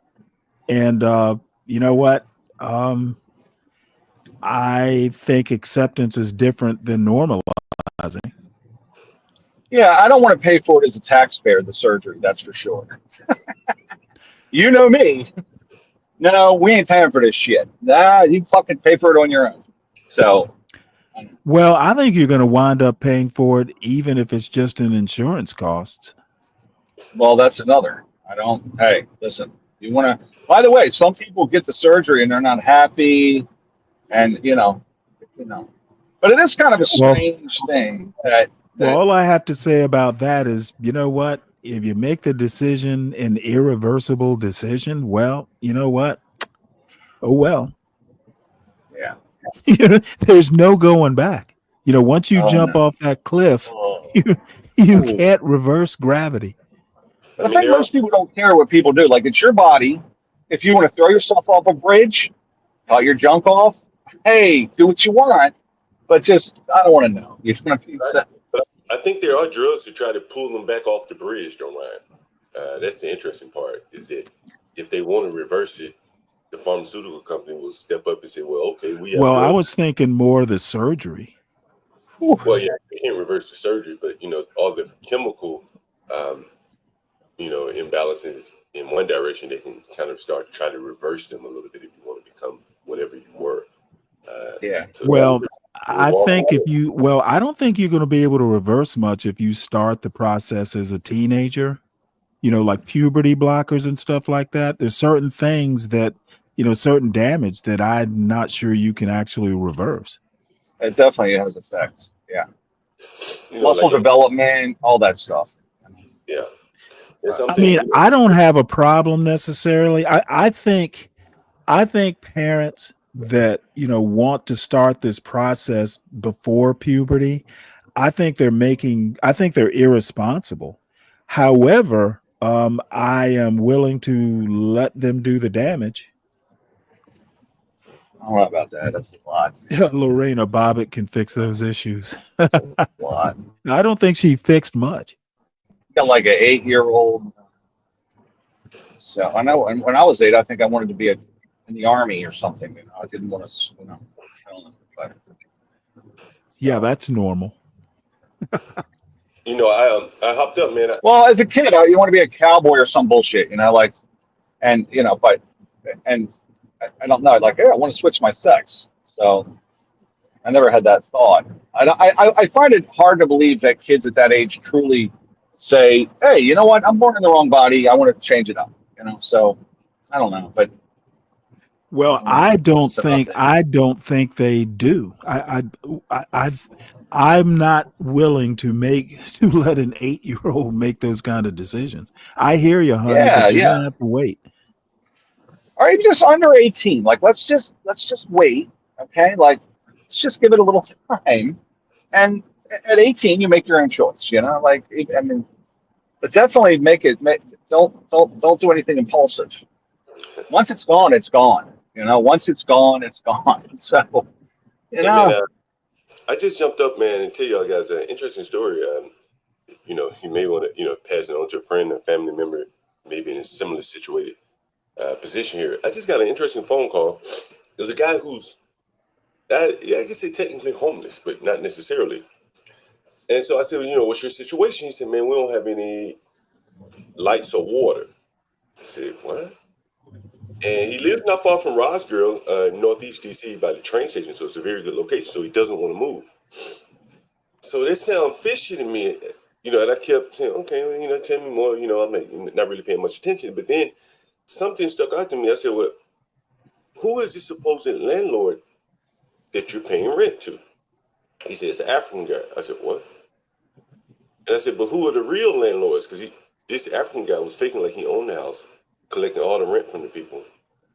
But he wasn't the real landlord. He was collecting utility money too, and the water's been off for 30 days. And the guy's been living there for 30 days. I don't know how he did that. And now the power is off. And so I kept on asking the question. And I said, are these, my friend, the landlord and this guy, the landlord and the owners were in cahoot to avoid responsibility. You know, in other words, he's a fake landlord and the real owners are, you know, but you can't really escape responsibility like that. So I said, that doesn't make sense. So he says, the landlords are being scammed by a Cameroonian. I said, oh shit. I said, wait a minute. I said, well, are the landlords black or white, American or what? He said, they're black. I said, black American? He said, yeah. I said, men or women? He said, women. I said, how old are they? He said, like 70s. I said, oh shit. So what I'm thinking here, my thoughts is that he likely searched out these older women on Facebook who probably don't have the will or the wherewithal to go through the court system and put this guy out. And this shit has been going on for 2 years, apparently. This African is basically taking these older ladies' house. So you hear about a lot of mortgage fraud and stealing people's houses, you know, ID theft. But this is a very sneaky way to steal someone's house. You find an old lady on Facebook and then just, you know, basically rough rod her and run rush out over her. And the court system won't be there to it help might her. be different. He might be leasing the place or renting the place and then subleasing it. You know what I Well, mean? he Like may have maybe he's doing started it that way. off that way. You know, present himself. There are a lot of what they call professional renters here, but usually they're professional renters Yeah. for their own benefit. They just want to live somewhere for free. But in this case, he's monetized it by subletting it out, which complicates it for a landlord. And then he's not providing services, the water. So when the people start complaining about the water, the consequences fall on the owner, not this fake sham landlord that he found off And of they Facebook. shut the water off. They shut the water off, John. Yeah, if you don't pay the water, it's been off for 30 days. So then he calls the government. They'll seize the property. Like you got to pay that water bill. They'll seize the property if it's not paid. But So that's a major problem. But from the standpoint of a landlord tenant, you're having a tenant living in uninhabitable environments. They'll punish the landlord. These are old ladies who don't know anything about what's going on. They've been shoved out of the door basically by this young Cameroonian. And all the consequences fall on them. But the African is collecting all the money. It's very interesting. It's something that, you know, I've somewhat speculated, not from the standpoint of them taking over houses in this way, but it's something that I suspect will bubble up into the news at some point. Yeah, you think. That's wild. All right. Well, let's get back to Shamika. Yes, I'm doing this for your ancestors fought to be seen as equal. But y'all have this weird, warped, I'm superior, but I'm also a victim and I can't do anything mentality. It's really weird. And I just want to know if we are too far gone. Let me read some of these comments so we can get on up out of here. Reels twin, thank you for joining. We are far gone. Look at the way they're acting in DC over trying to save people from dying. That's a good point. He says trans look like real women. And you know, one of the reasons I feel like it's kind of we can't really tell now is because women forgot how to be women. When I was a little girl, I'm Well, they're talking about reminded 8, monthly. 9 years old. I knew, oh, this is a man in a dress. Oh, this is a man with a wig. Or this is a man in makeup. As a child, I could see something not quite right. Well, that But now, that gives credence to your theory that surely surely back in the 80s. So she's confirmed it. Forgot how to be women. They got on 2 tons of makeup, 3 o'clock in the afternoon, contouring their faces that are already feminine. Like men used to have to hide their 5 o'clock shadow. Now women are getting their makeup tips from men. Look at any of the Real Housewives shows or any of the reality shows. Women are sitting there, the man is giving them makeup tips, telling them how to dress, what hair to wear. Tomorrow we're going to talk about how feminism has hurt men. Last week we talked You know about what? how it hurt I women. have that video Tomorrow we're going to saved. talk about how it has hurt men. Francita says, make America godly again too. Yes, please. Yes, please. We're so far gone. These transgenders are looking more like women each and every day, which is so sad. Jimmy says that. Yes, and I just talked about why. No. Thomas has See, an instruction. this is the other thing. She she just talked about her opinion of why. What is it with these with people who she excuse me, she acts like she proved something. No, you didn't tell us why. You told us your opinion of why. She's very bad at this. But you know what? I see questions to ponder. Doesn't seem like she's in the chat, or I would roast her dumb ass. For you. Hit your like button for Shamika. Hit your Please like button do for that. Shamika. This is the time.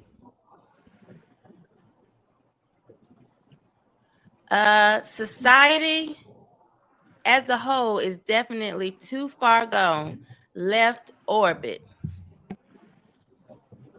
Yoni says for the teacher, she's thirsty for attention. I agree. And we have so many now female teachers that are being caught sleeping with underage boys. They need to start throwing the book at these teachers. Then perhaps they would stop coming to school looking like harlots. Because why are you coming to school looking like who are you trying to catch? Okay, I gotta stop this. Look, so if you throw the book at teachers for cavorting with their students, maybe teachers will stop dressing like harlots. That doesn't even make sense.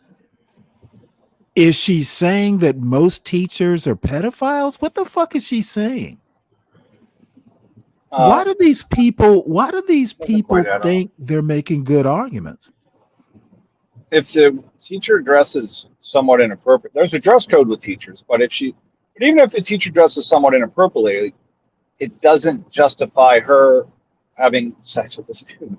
Obviously. Okay, hold on. You Doesn't don't get compute. my point. You don't get my point either. Is she assuming if you dress inappropriately, you're going to sleep with kids? And by the way, the teacher She may be. she showed was, had a skirt below her knees. It was just like a tight skirt. It But is a strange phenomenon. just because, I mean, if the clothes were looser fitting, she would have been fine. But what I'm saying is there's a logical leap that she's making. Just because you dress in a tight skirt doesn't mean that you're sleeping with the kids. So you equating the two on the surface, it seems like it's a decent statement, but it's not. So if you wear loose fitting clothes, you're not going to sleep with kids. What the fuck it just does not make sense. These conservatives like her make these ridiculous connections, and it passes for proof. It's man. I don't see the correlation. Like it's like comparing There is Mars no to a correlation. Chihuahua. It's like There comparing is Mars to no a Chihuahua. correlation. You can't really link them. You can't really link them. But her fans think she's on point, and man, this is why my channel doesn't have numbers. Because I just cannot deal with this sort of just like it's just such a bad argument. On the hook. What fish are you catching in the school? Now look at this fool. Francita says defund. What did Richard says? Richard says, "Don't be stupid." She's saying to throw the book at teachers so it prevents teachers. Okay, and I'm saying that is the stupidest connection. You're assuming all teachers who wear tight clothes are trying to groom kids. It's moronic. And they're not luring the kids. It's the teacher's responsibility not to screw their I mean, if you want to throw the book, kids. throw the dress code book. Pedophile teachers and teachers who dress even provocatively intentionally, you're gonna have to make a logical leap to make that connection. Yeah. And sure, there's gonna be correlation, absolutely, but the tight clothes are not any sort of causal thing. But Richard, she doesn't have much under that MAGA hat, and I bet you have a MAGA hat. But as a student, I'll say, as a student, Miss Gabershevsky, guess what?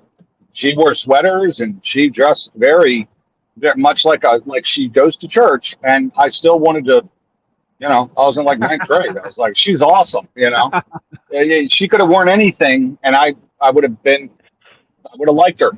So you know what? That's why if no one is assuming that teachers dress hoary or trying to, okay, well then that's what she's arguing, and she's not even smart enough to know that's what she's arguing.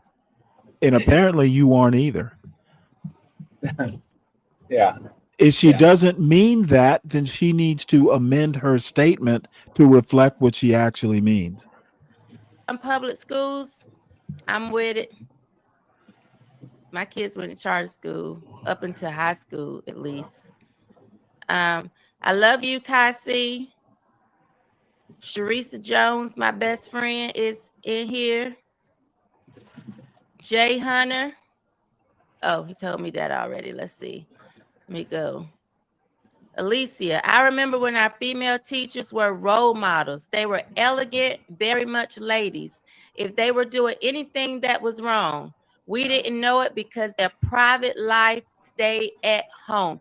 Absolutely. I can go so through so if they and were name sleeping with their students, they didn't know all about of it. my Okay. teachers from school, but you know what I don't know? I love For this all woman. of them, I don't know their first names. They were Mr. and Mrs. or Miss so-and-so. I didn't know their first names, nor did I know who they laid with at night. I don't know if all of my teachers were straight. They didn't parade that in front of us. They literally came to school to do a job. We didn't know where they stood politically. We didn't know any of their social leanings. We did not know that as children. Now it's like there are a bunch of little kids in adult bodies teaching class, just looking for a friend. They come to school looking for a friend, looking for somebody to link up with how they think or how they believe. Just Man, weak. she's acting like this is Need a to lock regular arms with occurrence. children. And then they get mad when people say you're grooming kids. Well, what are you doing? You're grooming them. That's exactly what it is. Miguel said we had some, not many. One thing she doesn't do, she doesn't talk about the male teachers. Does she even cover that? The male It is a teachers strange. probably. The male teachers are probably like always happened. It is strange. The recent seems like the female teachers. That's more of a new thing from what I ascertain. I could be wrong. It could have Well, always but I happened. mean, Mary It's a Jo weird thing. Letourneau happened like 20 or 30 years ago. I think it was the first time I ever heard that. Right, like before that, I didn't. You didn't really hear about it, right? And then Right. but in the last like 10 years, there's been woman after woman, and I'm like, number one, Well, like I think maybe they're reporting it more. maybe. But did I tell you about my son's high school guidance counselor? He wasn't his guidance counselor for very long. No. He was he basically, and I met the guy. He seemed like a really sharp young black man. Yeah. And he called me one day, and I won't get into details, but I met him at this award ceremony the Georgia Tech had at the high school. Yeah. So about 2 months after that, I read in the newspaper, well, he has been like, he's in hot water because apparently he was messing, and allegedly he was messing with these girls, and eventually they kind of ratted him out. So he got fired and went to trial and all this stuff. Well, guess what? They lied on him. That sucks. And it was proven in court. So this motherfucker, I'm calling him a motherfucker.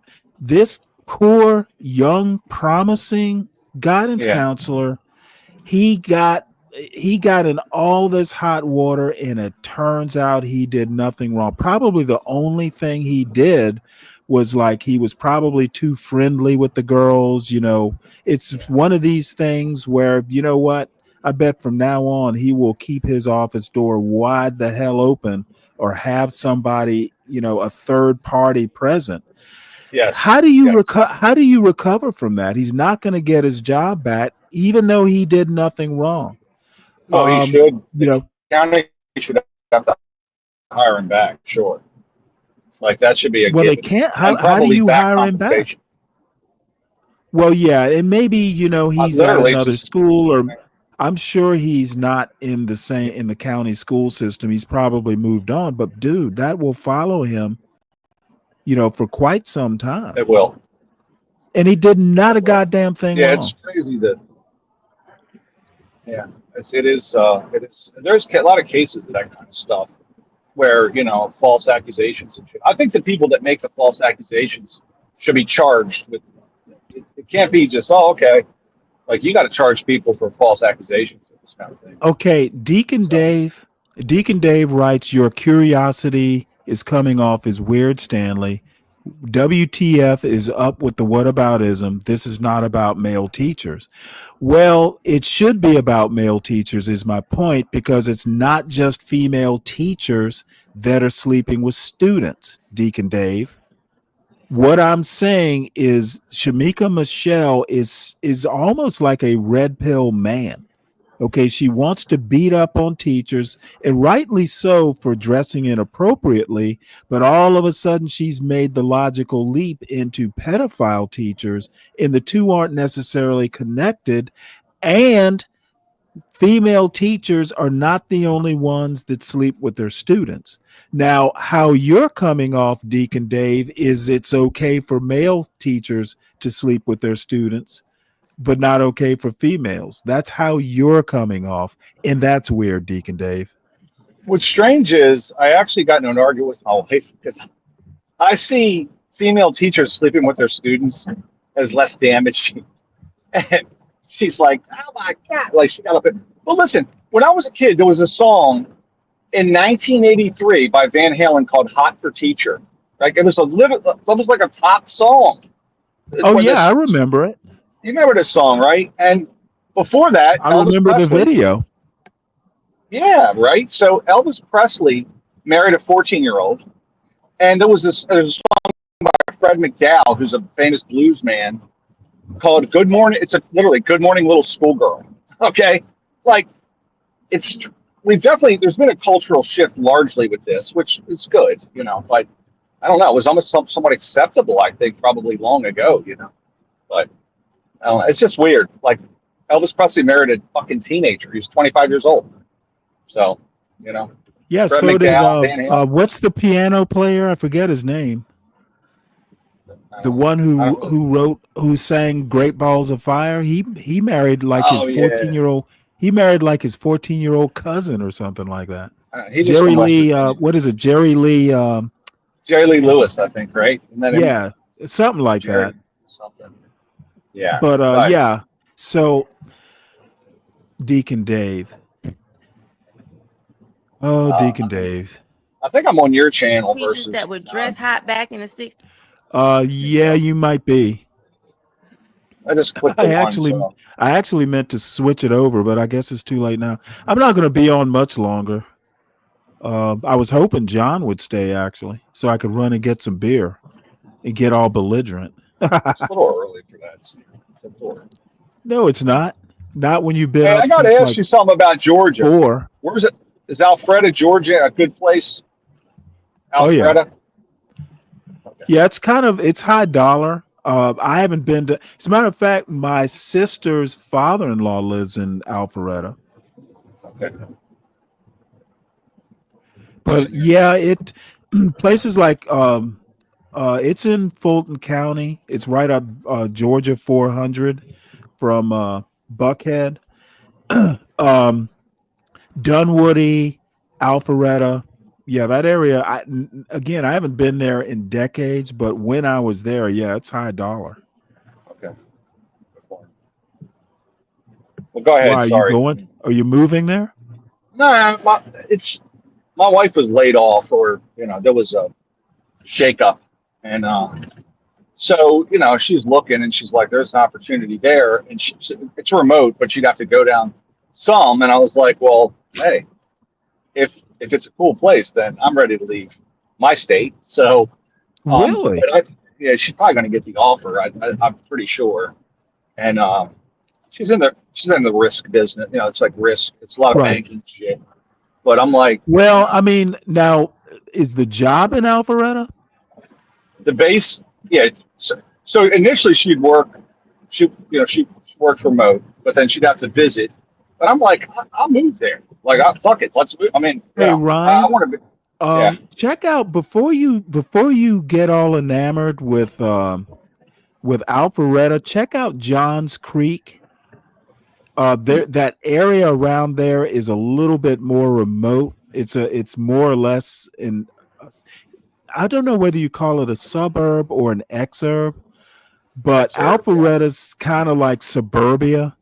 Somewhere like Johns Creek, you could get some land and a nice house. I Check like it that out. idea. I like that idea. If I had, and I live in Carroll County, but you should check it out. Hey, I'm not doing You, anything yet. I'm just kind of like, she's got a couple offers, and I'm like, I know somebody from Georgia. Let me ask. I figured I'd ask you about it. So, but yeah, definitely. I'm trying to think. John has a friend. Like he's some sort of commercial real estate guy. You should talk to John about it. I think the dude's name is Chris. He knows Mr. or Master Kim and all that. So okay. yeah, you should when John comes back, talk to him about it. But dude, I Alpharetta wouldn't be my speed because I don't like those. I don't like even the high dollar McMansion type neighborhoods. I don't like Yeah, living in I neighborhoods want. like that. Yeah, fuck that. I want land. I don't want to have to look at a bunch of neighbors and shit. So I don't even care Right, about the house. I just want my own area. So right. I'm fine with the X. Yeah, we'll talk about Trump in Alaska tomorrow. Cool. There was because I'm sure there'll be a press conference or something at Oh, whitehouse.gov. it's been on. Lavrov's going in on. They interviewed Lavrov, and then Putin's got his guys around him, just asking him like set up questions and stuff. It's just ridiculous. So, what is there to talk to Putin about? He's pretty bad. Right. But So let's finish up Ms. Michelle here. In the 70s, they would weave havoc on us young adolescent male fantasies. Yeah, 60s and 70s, it's before my time, Miguel. But coming up in the 80s, they weren't dressing like that for us. And it was some cute ones now. We had some really cute teachers, very attractive, that young boys still found very attractive, even in clothes that weren't revealing. Bingo. So if you got it like that, you just got it like that. You ain't got to dress like a scam.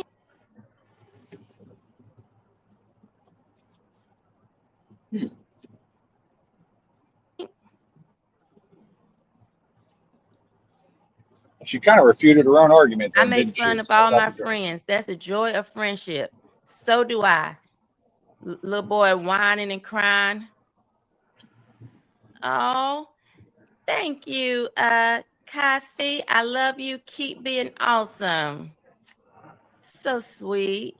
I thank y'all for the super chats. Francita says, my ancestors didn't fight for gay rights. Mine either. I don't know. What's up, Latino? Here. What's going on? Sharisa says North Carolina is not too far gone. December 1st, 2005, recognizing only two genders at birth goes into effect. I think she meant 2025. Recognizing only two genders at birth goes into effect. No, she means 2005. So she said North Carolina is not too far gone. I actually have to wonder though, what does passing a law recognizing only two genders, is that really going to solve a problem? What does that do? It does nothing. What's up, CKJ? And you know what? If they really were smart, what they would do is just go down to the XXXY level. To play this sport, you have to have you know what? It would say, how are you going to fight that argument? How are you going to argue for discrimination? How are you you cannot fight biology. Why don't they do that? I'm sure I'm not the first to think of it. There's got to be some legal reason they can't do XXXY. but it would Well, be irrefutable. there's XXY. There's XXY. Yeah, What do you well, do with the XXYs? those people don't live very long. Yeah. If you I have don't any think Ys, you go here. if I recall, and I could be wrong. I'm not a doctor, but that's like something you don't survive for very long. I don't If know. if I maybe I'm wrong. What's up, Yeah, Dave? you're wrong as usual, Stanley. How you doing? Pretty Hi, good. Dave. You missed I don't know, yesterday's. but for me, oh, you apologize. I think I apologized sarcastically. It was a step, and that was my only criticism, not for her, but for her and others like Solid Snake, the 12th Man. They come up, they keep you company. They've been your friends on stream. They're good people. Although I know, Yeah, like but at what what you consider price? stupid is annoying. I At know, because I what? know how No, no, you no, are. You no. say you don't tolerate the I cool. consider them stupid. And you I want get to know it. why? Because I have been going round and round with these people for a year, not Ponder, but the other two. 12th Man up here this morning, dude. I can't. His social cues, his conversational skills deteriorate as he gets drunker.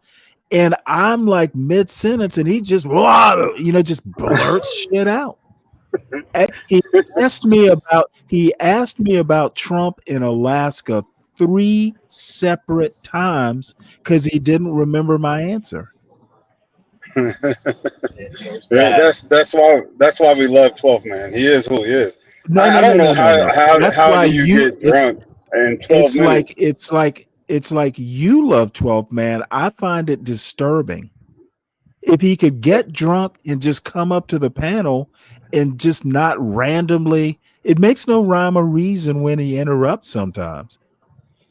Well, all I'm suggesting is to just keep it light with people. I'm not saying that you can't. You can dog out whoever, but you know, in the interest of like, there are days where you have good days, and not every day is as horrible as you turn out to be.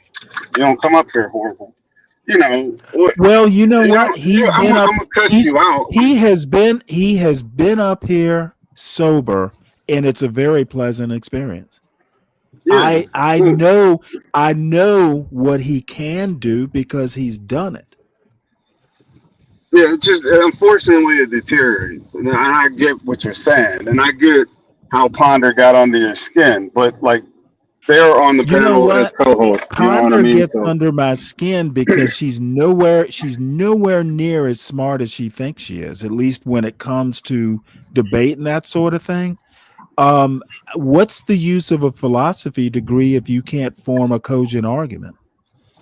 you expect like a full encompass, like there's a Yes. certain amount of smarts that if you just dive into a book that you miss out on the other type of smarts, Okay, well, and that's see, my biggest criticism for you.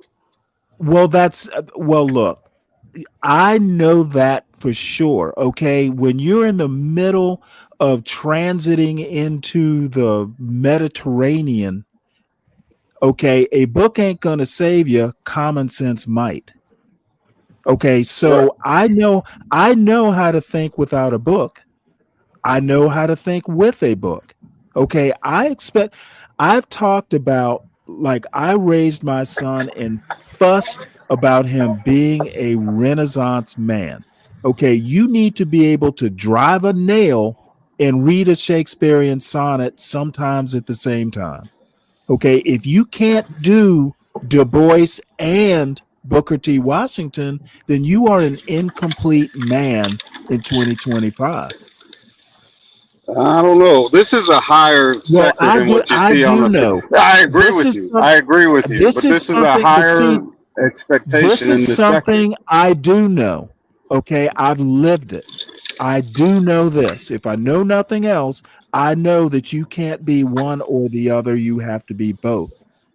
And real quick. Now, so this is where me and you butt heads because you're right. You're absolutely right. But you also have that same blind spot too, because when people tell you, and I'm not preaching at you. I'm just using this as an example. When people tell you that this is what most society is like because they have that experience, and then you're going on panels and you find out that it's actually contrary to what you believe, even though you shut them down on the panel for trying to tell you, it's Well, kind of is it's YouTube kind of the really a same reflect? thing. Um, well, now I am also being hyperbolic. I do know that there are bomb cherries out there. I just Now you didn't know do. she. Well, now I do. And experience teaches you. At least I can say, well, Dave, you were right. And I do put this emphasis on a win. It's not really a win. It's just more like we're both learning. Like I learned a lot from you. It's just something to keep eye on. You ever buy a car and notice that that car is everywhere? It's like that. Once you see it, you can't unsee it. Well, You just here's can't the unsee it. deal, though. I can honestly say I have never had the experience I had with Bomb Cherry. I've never had the experience with Mela, like Mela did. I've literally never seen anyone, and maybe I've led a sheltered life, but I don't come across many crazy people, and Bomb Cherry is one of them. So you live and you learn. And solid, let me address Solid Snake right quick. Solid Snake says, you don't have to worry about me anymore, Deacon Dave. Thanks anyway. Salute. Who was worried about you, Solid Snake? Um, I mean, sure, come on up anytime you want, but the world's not ending because Solid Snake doesn't come up on a panel. And, to John's point, look, I know myself well enough to know that I'm an acquired taste. Okay. I've been this way all my life. I am an acquired taste. And not everybody gets me. Why do you think I didn't get married till I was like almost 40?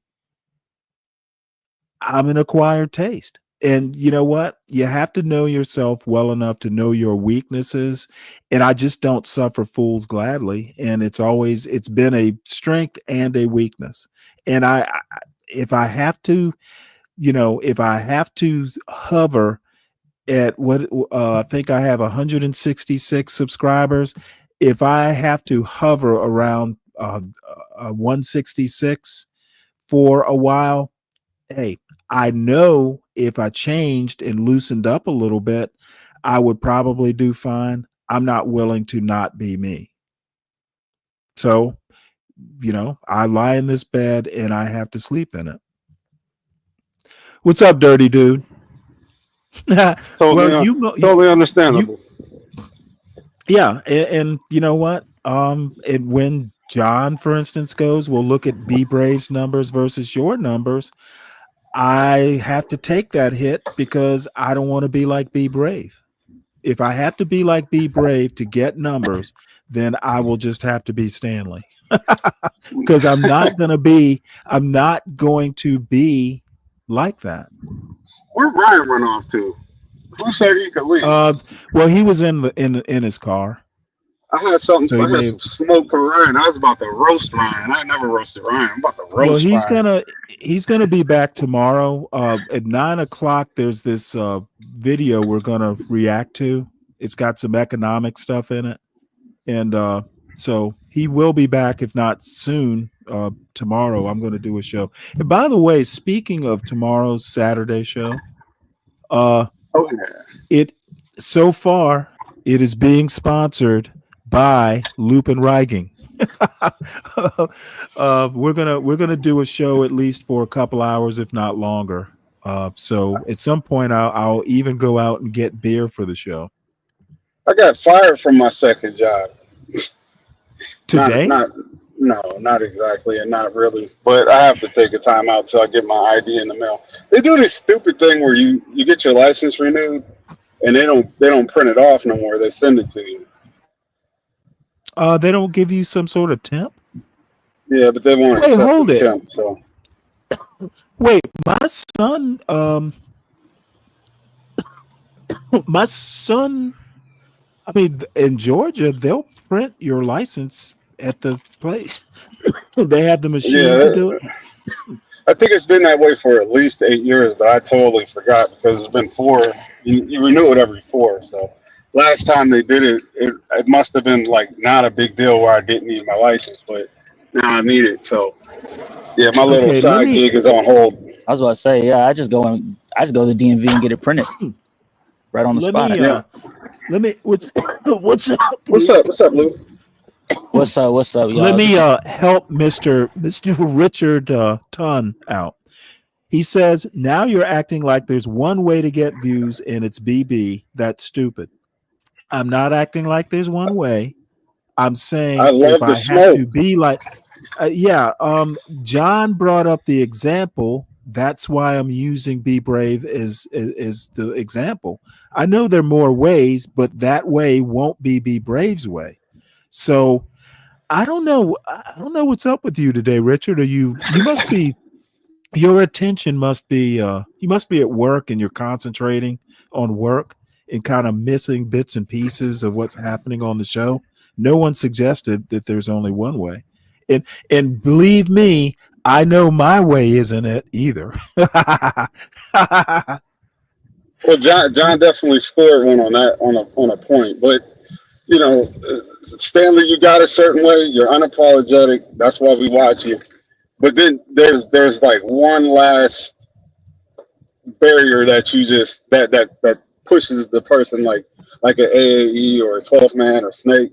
Like Snake giving you shit on a stream is what brings in the views, or AAE brings in views. I'm not saying because you're up here, you're doing mostly like uh, politics, but the entertainment value comes in when people come hit the panel and give you some pushback and some shit. You know what I mean? Well, the thing Snake's is, good at it. AE is learning. I guess she learned how to get under your skin and she's leaning into it. But she wasn't up here well, trying to be a total contrarian. She actually was being. well, I'm not thinking she's being a contrarian. Look, if you're going to roast me like good. Okay, come up here and make your roasting argument, okay? But don't come up here like her contention is that this Tamika Michelle culture critique is anywhere near top notch. This woman, Shamika Michelle, is not good at culture critique. Okay, I it's think all she's great. political. No, she is really, she's not illiterate, but she could use a good philosophy or logic course or something like that. Sometimes what she's criticizing and her argument are disconnected. Like she wants to criticize women with unnatural colored weaves while wearing a weave. Okay, Is it if you're unnatural wearing, color? if you look, she's criticizing that it's not your natural hair when or it doesn't match their natural hair wearing a fucking weave. Why do I understand that point, but you're missing it? Okay, because well then you have a low understanding of how arguments work. Okay, nobody looks at her weave and thinks it's her natural hair. It does not match her natural hair. Very few black women have weaves like that are natural. Okay, well, The only braids that I've seen that long that are natural tend to be something more like dreadlocks. but are they Nobody, purple? no. Black women don't, I've never met a black woman with hair that long that was braided. Now, I'm not saying they don't exist. I'm saying they're not common. So when they look at Tamika Michelle wearing braids, it doesn't matter whether it's near her natural hair color. They know it's a weave. A woman wearing a weave should not be criticizing other people's weaves. Color, it doesn't matter. The criticism, I think. she shouldn't be doing it. It's Okay, like great. it's like living in a glass house and throwing stones. Her house is more Lexan than glass. Okay, all I'm saying is someone wearing a weave. A weave is unnatural. Even if it imitates your actual hair color, it's still, people know it's not your real hair. It's just more apparent if you're wearing like a blonde weave or something, but a woman wearing a weave is just basically saying, hey, my unnatural hair is a little bit more lifelike than your unnatural hair. It's a bad argument. It's a bad criticism. It's almost, to someone her age who wants to talk politics or culture, it's almost an embarrassing argument. It's so fucking like fifth grade. She wants to get on here and make culture critiques, and she, for some reason or another, isn't good at it. Okay, you're splitting hairs, but I'll give Yes, you I'm splitting I'll weave give hairs. you that. At least I'm splitting natural hair. Nice one, Dave. Point to Dave. Yeah, I don't know the full discussion, but to me, a weave Wookie is a weave Wookie. So Yeah, I don't really but care. she's criticizing other people's weaves, and it's not like she, wearing Like a weave blonde supremacy. weave. Weave supremacy, exactly. That's crazy. Wigwam supremacy. That's crazy. Hey, But there was one other thing thing I want though. to point out, though, is, you know what? You guys get up here, and Dave, you're making a critique, but you know what? It's not like I don't accept critiques. I don't accept bad critiques, and Ponder is not good at making critiques either. She's book smart. Okay, but that's okay. book smart, dude. Book smart isn't gonna cut it on this panel. You're damn right. I mean, you got to make a good argument. Look, you know what? If you make a good argument that I can't defeat, then you know what? I'm defeated. Okay, but you come up here half-assing some political point. If you're a conservative and you come up and critique me for being not conservative, well, good job. Tell me something I don't know. She's not coming up here doing anything original or even cogent. All right, well, check this one out.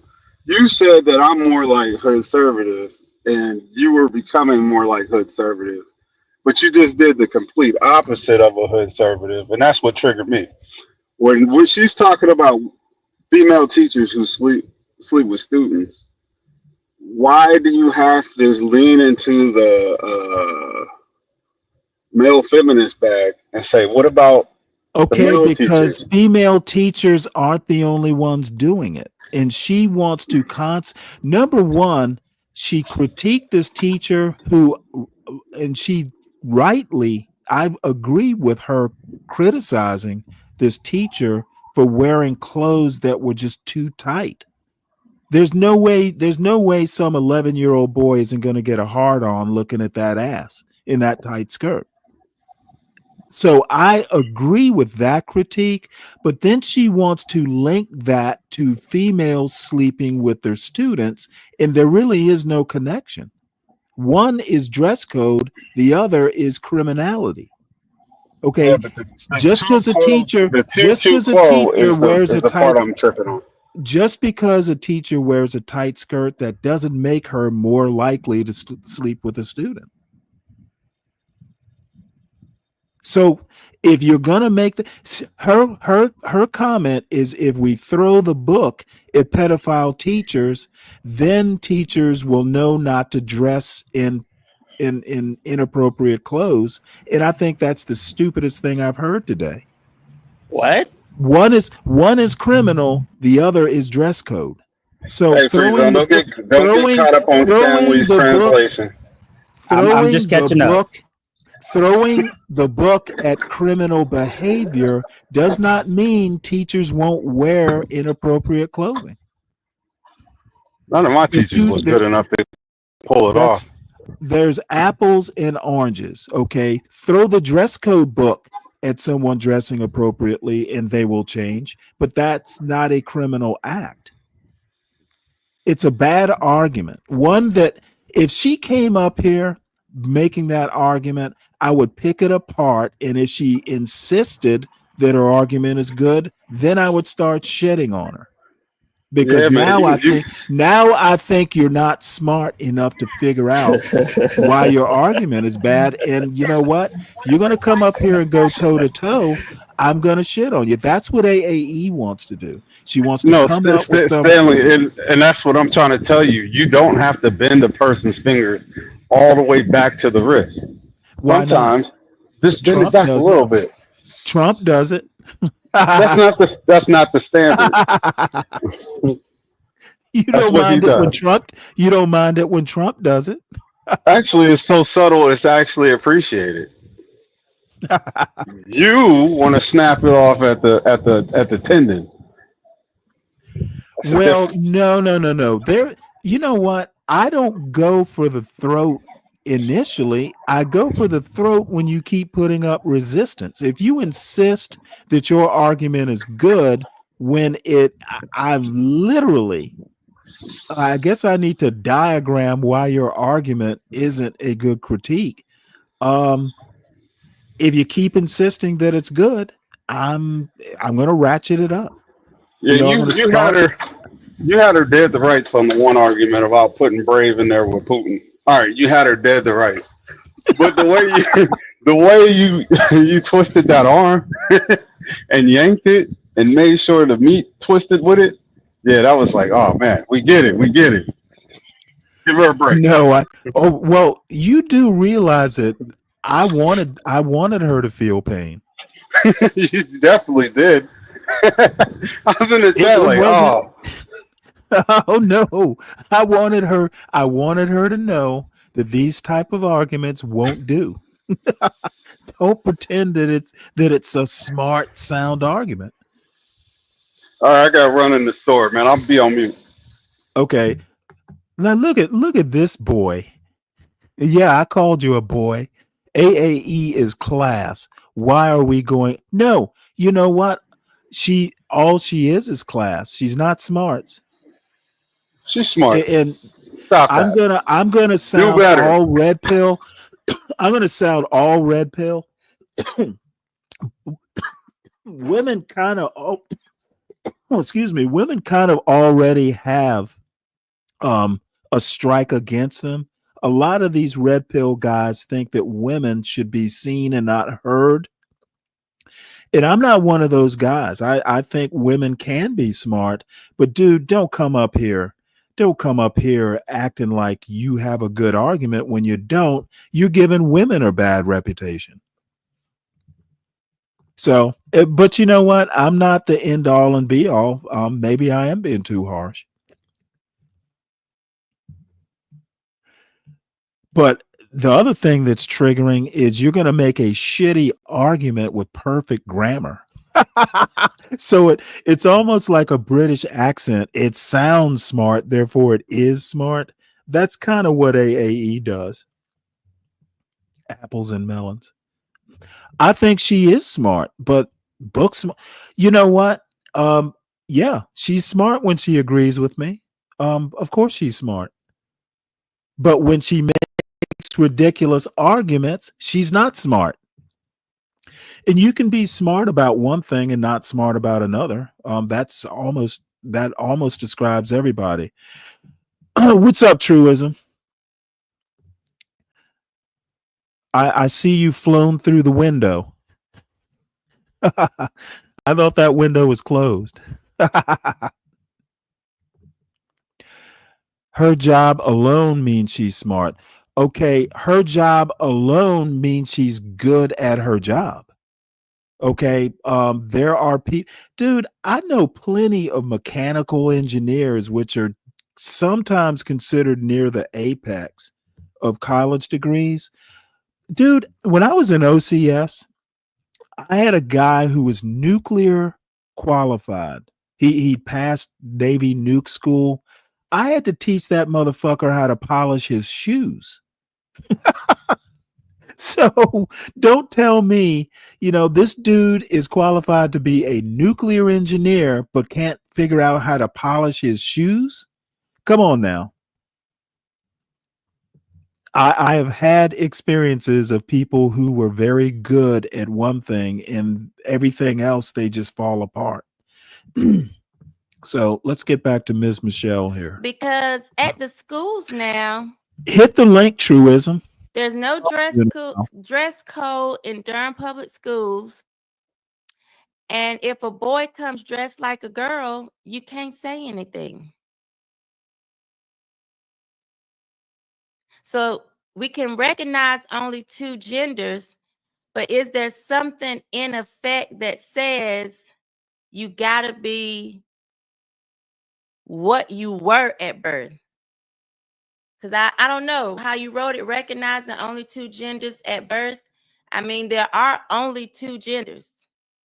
But do you have to, are they gonna walk back, allowing them to come to school? This is just another example of a really fucked up, just incoherent argument.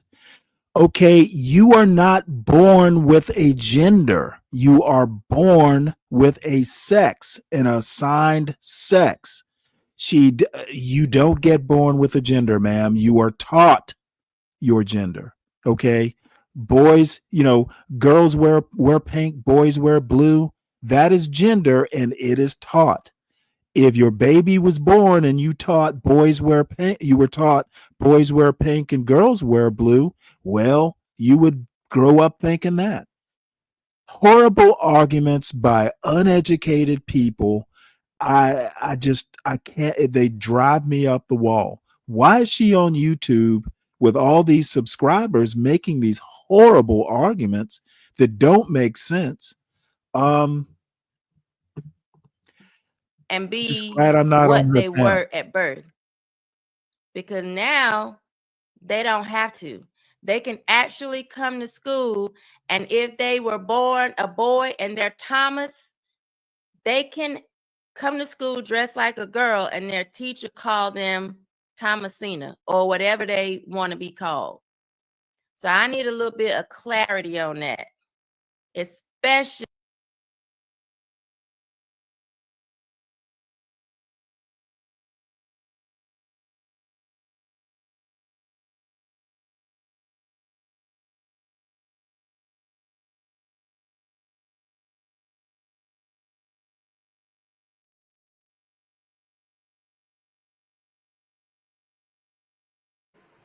I think you're muted, Stanley. Oh shoot, I'm sorry. I didn't read the last sentence, but at least you got it right. Male, female dynamic. Um,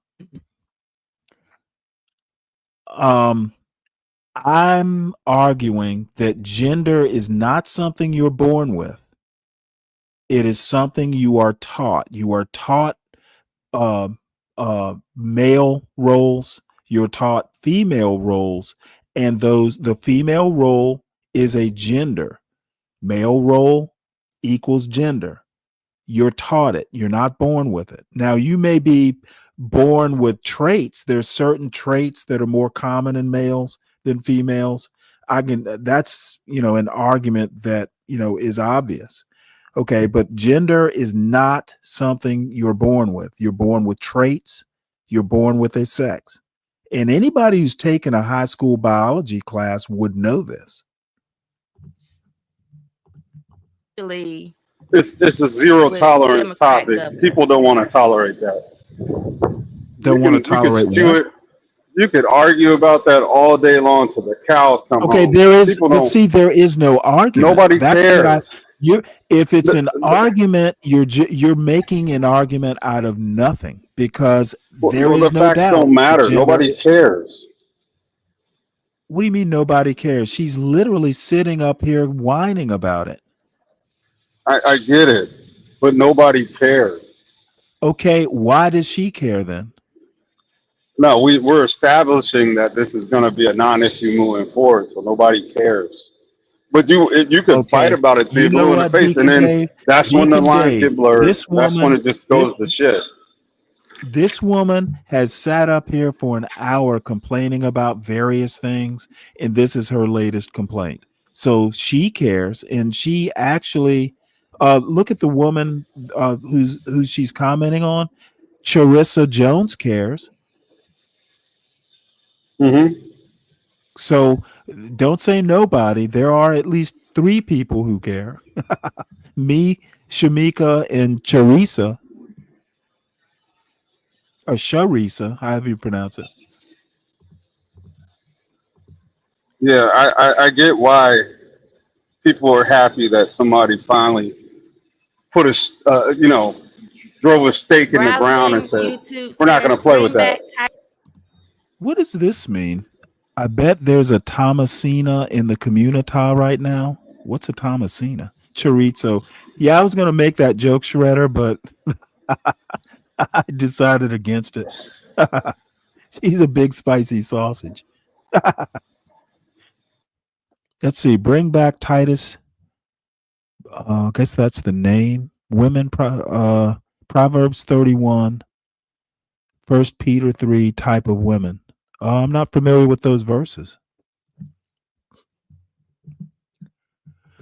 So let's get back to Titus 2 women. Yes. Mika. Proverbs 31. Yes. 1 Peter 3 type of women. Yes.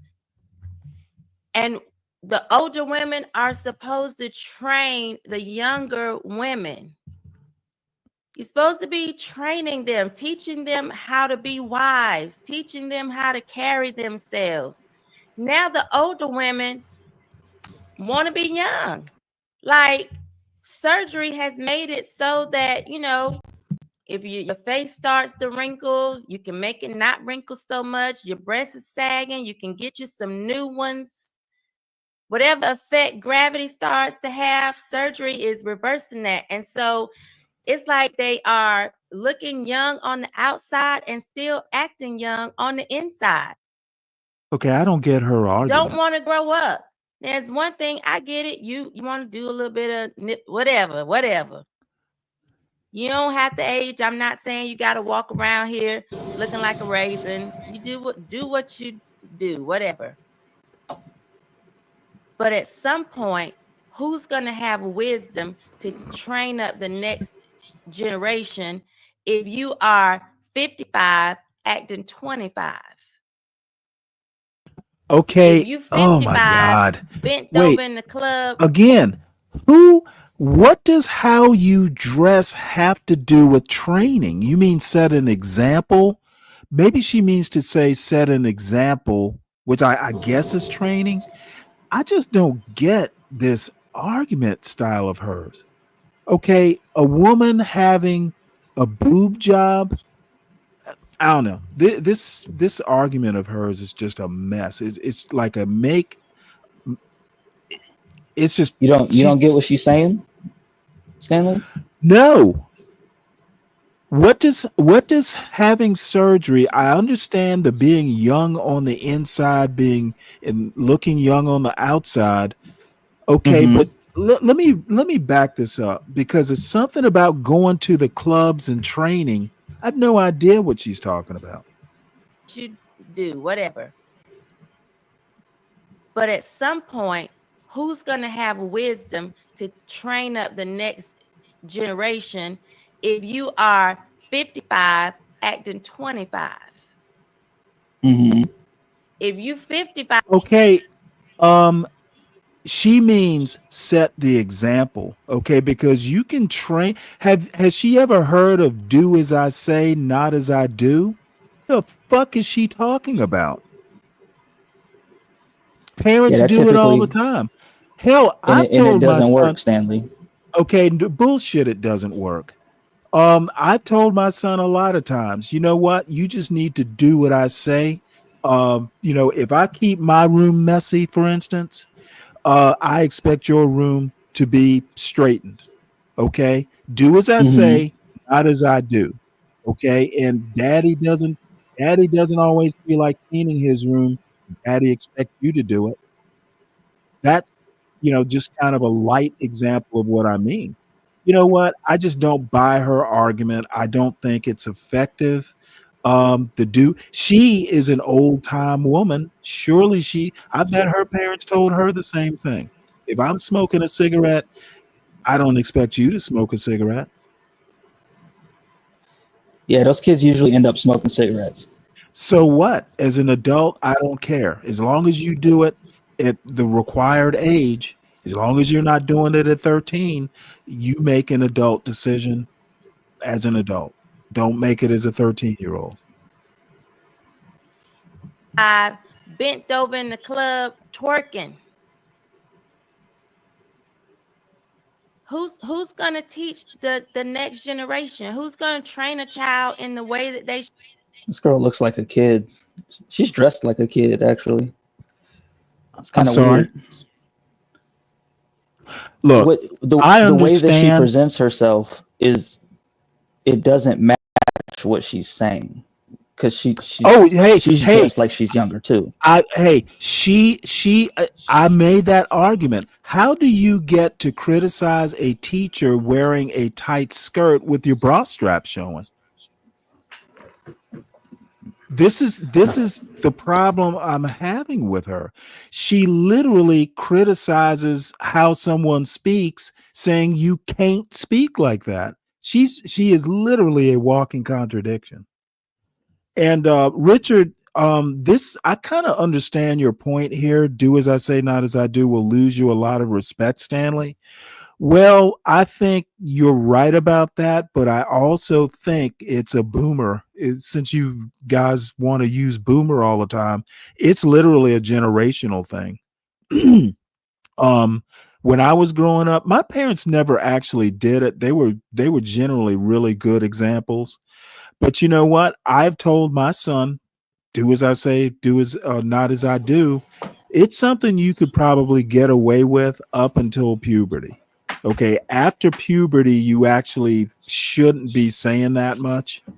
But you know Mm-hmm. what? If you're 5 years old and I tell you to clean your room, and he goes, "Well, your room is messy," that's when 5-year-old you're going to do as you're going to do as I say. Okay, it is a limited. It has a shelf life. I will admit that. But Okay, I'm glad the shelf life. Thank you, sir. yeah, I mean, you don't do that, to a high schooler because they can, they can do what you do behind your back, but a 5-year-old isn't. So yeah. You had to tease it out of me, and yeah, sometimes I'll blurt something out, assuming people kind of understand why I'm saying it, and then But you did the right thing. You started testing. Okay, let's test this out, and I had to qualify it. There's nothing wrong with that. As a matter of fact, I expect it. If you're talking to someone smart, I probably should have explained myself. Should go. Ty laughing because I said harlots. Yeah, that was my nice way of saying it. I don't know. I don't know if you're right about that. I guarantee you there's some parents who have their kids listen to Shamika. It would not surprise me at all because she's also kind of religious. She may even be ordained. I can't remember, but I would be surprised if no kids ever listen to her message. There are people who think that Shamika Michelle is a good example. She's got kids, for instance. Um, so maybe you're right, Richard. I have my doubts though. And this is almost over, folks. I find her fascinating. Related students. Nowhere is too far gone. People have no convictions. That's the problem. If people really thought God was with them and us as the body of Christ, there wouldn't be so much cowardice. True. He said, have not I commanded thee? Be strong and of good courage. So many people are not, though. Kenny Cam says the older women are in competition. Being 35 and working in social work, which is a female-dominated field, it's wild how 50-year-old women act. Kenny, I believe you. I see it. I see it, and it's so sad. Like, grow up. Who's going to help these young people coming behind us? I have children that are grown. We were just talking, like my youngest daughter, I know I'm 37, but my youngest daughter will be 21 next year. And I'm like, wow. Did All of she y'all say are she's grown, right? 37? You want to go to the restaurant? You can order. Wait, did I hear that right? Wait a minute. Hold on one I sec. mean, she was. I Like, mean, grow she was. up. Who's 16. Yeah. gonna help these young people coming behind us? I have children that are grown. We were just talking, like my youngest Oh my daughter. God, man. I know I'm 37, but my youngest daughter will be. See, did you see that little smile? She's basically realizing that, oh yeah, you know what? I had it at 16. Look, it's always, I made a comment once on a radio show years ago. And my comment was, former smokers are usually the biggest proponents of coming down hard. We were talking tobacco laws. This was years ago. And the argument was about outlawing cigarettes, that sort of thing. It's always the former smokers that want to be the most strict legally. It's always, the people who've kind of strayed as kids who are the most strict disciplinarians. So this is just another example of Tamika Michelle. Just sometimes she's not the right messenger. Okay, you can't be criticizing people's tight skirt when your bra strap is showing and you got off the shoulder action here. She is a walking contradiction sometimes. You know what else she said? She also said, not only did she have a kid at 16, she said her youngest daughter,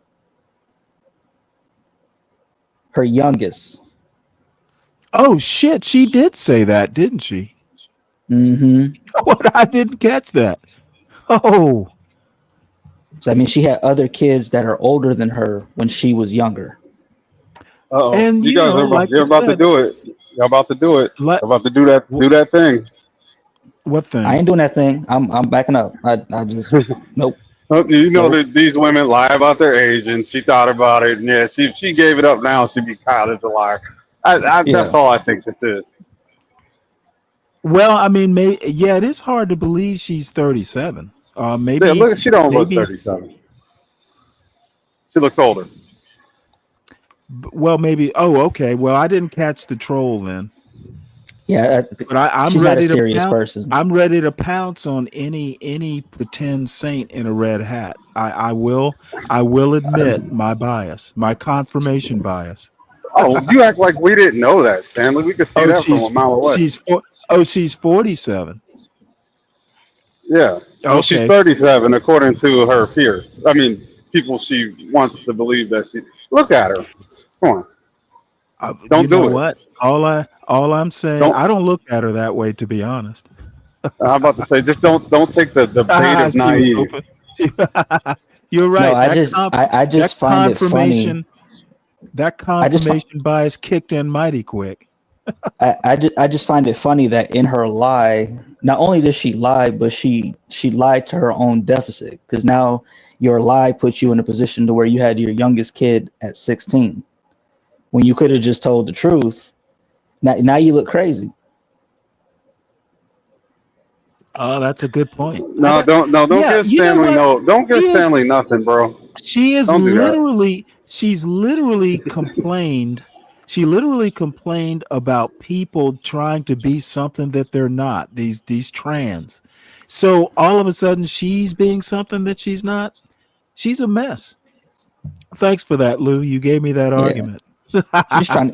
She like everybody else on YouTube, just trying to get paid. This ain't serious, man. Very few people are No, I actually think she is. serious. I've seen her. I've seen her on other podcasts. She is serious. How do you define serious? She's a culture warrior. She's serious about her money. I don't Or think her she's clout? making a whole lot of money from this. She does other things. She's like a motivational speaker. YouTube isn't probably her primary source of income, and she's married. Um, Just Zhang I Wei just think just she's popped trying in to to say, good old attention. "Yeah, where have you been, Zhang? Good to see you." Go ahead. I'm sorry, I cut you off. Nah, it's just good old attention seeking. That's all. That's what I think it Look, is. she is extremely attractive. I would go for her in a heartbeat, even There though you go, her, Stanley. we would be fighting all the time. But physically, she's attractive. I don't think you would, Stanley. I don't think she'd fight you. I think she strikes me as a person that blows wherever the wind takes her. No pun intended. No, you know what? She strikes me the opposite. She'd be trying to baptize me. Uh-oh. You would take it too. Look, how I get baptized as long as you never wear that stupid hat again. Like you'd something like that. No, no, You'd no, find no. some You know middle what? ground. I use the term I am a cultural Catholic. Let me tell you a story. Years ago, I am literally a cultural Catholic. Years ago, when I think we might have been 10 or 11, we used to spend summers with my grandparents, my father's parents, down in little Adel, Georgia. So we went to church. I think my grandmother was AME. We went to church. It was a communion Sunday. And we went to church with my grandmother, and as they're passing around the bread and the little thimble of Welch's grape juice or whatever it is, my sister took communion. They gave it to me, and I said, no, thanks. I'm Catholic. And now I'm 11. Probably, I know I wasn't in high school. No, I'm Catholic. Why would I take communion in another church? Well, somehow or another, my mother found out. Oh, my mother was hot. You did what? So, this is one of those times where, she's fussed at my sister. My mother was appalled. And when it came to me, she's like, good job, Stanley. You have some sense. Look, I'm a cultural Catholic. I don't go to church. I think organized religion is a little troublesome, but I am a cultural Catholic. Wait. So as a Catholic, you Catholics don't take commission? Not commission. Well, They yeah, don't take communion? from a priest in a Catholic church. Okay, I didn't know I'm there not wasn't going to be any doing I'm communion. not going to be doing communion in an AME church. Oh, so you can only do it at your church. That's how that works? No.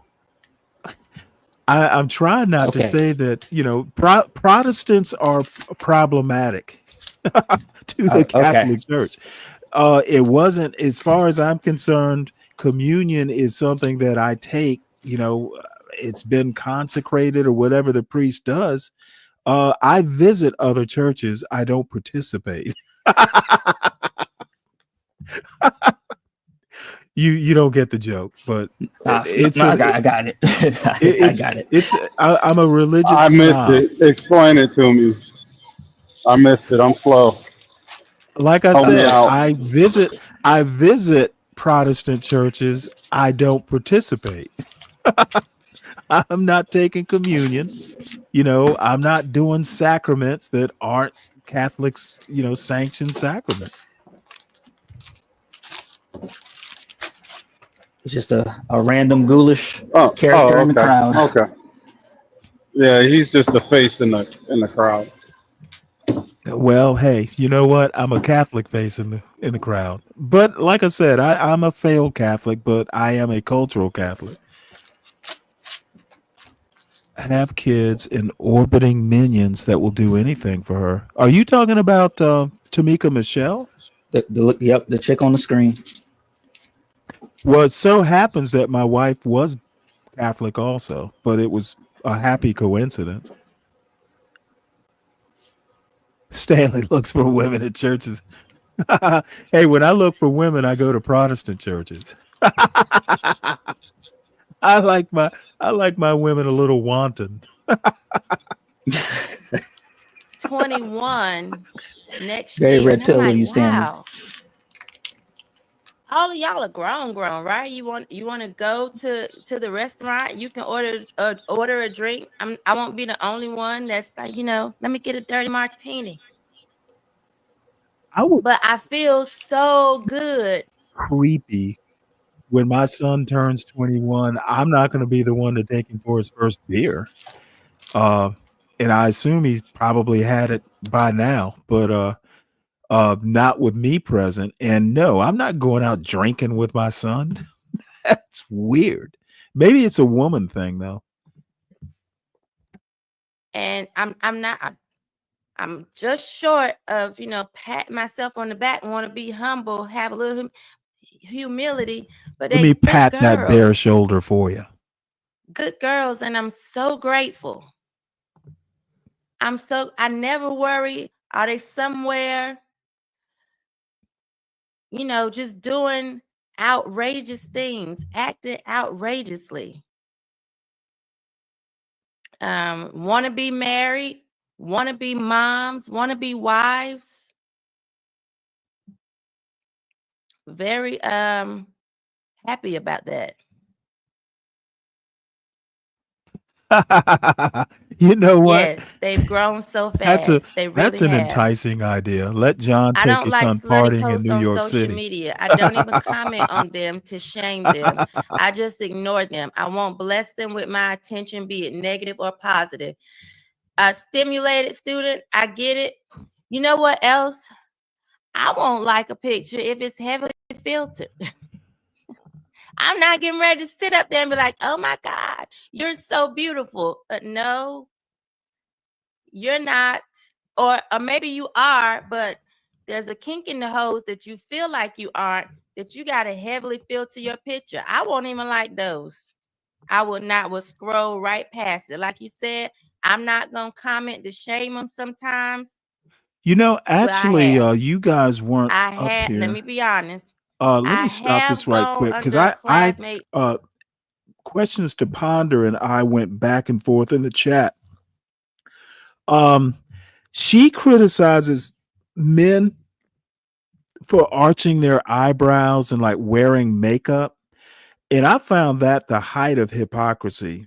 Here she is wearing a MAGA hat, criticizing women for makeup and arching eyebrows and stuff when both her president her president and her vice president both wear makeup.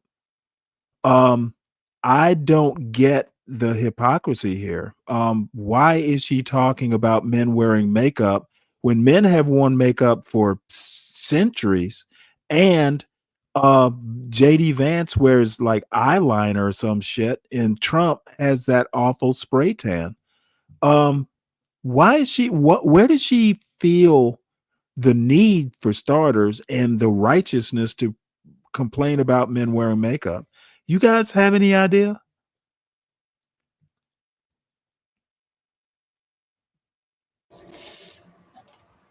Nope. Well, people they must just be want to. thinking about.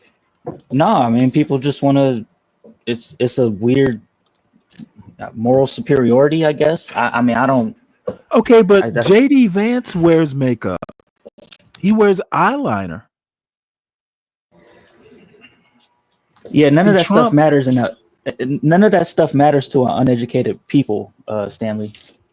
People like who they like, and they will excuse anything for people that they like. okay, well, I guess that's his. I just think that she, as like a YouTube kind of politics and culture commentator, should be able to know that her argument is ridiculous and hypocritical. I'm honest. I honestly expect better from Shamika. Excuse me. Picture and said, "Who is that?" I'm guilty. I did. Because, baby, I done known you for 30 years. That's not you. So, I did go under a No, it's classmate's picture and Shamika ask, with an SH. who this woman? Kelvin. Go watch Vincent Ellison Everett. I love him. Learn our true history. Please exit the chat with that. Oh, she's telling somebody who we need. Kelvin, I don't know if you can see the screen here. It literally, this is her name, Shamika, Shemeka, not Tamika. To get on browsing YouTube. She's telling them to exit the chat if you're not here to contribute to the conversation at hand. I know that's right. Eugene Chris. Let me see what I missed. I missed somebody.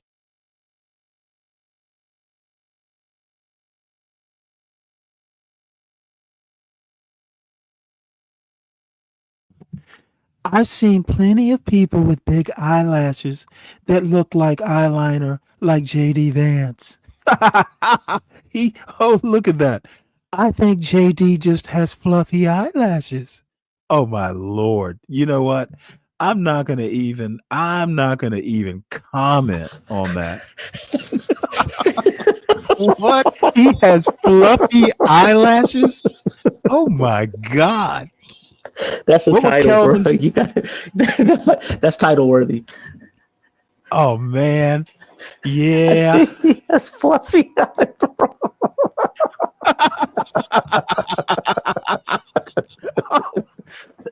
Oh, that is. Oh yeah. I'm gonna go ahead.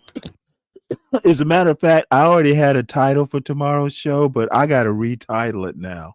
I can't believe. I think JD has fluffy eyelashes.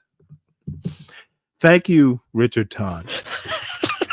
As a matter of fact, I'm going to make you a sponsor of tomorrow's show.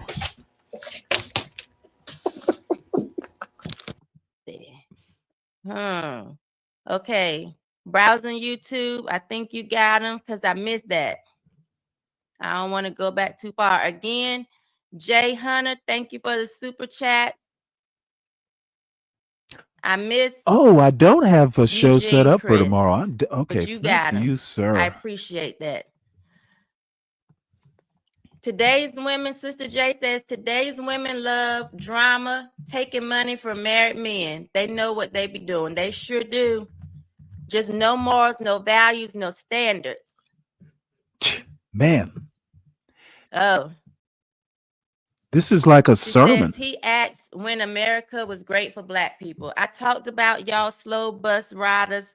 I opened up with that. And then go back to yesterday's show. I talked to y'all riders. yesterday. You mean short bus riders, man? Aren't logical, but I was specific about this hack today and how I feel.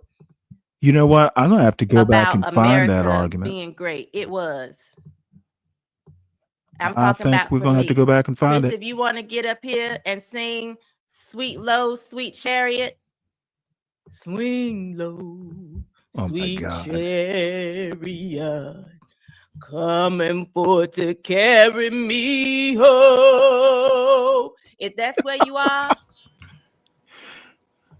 I can't help you. I don't even know how you still here in 2025. Nobody knows the troubles I see. Look at this guy. He's just gonna keep going. Stanley is so unobservant that he's never seen a guy with naturally big eyelashes in 60 years of life. Dude, Eugene I don't Chris, look at my men that bad. hard. Apparently you But I'm do. talking to people My man really going hard for these eyelashes. who remember That's kind of crazy. when Hey, I bet your heart goes all pitter patter when JD Vance bats his eyelashes, those big fluffy eyelashes at you. Your heart went pitter patter. He ready to come see you about some eyelashes, man. That's crazy. Pretty good. All right. Look at Brian I think Nichols. I'm gonna get Every out of here day because is a I've gone paradise for much blacks. longer than my 20 Well, to 30 today, minutes. maybe. I blame the Pope be Frank earlier in the week for saying 30 minutes not long enough. And now here I am. But I appreciate y'all for tuning in, for joining me. Kenny, it's black people looking for trauma that never happened to them. And it's all to justify their personal failures. Absolutely. That is a very interesting statement he makes. I like the way he stated that. Interesting. I don't necessarily agree with it 100%. I think there are plenty of people who do that. I wouldn't make a blanket statement like that, but that is very eloquently put. I like that.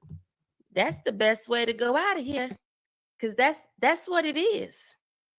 You can't blame massa. You ain't never had a massa. You are where you are because of what you have done or what you haven't done. There's nobody to blame but yourself. Okay? Swing low, sweet chariot. What the I'll see y'all tomorrow.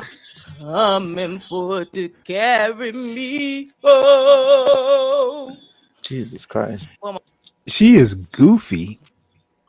Hey, Innate Ways, why don't you come up on panel and cam up so Richard Kahn can dream about your your long eyelashes? You know, girls talk about it. I bet Richard would talk about it if he ever saw those long eyelashes of yours.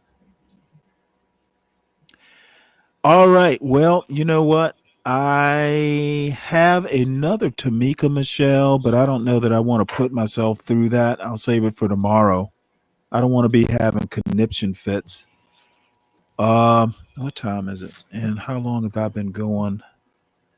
Coming up on 6 5 hours. hours.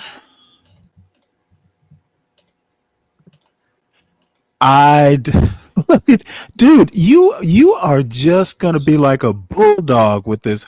Oh, that's funny.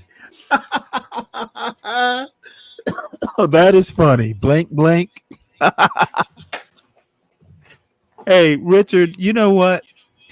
I don't think about anybody wearing eyeliner. I just happened to see JD Vance on TV. I mean, it's not thick eyelashes. It is eyeliner, dude. Tamika Michelle is wearing eyeliner. You can always tell. So I don't know, folks. The heart is willing, but the body may not be willing. Let's see. You talked about men's makeup for 2 hours. Well, that's because she kept bringing it up. All right, folks. You know what? I am going to be back tomorrow at probably. I think I have it scheduled for 9:30. Hopefully, Ryan will be here. We have a specific sociology guyliner. You know what? Maybe they actually call it that. That would actually be a good name for men's eyeliner. Good one, John. Tomorrow at 9:30 in the morning, I'm going to stream on my channel and John's channel, and I may just switch over to my channel. There is a specific sociology 101 from Penn State that we're going to react to. And then I have some history videos and just whatever other foolishness that comes up. So hopefully you guys will be there, and emos and goss call it guyliner. Interesting. Okay, I did not know that, John. So tomorrow is a new day, that is for sure. Everybody have a good rest of your day. I enjoyed it. Thank you to Ryan, Lou, and Dave for coming up. Thank you, 12th Man, for coming up. Thank you, John, for coming up. And all the folks. I actually had a really good time today, guys. Innate, Richard, even questions to ponder. Brian Nichols. Who else was in the chat? Kelvin, of course, Kelvin. He is a Brit with wit. And Shredder, thank you for coming by, Shredder. I don't see you too often. You ought to come by more often. And Truism, I wish you'd come up on the panel. Haven't talked with you in a while. I haven't watched your show in a while. A lot of times by the time your show comes on, I'm getting old man sleep. And Zhang, who I haven't seen in a long time, yeah, I'm glad to know you're okay. Keep working hard. Please drop by more often. So, DiCapriono, where have you been lately? Oh, look at here. Well, Stanley, it says online that his eyelashes are real. Once again, I'm right. You know what? You are the male questions to ponder, according to his wife. Oh my God. You talk to his wife often, Richard? It's eyeliner, Richard. So with that, Yeti Life, I forgot to say, I appreciate you dropping by too. Yeah, that Richard Ton is a strange one for sure. So I'll see you all in the morning. Have a good afternoon. And hopefully John does a show. If you know somebody who drive a truck, I bet you he done had a relationship with a lot lizard. All these truck drivers love these lot lizards. I promise. Lot lizard, come on baby, get inside the truck. Lot lizard, put your head down and ass up. Lot lizard, call me $40 just to fuck. Lot lizard, twerk, twerk, twerk, twerk. And she at the truck stop, walking with her butt out, and she got her stomach out, and she only come out when the sun out. She's a lot lizard. She's a lot lizard. He can be your boyfriend, cousin, husband, daddy, brother. It don't even matter if he driving trucks all around the country and he making money. I bet you he fuck a lot lizard. Come on, baby, get inside the truck. Lot lizard. Put your head down and ass up. Lot lizard. Call me $40 just to fuck. Lot lizard. Twerk, twerk, twerk, twerk, twerk. Twerk, twerk, twerk, twerk, twerk. Twerk, twerk, twerk, twerk, twerk. Lot lizard. Twerk, twerk.